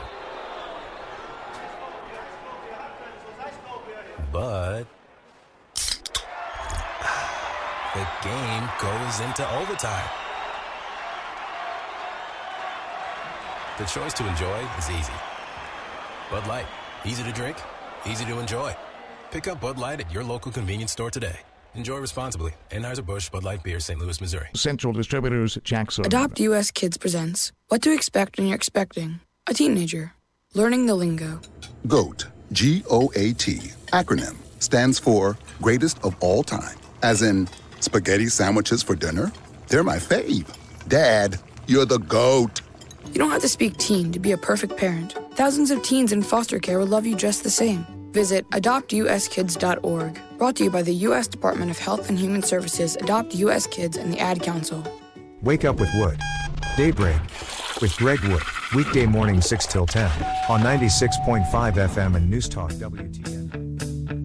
Sleeping through the evening, singing dreams inside my head. I'm heading out. I've got some ends who say they care and they just might run away with you if things don't go as planned. Planning big could be a gamble. I've already rolled the dice. I spit and stutter, stuff and clutter, worries in my worried corner. Maladjusted, just untrusted, rusted, sometimes brilliant, busted thoughts. Think I'll stay for a while. I'm intrigued and I'm red as a newborn, white as a cold. Welcome back. Yeah, you gotta be careful there on that song. Till Walker Talks. Here we got a very special show today. Got Kyle in with us. Of course, it's Tuesday, so that means Tuesdays with Tony, our Catholic consigliere. Any Catholic questions you can ask Tony? Do you speak on behalf of the Pope? No, I do not. Anybody at the Vatican? You do have his number, though, right? No. You have a Pope signal, from what I understand. You know, the Pope. You can just send it up. It's like the man wearing the hat and the robe. He's not doing well, actually, physically right now. This is a weird question. I have a Catholic question. I do know that. You do know him. Can you, you have to be 35 to be a president. How old do you have to be because we always get older popes. So can we get like a 45-year-old pope? Well, I can answer a little bit about that. All right. There's no age of pope, and the pope can stay until they die. It's their choice. Mm-hmm. But U.S. bishops do have to retire at 75. I do know that. Okay. So they get full retirement? The Diocese of Memphis bishop retired at 75, Bishop Stibe. And what's he do then? He's just a retired bishop now. I don't know what he does. Hang out? Does he fish and stuff, I guess? I'm not sure what he does. The Catholics like to fish? Some do, yeah. I'm not a big fisherman. Fishers of men. Yeah. We got a phone call here. We're coming right to it. If you want to get in with us, our CWA Development call-in phone number, 731-265-6496. 731-265-6496. Advanced Rehab text line, 731-800-8398. We'll say good morning for a few more minutes. Welcome in. Well, good morning. What's going on, Wild Man? Well, wanted to ask your county commissioner there. Mm-hmm. I noticed reviewing the meeting they had, Deaton was absent. That's right. On vacation. I'm not sure. On vacation. I don't know where he was, but you don't know. I mean, I didn't ask him, his personal business. Does he report to you? Is that how the hierarchy of the commission? I knew he wasn't going to be there, but I didn't take the time to pry into where he's at. Well, that's not being very informative to your population you're supposed to represent. I mean, yeah. Why was that? Especially with all the ask him if you want, but I mean, no, it's not necessary. You can miss a meeting if you want. I mean, actually, we have rules. If you miss so many, it's bad. But no, actually, I could not believe how professional you're. Yeah, I'm here. All right, go ahead. I couldn't believe how professional the meeting was conducted without him being there. Did you notice that there wasn't any keen, archaic mandating all the bloviating he loves to do when he's quote in charge of y'all? You're getting on Gary Deaton for bloviating. Oh, absolutely. Yeah, he's a bloviator for sure. Chuckles. Well, pick one to know one. Do you have the new hire for the Chamber of Commerce with you this morning? We do. Okay. I got a question for you, sir. Welcome to radio, Kyle. Yeah. All right. The governor devoured $200 million for you all to bring something of value to the community 6 years ago. 6 years ago. And your office, the Chamber of Commerce, immediately, oh, yes, we got the money. We're going to have this thing built in 18 months. And then it was, we're just 6 months away, blase, blase.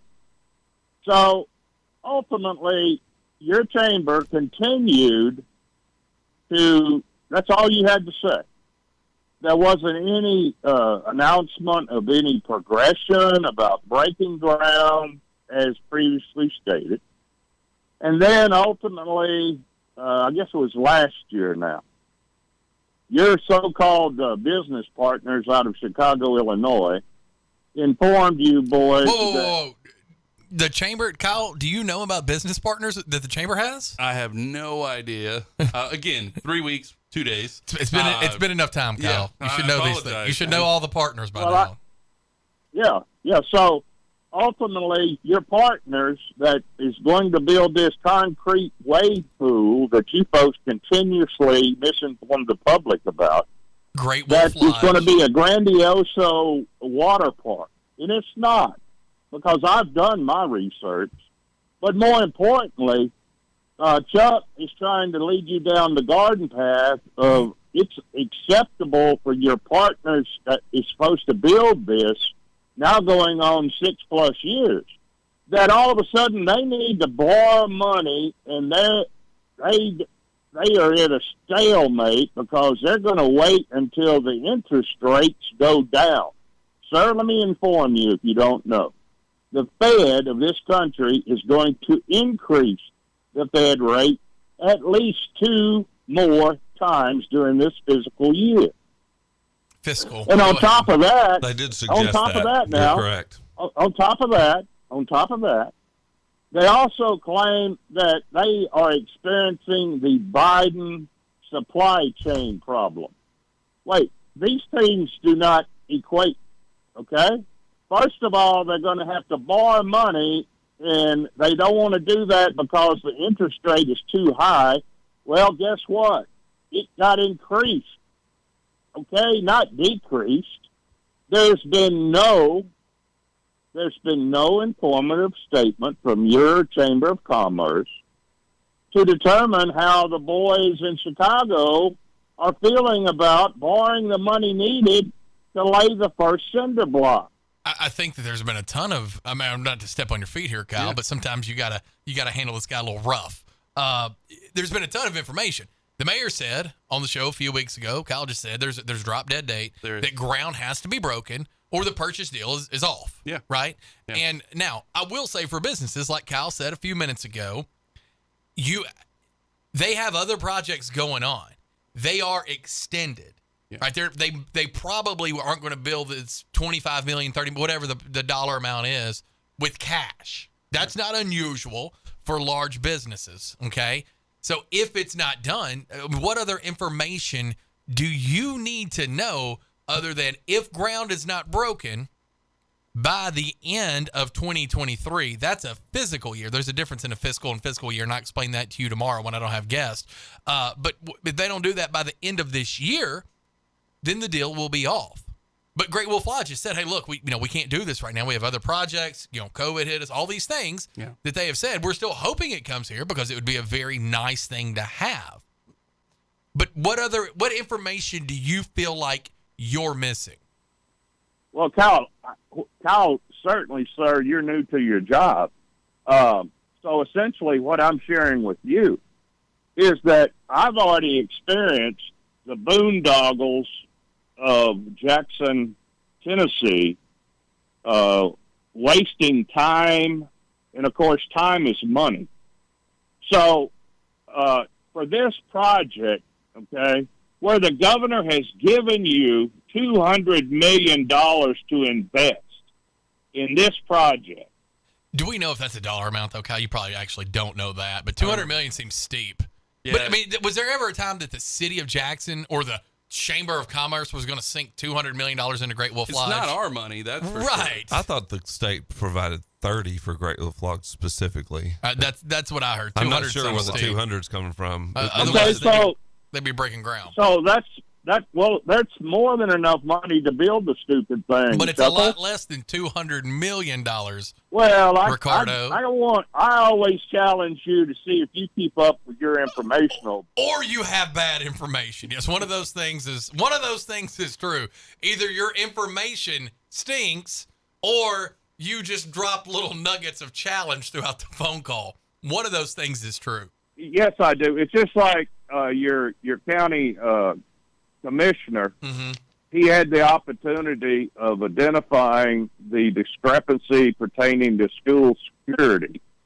And one more time, we find out that we're 13 SROs short because every school in America deserves a police officer. Amen. Not a masked guard not a Frankie Lax Max Guard. That doesn't equate to security.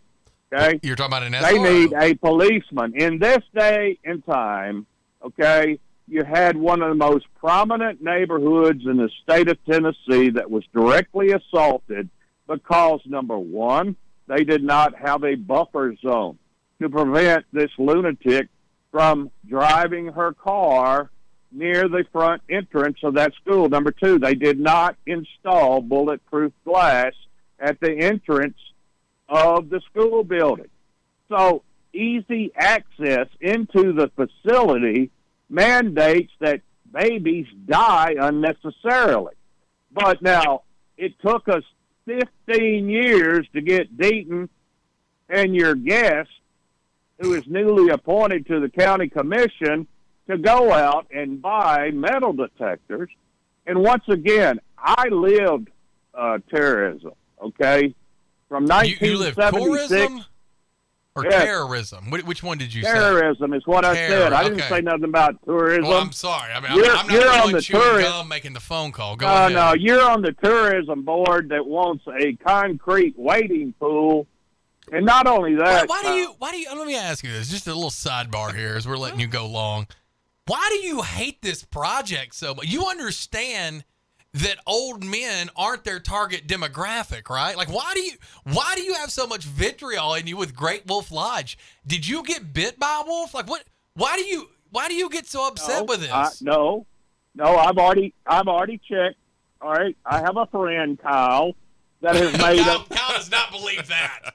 Kyle definitely does not believe that. After the way this phone call has gone up to this point, Rick, Kyle definitely does not believe you have a friend. Go ahead. Well, bottom line is that's okay. But Kyle, I have a personal friend that is questionable, highly successful in commercial real estate in Colorado. Thank he you. took his time for me, okay? And ultimately, see, Kyle, you are a bright set of eyes. So Mr. Spurgeon can probably not explain to you why he is harping on a project that has taken 6 continuous years of not. Again, there's only I listen to talk. I do a 3-hour show every day. I listen to talk radio. I have for years. There has been harping about the Great Wolf Lodge, and it's at the other end of this microphone. That's been the harp. Everybody hopes it happens. I mean, but if it doesn't, I mean, it's not the only thing that we're going to get in this town ever, right? No, not at the all. success of this town, is it hooked directly to Great Wolf Lodge? It is not. We hope they come. But will it be helpful? Absolutely. These things take time. They do take time, but I think as a community, if we focus on improving the quality of life for our residents, period, we're going to make great strides. Is there any way to do it besides having an indoor water park? Absolutely. Are you just sure? saw investment in our community parks.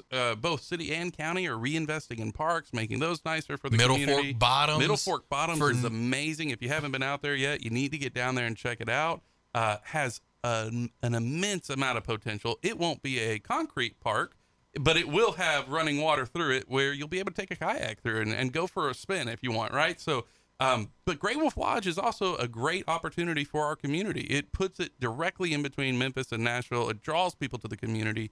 It gives our residents a chance to go and check out the concrete pool, if that's what we're going to call it. But you can. They have water slides and things like that there too. I've looked at it. It looks really, really cool. Yeah, for sure. But they're not building it. Like, let me let you in a little business information, Rick. They're not building it so the people of Jackson can go and stay in the hotel and swim there, right? It's to increase tourism. They want people between Memphis and Nashville to come there and stay, right? These kids who go to these ball tournaments, these soccer tournaments, these whatever, cheerleading tournaments. If we ever got a convention center, hypothetically, down the road, when they have concerts, people that come in from out of town, maybe they stay there. I know every year we take our kids to Nashville up to the Opryland deal and do the Christmas thing, and we'll do the swimming pool and all that, or not swimming pool, the water slides and all that. This is going to be a bigger version of that. Just like I grew up in Texas, right? And so we'd make pilgrimage down to New Braunfels every year, and we go to Schlitterbahn. It's a fantastic water park, and about every other year we go as a family. Yeah. We didn't have any business going to New Braunfels other than to go to the Other than water to go to park, that. That's right. So it brings tourism to the community. It brings people to the area, and they get to see it. I mean, hopefully you've been Memphis able to learn doesn't have something anything here, like that. No, And there's not one in the Fort. They're getting top golf, though. They're doesn't getting top really golf. either. I mean, they have Opryland, which is kind of like that. Yeah, I mean, it's nice. If you It's want to fine. go to a water park, you got to go all the way to Birmingham, or you got to go up to Eddyville's got a decent one, and then you got the one in Santa Claus, Indiana. That's a pretty big cool. one, isn't it? Is that Yeah. Holiday World or something? Yeah, so geographically, they kind of do what, like everybody's talk about dollar general stores popping everywhere. They're kind of doing that. They're like, hey, there's not something here. Let's put it Let's right stick here. it here. Yeah. Hopefully that Is that informed you a correct? little, I mean, that's Rick. part of their equation. Rick, go ahead. Did that inform you a little bit? Not really, because the Great Wolf Lodge has a approval rating of 2.3 out of 5 stars. You understand how Google reviews work, right? But, you know, No.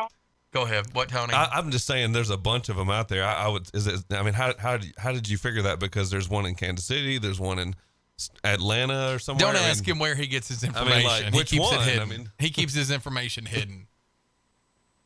You boys always wanting to build something because you're podunk and backward. Right. See, you're Are y'all hired always at the 20 chamber, years Kyle? behind the power curve. Little Chuckles wanted a convention center and an arena on a 22-acre, actually it's a gully that was filled in. Right. In his little downtown. And, you know, he doesn't recognize that the city of Jackson is broke. Right. He doesn't recognize that because he thinks money just falls from the sky. Does it not? So be careful, Kyle. Right. You're surrounded by people that love to waste money on stupid stuff. Stupid. Let me talk about some money, some new information that you probably don't know. He knows. Governor Lee, of course, has proposed $200 million, I think, across the state for police officers in schools, SROs, and I know this is a discussion in Nashville about new schools will require bulletproof, like glass doors. We're not talking about new schools. Well, they're also talking about funding the current schools to improve their security as well. So there's no final bill right now, but I know there's a lot of discussion about that. And well, hopefully it won't take you another 5 years. Let him finish. Listen, That's how conversations work. Let me just tell you, I was at the school board meeting today before I came here, and Dr. King said that he would love to have school officers in every school in our district. Not just a Murray Guard, nothing against their business, but SRO we're going to have an SRO office from the sheriff's department in the schools, most likely. But the question is, who's going to pay for it? I think that's always a question about a lot of things. But I believe that the commission is definitely going to support that. I don't speak for everybody, but I'm sure they would. You should, for sure. And it's just a matter of, hiring the people to get it done and paying for it in some way. It could come from grant money. It could come from, some of the school's money. It could come from we'll figure it out. But I do believe that the community wants this to happen, and the county commission is going to support that. And I'm glad to see that happen. I did notice that your county debt is now, Deaton said it was $97 million. That's not true. Karen Bell gave the true figure, Chuckles, if you watch your county commission, you'll know this. Okay. That in this fiscal year, they're going to pay off $13 million, but ultimately that means that you're $100 million on the county level in debt. Now, you might like indebtedness, Chuck, but those of us that have been around the block a few times know that only stupid people ingratiate themselves with debt. I can't believe when they don't have a resource. They do not have a resource of revenue to pay that debt off. And instead, pot lickers, especially around here, Kyle, are always promulgating that they've got everything under control, but they never, ever share to the public what the true debt is on a baseball park that was built 20-odd years ago. This is the other thing he gets really worked up about. Here's some facts now. Last night, Karen Bill said our sales tax revenue projections are up over 8% versus projections. So to call us that we're not prepared about, and we don't have the money coming in, and we're not going to pay our bills is kind of silly, because it seems to be working pretty good. He doesn't care about it being No, you're. You think Karen Bell? You think Karen Bell's lying? You love Karen Bell. Are you saying she was lying? No, she was telling the truth. Oh, how's that make you feel? $100 million in debt. That's true, and a lot of that was because we neglected a Pope school and let it turn into a trailer park, and now we're going to build a good one. Oh no, y'all like these y'all words went out. called gullies. I mean, it was kind of like a trailer park. No, actually, you don't even have a road. You've got a city government that has sat on their hiney for 5 years, squawking about a cinder block school when children can't be taught to read to the 3rd grade reading level, and he is responsible for that city road that the city forced annexed on 20 years ago. County residents are going to pay for that road. Yeah, I mean, that's county residents are paying for that road. You are correct. That is true. They're going to sell that road back to the county for $1 like they did Omen Arena. You can have it, $1. Then you pay for it, Rick. What is that? Yeah, $110 million. They're supposed to resurrect a condemned Omen Arena. When is that fiasco going to start? Tony? You have a list. When are they going to start re-erecting a condemned building? Which is the most Speaking of re-erecting, is your medicine coming in? I mean, you have so many concerns. See, Kyle, they're always running their mouth, but they never get around to fulfilling their obligation. Never. I've watched this circus go on for 20-odd years. 85 years. I'm looking for you to be a new, bright, shining star in this region, because God knows they need somebody to tell the truth and get the train to leave the station. Man, I appreciate it, Rick. That's just great. No one appreciates that, Rick. That was funny. I'm glad you're having a good day. You sound healthy. The allergies have me down today, but you sound healthy. I'm sure you take some weird old person concoction, don't you? Hey, can you tell me why Congor didn't show up to 3 out of the 4 debates? Chuckles, while I got you on the line today. I have no idea. I didn't speak. I don't speak for Conger, but I will say this: you got to know why the man didn't go to the We the People debate. I mean, come on. If Ray Condrey or Daryl Hubbard or Lisa Lyons or Jerry Woods didn't go to a forum that was held at Scott Conger's campaign headquarters, I would not blame them at all. I would be intellectually honest enough to say, well, of course they wouldn't go there. Ray Condrey helped start We the People. He has said that on multiple occasions. That is true. He is a founding member of it. If you were there and you watched it, you know what it was about. You know exactly what it's about. You're going to ask with a straight face why he didn't go to that one. The other two, I have no idea. Why don't you call the mayor's office? I'm sure he'd love to hear from you. He's got a PR guy. I'm sure they will give you a comment. Yeah. Or no comment. Who knows? Yeah, but I mean, are you really asking the question out loud why they didn't go to? I mean, are you kidding me?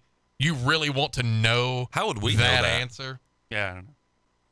Yeah, because y'all are some kind of something. We don't really work are. for the mayor. None of us. Oh, yes, you do. You work for Deaton. No. You work for Deaton, son. I work for District 3. And you didn't even ask Deaton where he was. That was very rude. That was very rude, Tony. I think you work for Deaton. I think you work for Deaton. You work for yes, he does. Yes, he does. Okay. And Deaton, hey, what about the legalese involving the county cloud commission acting up, Tony? Where you at with that? You got any public announcements for how y'all are being There's some sued? allegations thrown out, but I don't think I think we're hearing one now. I think we're hearing an allegation now. We're talking lawsuits. That's what we're talking about. You don't know anything about that? Nothing specific to what we've done. But even if there was lawsuits, he couldn't comment on an ongoing. No, we are getting some money from the opioid lawsuit, so there are lawsuits that are bringing in money. That's not all negative, Rick. Come on, there's some positive in the world. No, sure. You're always trying to hide, the truth. So go ahead and spit it out to the folks. Rick, I appreciate you breaking Kyle in. Thank you. You're like that cowboy that lives in a tent. Hey, Kyle, get after it, baby. Yes, sir. That's Kyle. Thank you. See, this is the cowboy that lives in the tent, and when they get like one of those wild Mustangs out there in the ranch, like on the Yellowstone, they bring this guy in. He's like the horse whisperer. It's a good 5 minutes of bucking right there. Yeah. Rick will break you in. Yeah. Kyle, welcome to Talk Radio. I bet he'd be a tough cowboy. Welcome to Tough It's a tough radio to talk radio. Sometimes it's tough. This comes in, gentlemen. We've got to take a break as I've blown through them. I apologize, but we'll catch them up. It says, at least Pope Francis doesn't try it. Oh, yeah, I saw this. Doesn't try to tongue kiss little boys. Looking at you, Dalai Lama. What a creep. Did y'all see that video? That was a little alarming. I don't live in India. Bob Ney is going to India next month. I want to see if he can get in with the Dalai Lama and ask what the hell that was about. He friended me on Facebook. I was like, the Dalai Lama? No, Bob Ney. Oh. Bob Ney friended you? I knew Bob listened to the show. He loves this show. He's a pimp. Bob's the coolest cat in the world. I'm going to ask him. I'll make sure you didn't send him a friend request. I did, actually. Mm-hmm. So he accepted is what you meant to say. He accepted, yes. It's all over now for him. This comes in. It says, Rick is a broken record. No. Rick was... Kyle Spurgeon actually put Rick up to that phone call to call Kyle. Yeah. And talk to him. That's known as hazing. That's known as no, I don't know. I can neither confirm nor deny that Kyle Spurgeon was behind that. I don't think so, but honestly, I don't know. Yeah. I don't know. He's now been broken in with Rick though. Yeah. You're just not, if you've been on the radio and you've never been broken never with Rick, gotten chewed out by Rick. You just haven't lived. And I will say he's a gentleman. Your first time on here, he's always nice. I mean, he was very nice to you. Yeah. He's like, fix a problem. Yeah. Clown commission and lost him with Tony. He was very nice to Tony the first time Tony was on. He has steadily declined his niceness. Oh yeah, he'd be getting crunk. He'd be making like Tony Niehoff cutouts and stuff like that, putting them around town. You're listening to Walker Talks here on 96.5 FM News Talk 965.com.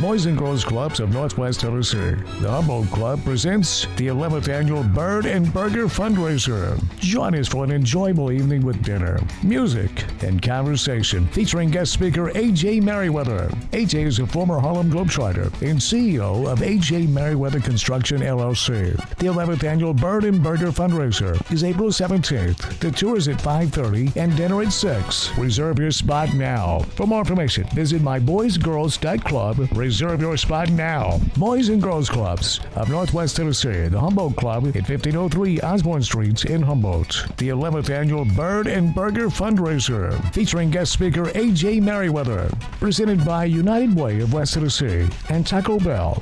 Along with News Talk 96.5 FM and NewsTalk965.com.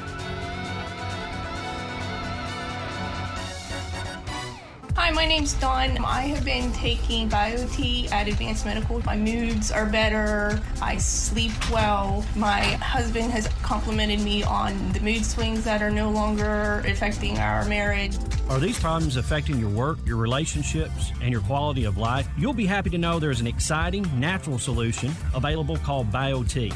BioT uses a natural way for men and women to correct these problems by safely and accurately balancing hormone levels without the use of synthetic injections or cream. I got blood work done, and they identified what hormones were out of balance. They gave me the bioidentical hormone pellets through BioT, and now I have more energy, no more brain fog, I'm sleeping better, and I feel like my old self again. I would recommend Advanced Rehab and Medical and their BioT program to anyone suffering with symptoms like mine. It's been life-changing. To book your appointment, call 731-462-8580. That's 731-462-8580.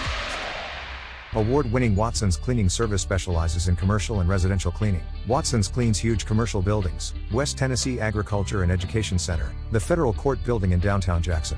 Watson's also specializes in residential cleaning services, stripping and waxing floors, buffing, pulling trash, sweeping and mopping, vacuuming, household cleaning, baseboards, walls, dishes, dusting and organizing. Call 731-293-3808. Family owned and operated Watson's Cleaning Services. 293-3808. News Talk 96.5 FM weather. Presented by Dustin Ring. Dustin buys houses fast for cash. Call Dustin today, 731-200-1362. Tuesday brings more sunshine and high temps in the lower 80s. South winds 10 to 15, gusting to 25. Mostly clear tonight and windy, some gusts may reach 25. Dustin buys houses fast for cash. DustinBuys.com. For weather 24/7, visit newstalk965.com. Take us with you wherever you go. Download our free apps for Apple and Android. Visit newstalkwtn.com. Then click to download. Vintage doesn't always mean long-lasting. As your home systems age, your repair costs, utility bills, and breakdowns rise. During Hiller's Vintage Showdown, we're giving away a free new system to the owner of the oldest HVAC unit. Submit a picture of your old equipment online to see if you qualify as the winner. Everybody wins with trade-in credits plus 0% financing for up to 48 months with approved credit on select new HVAC systems. Enter to win now at happyhiller.com. All the happy-faced truck today.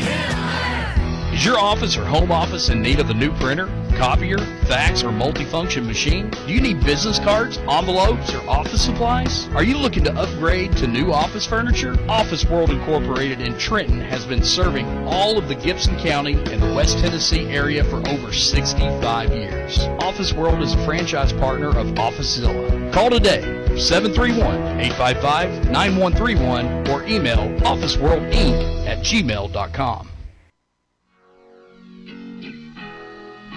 Lightning crashes, a new mother cries.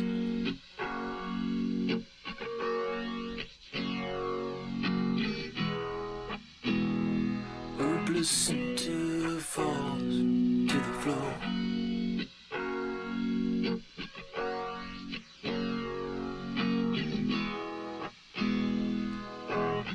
The angel opens her eyes. And you can. The confusion. I'm going to do this on microphone. Tony, when I say here we go, I mean, I'm about to slide the microphones up. Here's mid-conversation. Have this conversation on air. Okay. This comes in. Our advanced free app text line, 731-800-8398. All right, I'm going to read about one a week from you. I've asked you It's just to find it. Yeah, I've asked you. Chuck Walker talks about the head in the dirt news. Unfriend anybody who texted news from the sky. So we have a person. They may or may not partake in the devil's lettuce. And they talk about teleportation and things. I was just like, hey man, I'm sorry. It's only a 3-hour show. There's only so many things we can get into. We're not ready. We're not really ready to talk about teleportation yet. We would like to talk about the airport, which is kind of teleportation. It's taking you from one spot to a next very quickly. Yeah.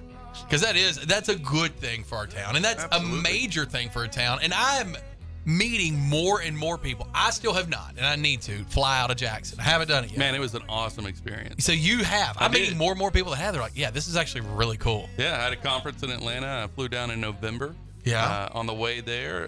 Where do you land in Atlanta? Atlanta Airport. So, okay, so it's not someone's yard or anything. You're actually at the airport. You're at the international airport, and then I got a bus specifically to my gate. So it was fantastic. And you just have your stuff with you already. Yeah. You don't have to worry about like going to get your stuff from the check luggage, do you? Or do you? If you check something, you still got to go get it. They still make. Oh, they don't let you get it like you're a. That would be now that would save you a ton of time. That would now that's the kind of attention I'm looking for. Yeah, like I'm not, by the looks of it, I'm only a handful of million away from getting my own plane, and by handful I mean all the millions away. But that would be my favorite part of it's private the closest jets. thing to private jet I've ever had in my life. Right. Yeah. So it's like, and then on the way there, it was one of those unlucky or lucky days. I walk up and they said, Dr. Barron. I said, hey, I'm either first or last. And they said both. I said, congratulations to me, right? So on the way there, it was private plane. It was cool. So what did you do? Movies or anything? Peanuts? Yeah, on my iPad. Right. So you just kind of do that, meet the pilot? That's it. They're pretty cool, the pilots? Yeah, they were great. Can you talk? Do they let you fly at all? No, you can't hear them at all. Okay. It is a different experience in that regard, in that it is much louder than a typical jet. Okay. That you're going to get on. But you should take headphones or whatever. Headphones the whole way, noise canceling if you got them. Right. Crank out to some music. At one point, I was singing in the back of the plane, just by myself, and really like belting it, having a good time. Hear anything? Are there stewardesses on there? Was there a hot tub in there or anything? No. No. But it was as a cool county experience. Commissioner, Tony, we would like the county to get a plane with a hot tub. I mean, call it the Deaton Express. I would provide a float. That's what I heard. 731-800-8398. 731-800-8398. It says, Rick, literally talks about the same stuff, if you will, over and over and over and over and over and over and over. He's passionate. Hey, he's really. I agree with that. I don't know what the people, the fine people of Great Wolf Lodge have done to this man and his family, evidently. But this is like, I mean, I can just picture Rick calling up. Maybe we can get him Liam a free Neeson ticket and being like, do you think we could get a free ticket for Rick, when it opens, just so he'll just. Hey, that's an idea. No, they don't want that. No, he'll pee in the pool. But he'll be like, like Liam Neeson on there, and he'll be like, you don't know much about me. I don't know who you are. I'm just like calling the people at Great Wolf Lodge. Like, now, Kyle, I know you've had a few minutes to think about it now. Yeah. Are you guys ready to make the offer for Rick to come work at the chamber? I mean, he does sound well informed on all the topics. Does he, Kyle? Is that what you? I know you're trying to be nice back since he was nice to you. Don't you think you should be a little more positive?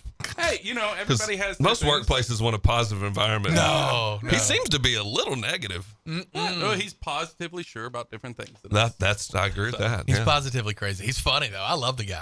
Yeah. The guy's a lunatic. We went to a county commission meeting. He's a good meeting. watchdog, but he could talk about the good things we do a little bit. I'd appreciate that. That would be awesome. Yeah. We have a lot of good things going on in Jackson. We're growing. All right, so we talked a little bit because I think it's just fun too. Because I was having a conversation earlier when I came in on Julie's show, and Julie said it. I came in with her, and we were having a conversation about things to do in Jackson. Yeah. There are things to do, but there are more things coming, right? What kind of, because I know you guys at the chamber, was it the Jackson Greater Chamber now? Is that Greater Jackson Chamber. Greater Jackson Chamber. Okay, that makes more sense. The Greater Jackson Chamber. You guys have been pivotal in a lot of the industry and jobs and the economic growth that we're going to see, which is phenomenal. Yeah. Because everything has to start there, right? You can't have stuff to do and then hope all of a sudden 4 comes. You got to start there. But all right, so now as we've got those things coming in and we not pivot, but we take an additional look. Tony, you're not going to be able to use that key in the Toyota again.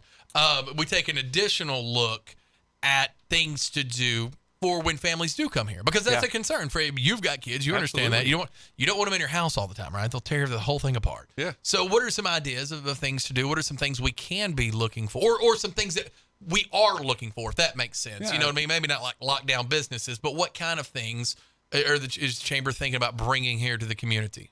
Yeah, so I think, or encouraging businesses to bring. You guys don't build. It's all about business development, right? So we're all about recruiting and retaining business development. So how do we shift our focus from the economic at times? Now that I'm very fortunate. We've got like 3 wings to us, and so the other 2 wings are going to keep working. My focus is going to be on the community aspect. Okay, great. So what are these wings? I've never heard. Economic, workforce, and it's community. like the Pentagon, right? So you've got economic, workforce, community. Those are the wings. Yeah. Okay. So and so as those 2 are doing their thing, and they've been humming for a good while, like, and as somebody who has moved and worked with different chambers over time, Greater Jackson Chamber has their stuff going on.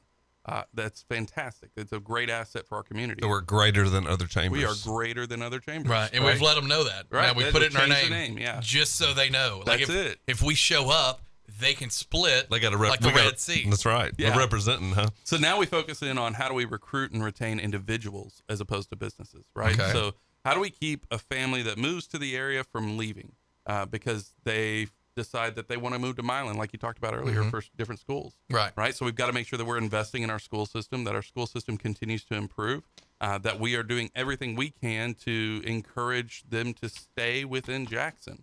And so whether that be with schools or activities that they can do, my family loves parks, right? So we have been to every park in the county and the city. My wife has a thing for parks. Okay. In fact, right now she's everyone. Man, there's a lot of them, but there are a lot. There's been 2 years. I should have made you a list, Kyle. I should have called, man. Made you a list. She's been to them, right? So, but she loves them, and we love to be outside and see what we have to offer. There's a lot of really cool stuff in Jackson that a lot of people never go and check out. Yeah, you're 100% right about that. And so, making sure that where we have those things, that we tell the story of it, that we get more people to go and check it out and see it, do it, love it, experience it, but then also bringing in things that we don't have yet. And whether that be a new restaurant that's focused on family or a new business that is hitting on kids and children, whatever that looks like, we're here for it and open to the opportunities. And so anybody that has ideas, I'm all for them. Let's hear them, and we'd love to get them. What about, all right, so we're all on social media, right? I'm assuming you're on there. We're not friends, Kyle. Don't you don't have to send me a request. You can if you want. I'll wait for you. No. No, I don't do that. But we see, like, I saw somebody today. Like, I love Trader Joe's. That's a fun grocery store. We go to Memphis, we go to a Trader Joe's.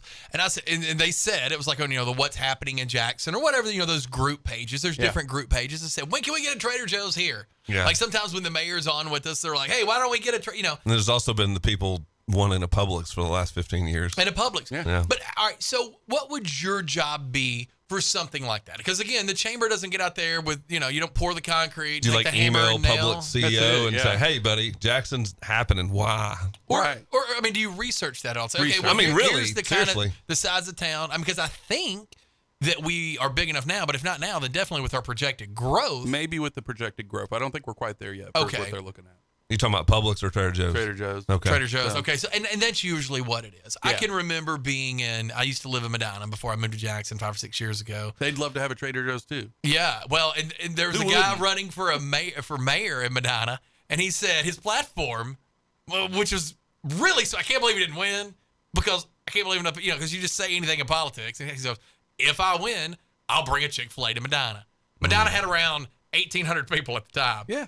And I mean, so that wasn't going to happen. Nah. But it's a good campaign. It's a good thing to put on your campaign because I was like, well, Chick-fil-A's in charge of that, right? Like, we understand how businesses work. Yeah. It's not like the mayor's like, it's not that easy. You can come here. And then he, calls up that Dan dude at Chick-fil-A. And it's like, hey, man, congratulations. You can now build here. Yeah. That's not really how it goes down, is it? No. So our job is to be in network with all these different businesses and developers and make sure that they think of Jackson as an opportunity when we align. Because we also don't want to bring somebody that isn't going to align with us. Right. And what we want in a community. Like, what would that be? You don't have to name a business, obviously, but like, what would that be? Like, what type of something like that?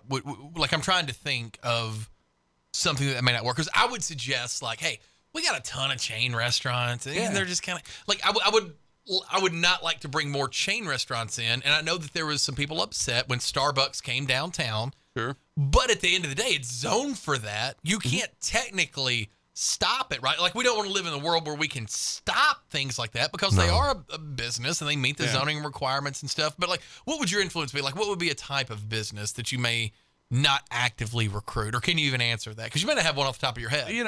I think about things that are outside of our scope of influence, right? So we don't do wind energy, for example. If a wind energy business, and that's the safest answer I can give you, right? Sure, it makes sense. Talking about something that stinks or that might just turn a negative light on Jackson, we don't want that, right? We're at a point where we are able to be real selective with the businesses that we say yes to at this point. And so whenever a business comes to us and says, hey, we want to move in, we want to possibly partner up, and usually they're looking at multiple different cities whenever they do that. They're not just they didn't put all their eggs in just one basket. No, they're doing consultants in multiple cities, and you work through that process and you see if you're a match. It's a lot like dating, right? Like, is it a good match for both of us? And if it is, let's get married and let's build a building, right? So that's kind of the I have a specific question, and this was following up from your previous porter who used to do similar things you did.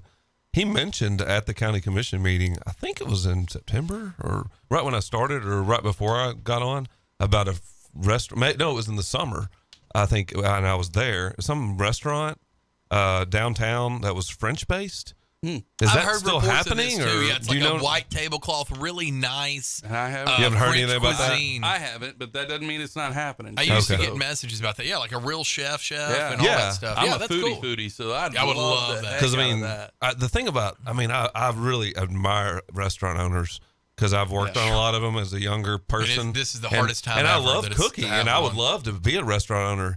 But my gosh, it's a lot of risk because they do percentage-wise fail often. Right. So I just have a tremendous amount of applause for local people who own restaurants. Well, and even right now in that sphere, I'm trying to discourage you. I'm just saying, we need more of them. But it's but getting great wait staff that want to stick around. Yeah, that's the part that gets hard. You may be a fantastic chef, have a fantastic business model, but if you can't get the people to come up and work, you can't do it. I think that's getting a little better, and we went through a downturn for that. But I think I'm just an optimist, I guess. Yeah, man, it is Tony one thing. Spewing your propaganda. I think it's fun though. I go into Picasso's and I love it. They do phenomenal. They are fantastic. Yeah. James is one of the guys. I know James. He's a tremendous dude, and he runs a great business. I mean, I know a little bit about what he does. I think when you're an owner operator like him, it's probably easier. Like, I've owned multiple businesses, and some of them have failed, right? This isn't a brag, right? I made a handful of dollars on some and lost a handful of dollars or even more, 2 handfuls on others.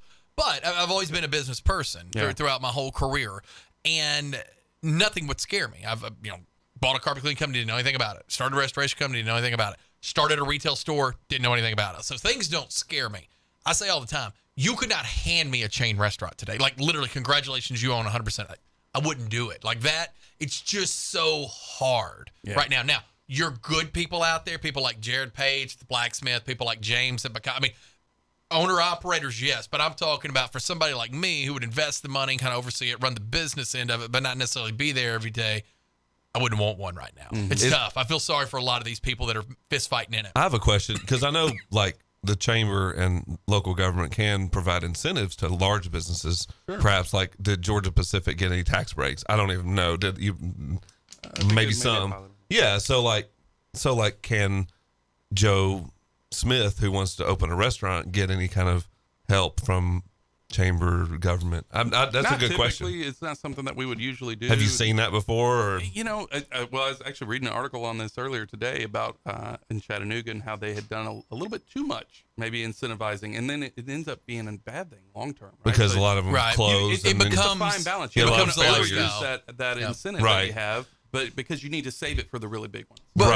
I get it. And then like in Georgia Pacific's case, for example, like okay, I'm going to have 100, 200, whatever the number is, they're going to work here. You know the economic impact it's going to have on the town. You also know, the difference between, Tony and I open up a restaurant with $50,000 in cash. Yeah. There's a higher risk than them spending a company that's established spending. And I'm a small business guy, but I mean, I get the economics of it. Them, spending $20 million in new construction here and all the money in the plant. They're going to be here. They're going to make it work. They're going to they've got the backing to get through the hard times. Whereas Tony's, I closed my sports store within a year. I mean, I had to buy myself out of the lease, and it was just a nightmare. But I was bleeding money, and it was one of those deals where it wouldn't have made sense for the chamber to go in with me. I mean, I would have loved the help. But. And the help that the chamber wants to provide for the small business is guidance, instruction, connections. Good How do you make sure that you don't have to close within a year, right? So what was it that caused it? And then how do we make sure that you have that preparation, that knowledge before you ever hit that wall?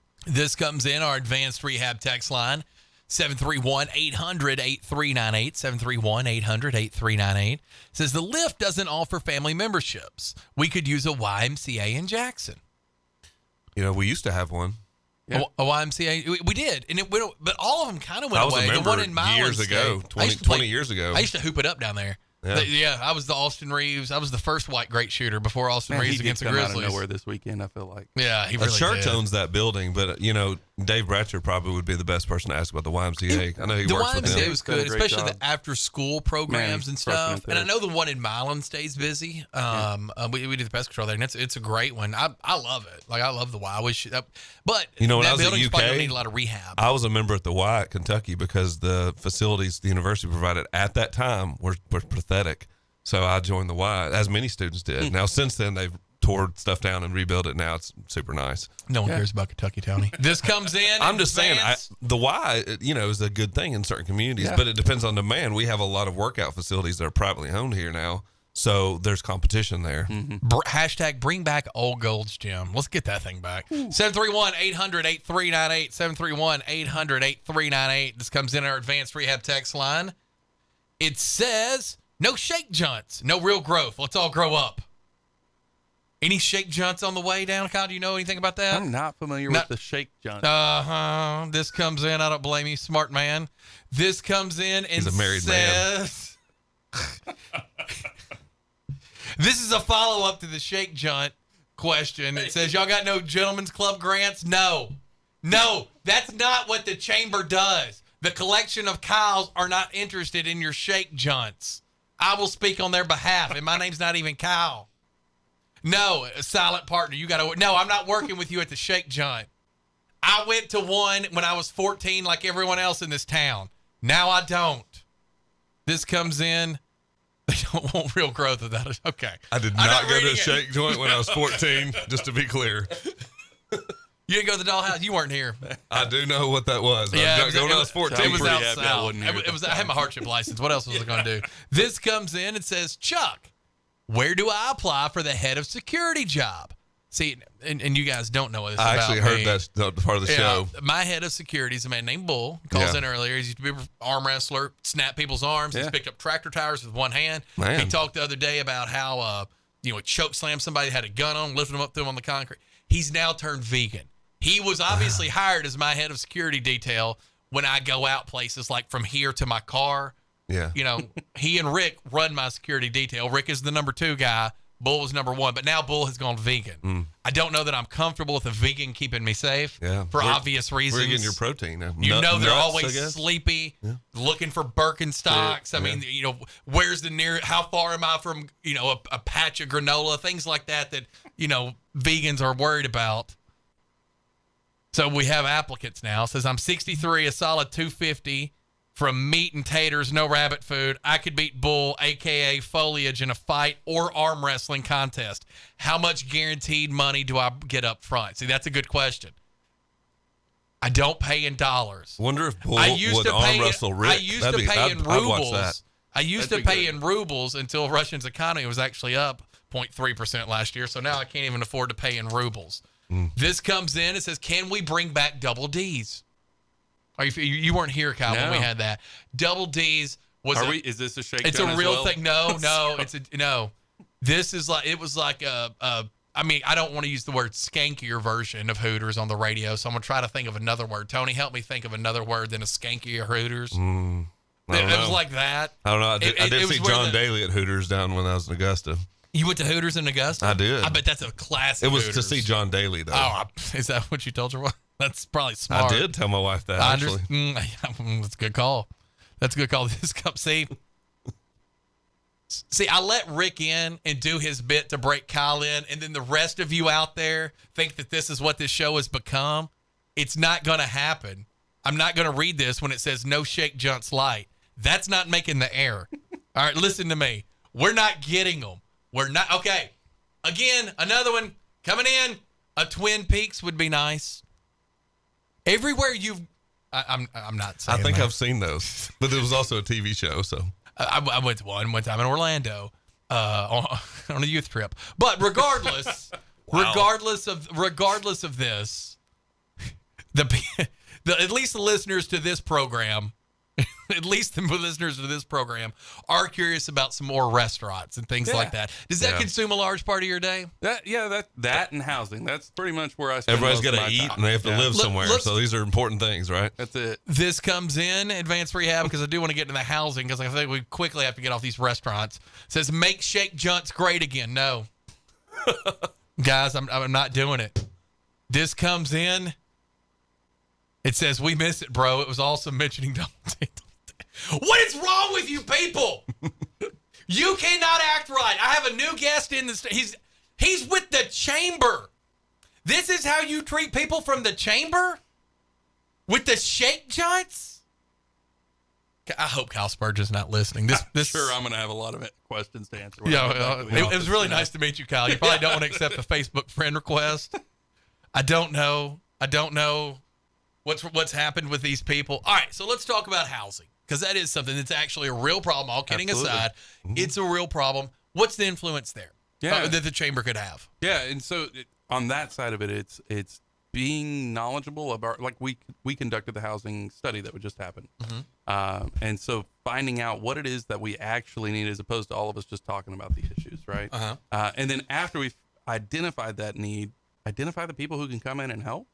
Identify the developers, identify the contractors, bring the people to the table, and then have a conversation about how do we find a solution for this? How do we ensure that we have attainable housing for all of our citizens?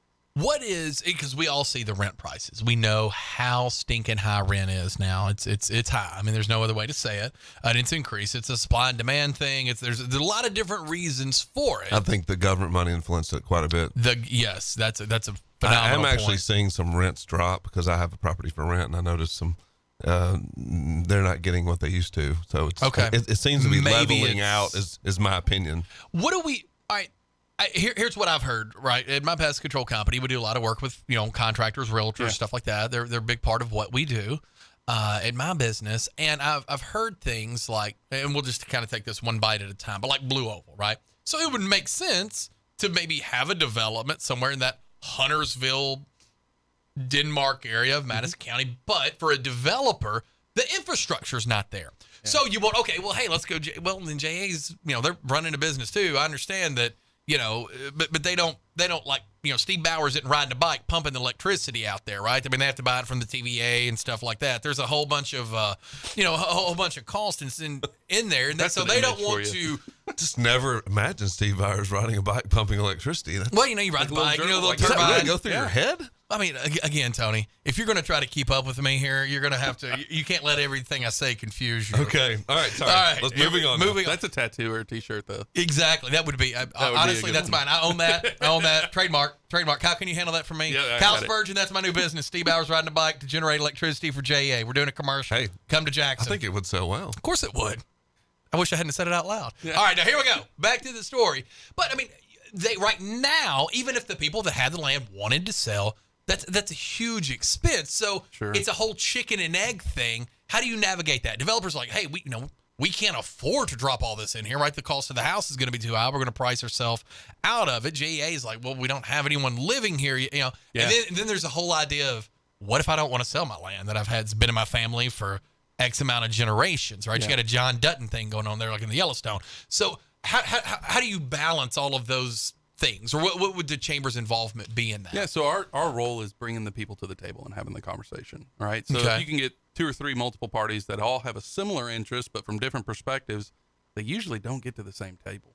And so if we can bring them to the table, have that conversation, work through the details on it, but know that everybody's there for the right reason, right? And so those are the things that we're working on and starting to have those conversations with, whether it may even be city or county government, to say, hey, what does it look like to get development into this area? What do the roads have to do?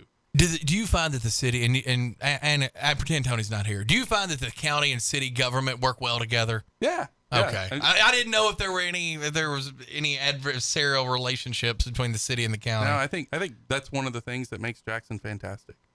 Yeah, it's a very nice answer there. I mean, we like I've said before, we all go to church and eat lunch together. So now, do we get along all the time? No, but that's not what kind of world do you live in where that happens? Right. Doesn't happen at my house. Yeah, mine either.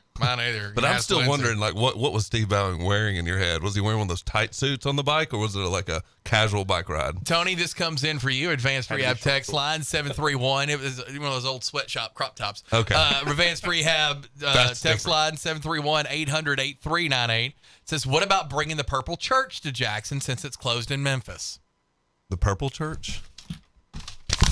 I'm not sure what that is, honestly. They're trying to talk about the Purple Diamond Gentlemen's Club. Oh, perverts around here. I mean, I'm just not in that world. Purple Church. I'm sorry. You don't do a talk show every day. You would know these people by now. They're acting up. Gotcha. This comes in Advanced Rehab text line. Says Bob Ney won't accept my friend request, even though he spent more time in the pen than I have. Oh no. And that's what Bob talked about. It. We have on Monday, Wednesday, Friday. How long we did have he Bob serve? Ney over a year and a half in the penitentiary. Okay, year and a half. He had was it a high level security or one of those low level kickback in the couch type? No, it was high level security. He was in the murders and everybody else. No. He got caught up in the Abramoff scandal. When he's a Newt Gingrich, she's the second most powerful person in the House of Representatives. So now he just tells the truth. He's awesome. He's been out for years and years, completely recovered, gone to AA. He's an amazing human being. Yeah. But he calls in every Monday, Wednesday, Friday. And on Friday, he told us about food they would make in prison, like with ramen noodles and stuff like that. Bob is a gangster. Yeah. I mean, I'm not reading text about Bob Ney not accepting your friend request. Just because he went to jail doesn't mean he wants to be your friend on Facebook. He probably sees these texts that you people send. This comes in our Advanced Rehab text line, 731-800-8398. Says Steve Bowers powers JEA by running on a human-sized hamster wheel. I mean, the image is going through my mind about Steve Bowers. Steve, by the way, if you're listening, we love you. I have a feeling. Steve always told me, he's like, Chuck, you're wild to be in radio. You're wild. I got a feeling. He's like, yeah, I should have had him fired when I had the chance. I love Steve Bowers. Steve Bowers is great.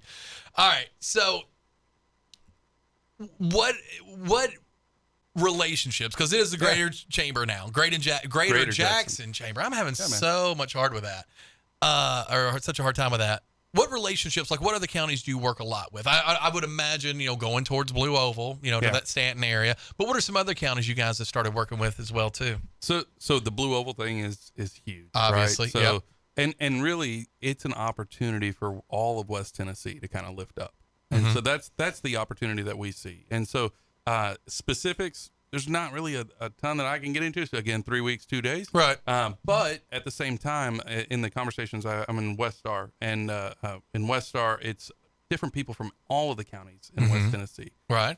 All of us are doing it for the exact same purpose, and that's to make West Tennessee lift it up. Hey, right? Can you speak on some of the past successes and some of the people at the chamber? I mean, because honestly, I've got to know a lot of them over there personally, and I think Jackson would love to hear.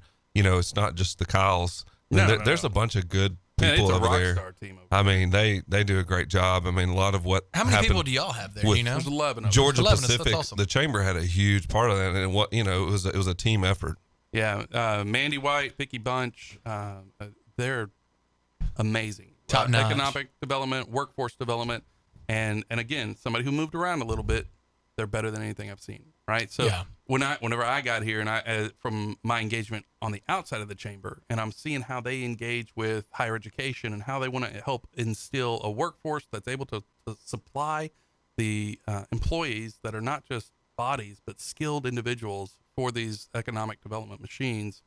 They mapped all of it out, and it's perfect. And Steve Bowers, this is something Steve Bowers actually did say before, and he's made this comment, ever since he's been in radio and moved, to Jackson from Northern Alabama, and who blames him for getting out of Alabama.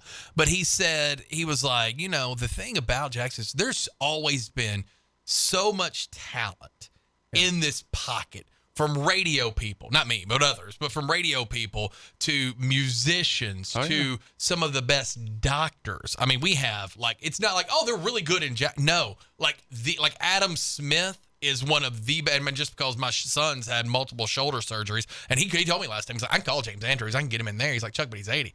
Adam Smith is like an unbelievable, and we have others. I hate listing people because you'll forget so many of them.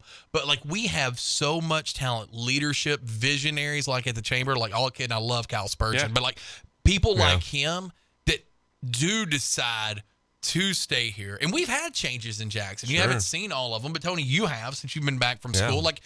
We've had ebbs and flows, right? Yeah. But that's normal. But to see what's happening now, I can remember listening to talk radio long before I did talk radio. And Dan Reeves used to always make the comment. He was like, someone needs to tell the people in Nashville that West Tennessee it's not like Virginia and West Virginia. It's not another state, right? We're still, because all the economic boom was going to Middle Tennessee, East Tennessee, because the tourism stuff, and all that money was always going there, and we didn't get anything. But really, over the past few years, you could feel these people that stuck with it, they've been here and they've stuck with it, and they've and now, it's almost like when you have that hourglass and you flip it up and you start to see the sand start to rise. It's starting to rise on us. Yeah. And that's what we want. Just real quick, one thing I can speak on personally is, and you know about this program, Leadership Jackson is a big thing that we have here, and it's gone on for. I think we're going to have our 44th class coming up. I think is the. Is that every year, or is it every year? Yeah, okay. It's any adult can apply. I mean, basically the program is looking for people who want to be involved in our community and give back. And there's people from all different walks of life that you learn. I mean, I went through the 19 class, the 41st class, right? And I can just tell you, I lived in Jackson since I was 88, and I walked in it going, yeah, I kind of know what's going on around here. And I did know some, but I learned so much about other people. I've got friends that I still stay in touch with from that. But part of it was just opening your eyes to some things that you just thought you may knew or you just didn't know.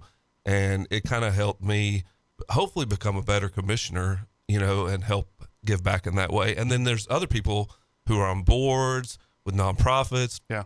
I'm on the LU board, which I'm doing interviews tomorrow for that. What does that mean? The LU is the youth program we have for rising juniors in high school. Yeah, my son did that. Yeah. Great he started that. Yeah, he did do that. And we just had an incredible class pass, like not pass, but graduate and everything. So anyway, it's just, Kyle probably can speak to this. Yeah.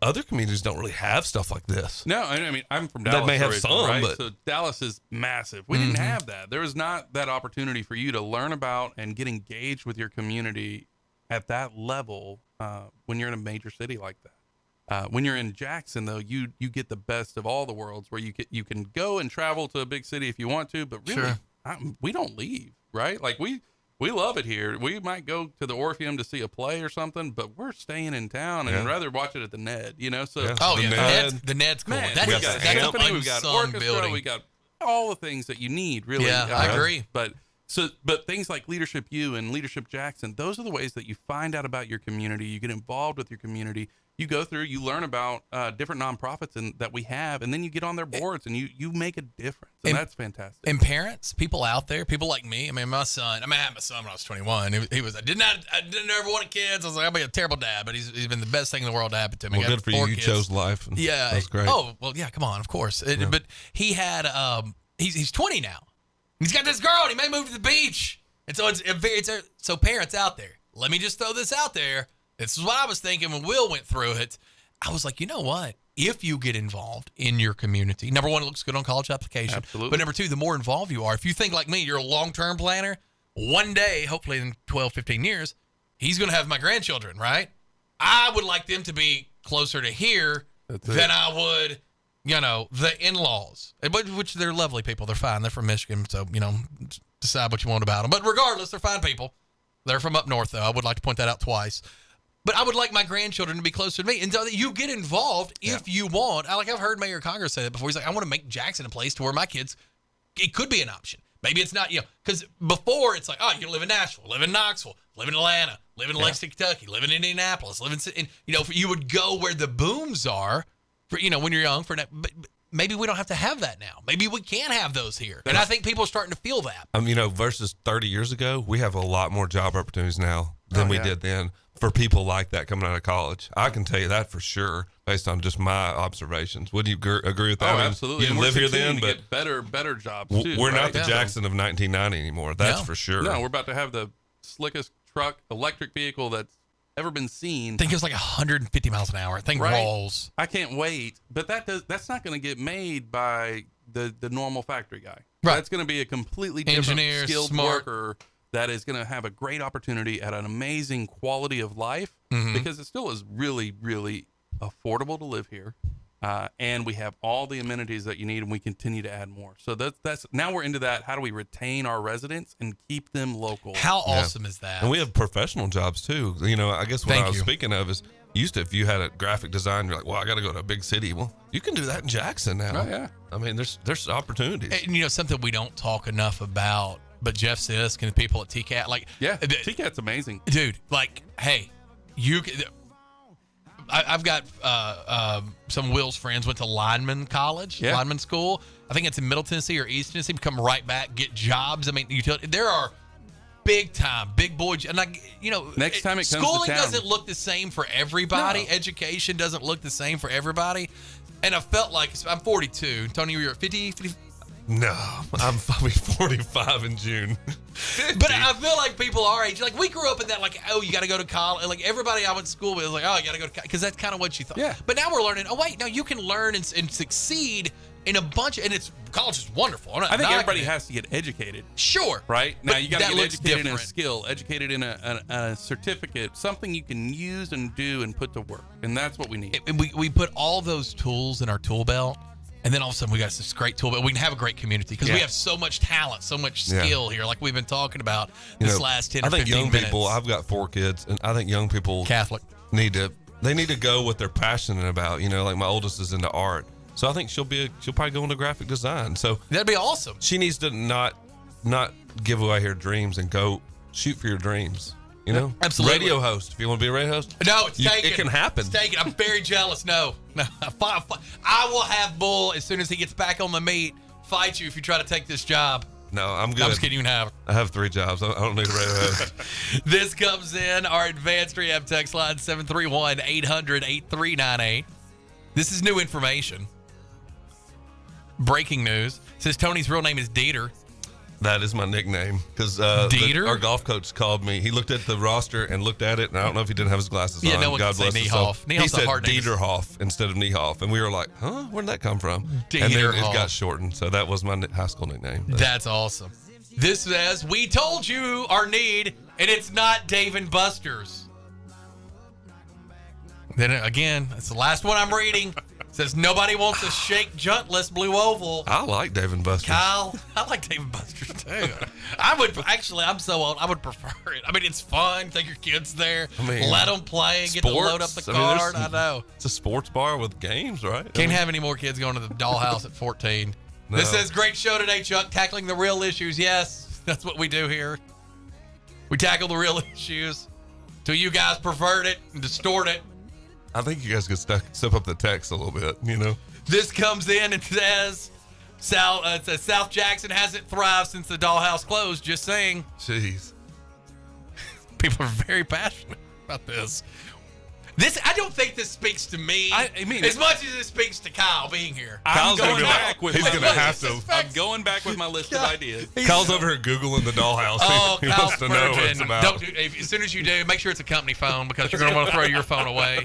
You're definitely going to want to Germex your phone if you do that. This comes in and says, how does Jackson, Madison County steal folks? This is a real question. We'll go a little bit long today. I've got a meeting. We'll take this here. It says, how does Jackson, Madison County steal folks away from the west side of Blue Oval City? Any specifics? That's a real question. Thank you. That is a good question. I think we've got to make sure that we have developments that draw people. Okay. Right? So the thing that's popular now is you want to be able to go to work or walk to work or walk to the grocery, whatever it is. You want to have a community that's centered around you. Yeah. And not so much drawn out, right? So Sure. the more that we expand out into the nether regions, that's not necessarily what people are wanting anymore, right? So you see the lift and that area and how insanely attractive it is. And I missed the boat on that one. I was a negative naysayer when that happened. It's like, oh, this is dumb. This is crony. You know, the words that everyone loves to.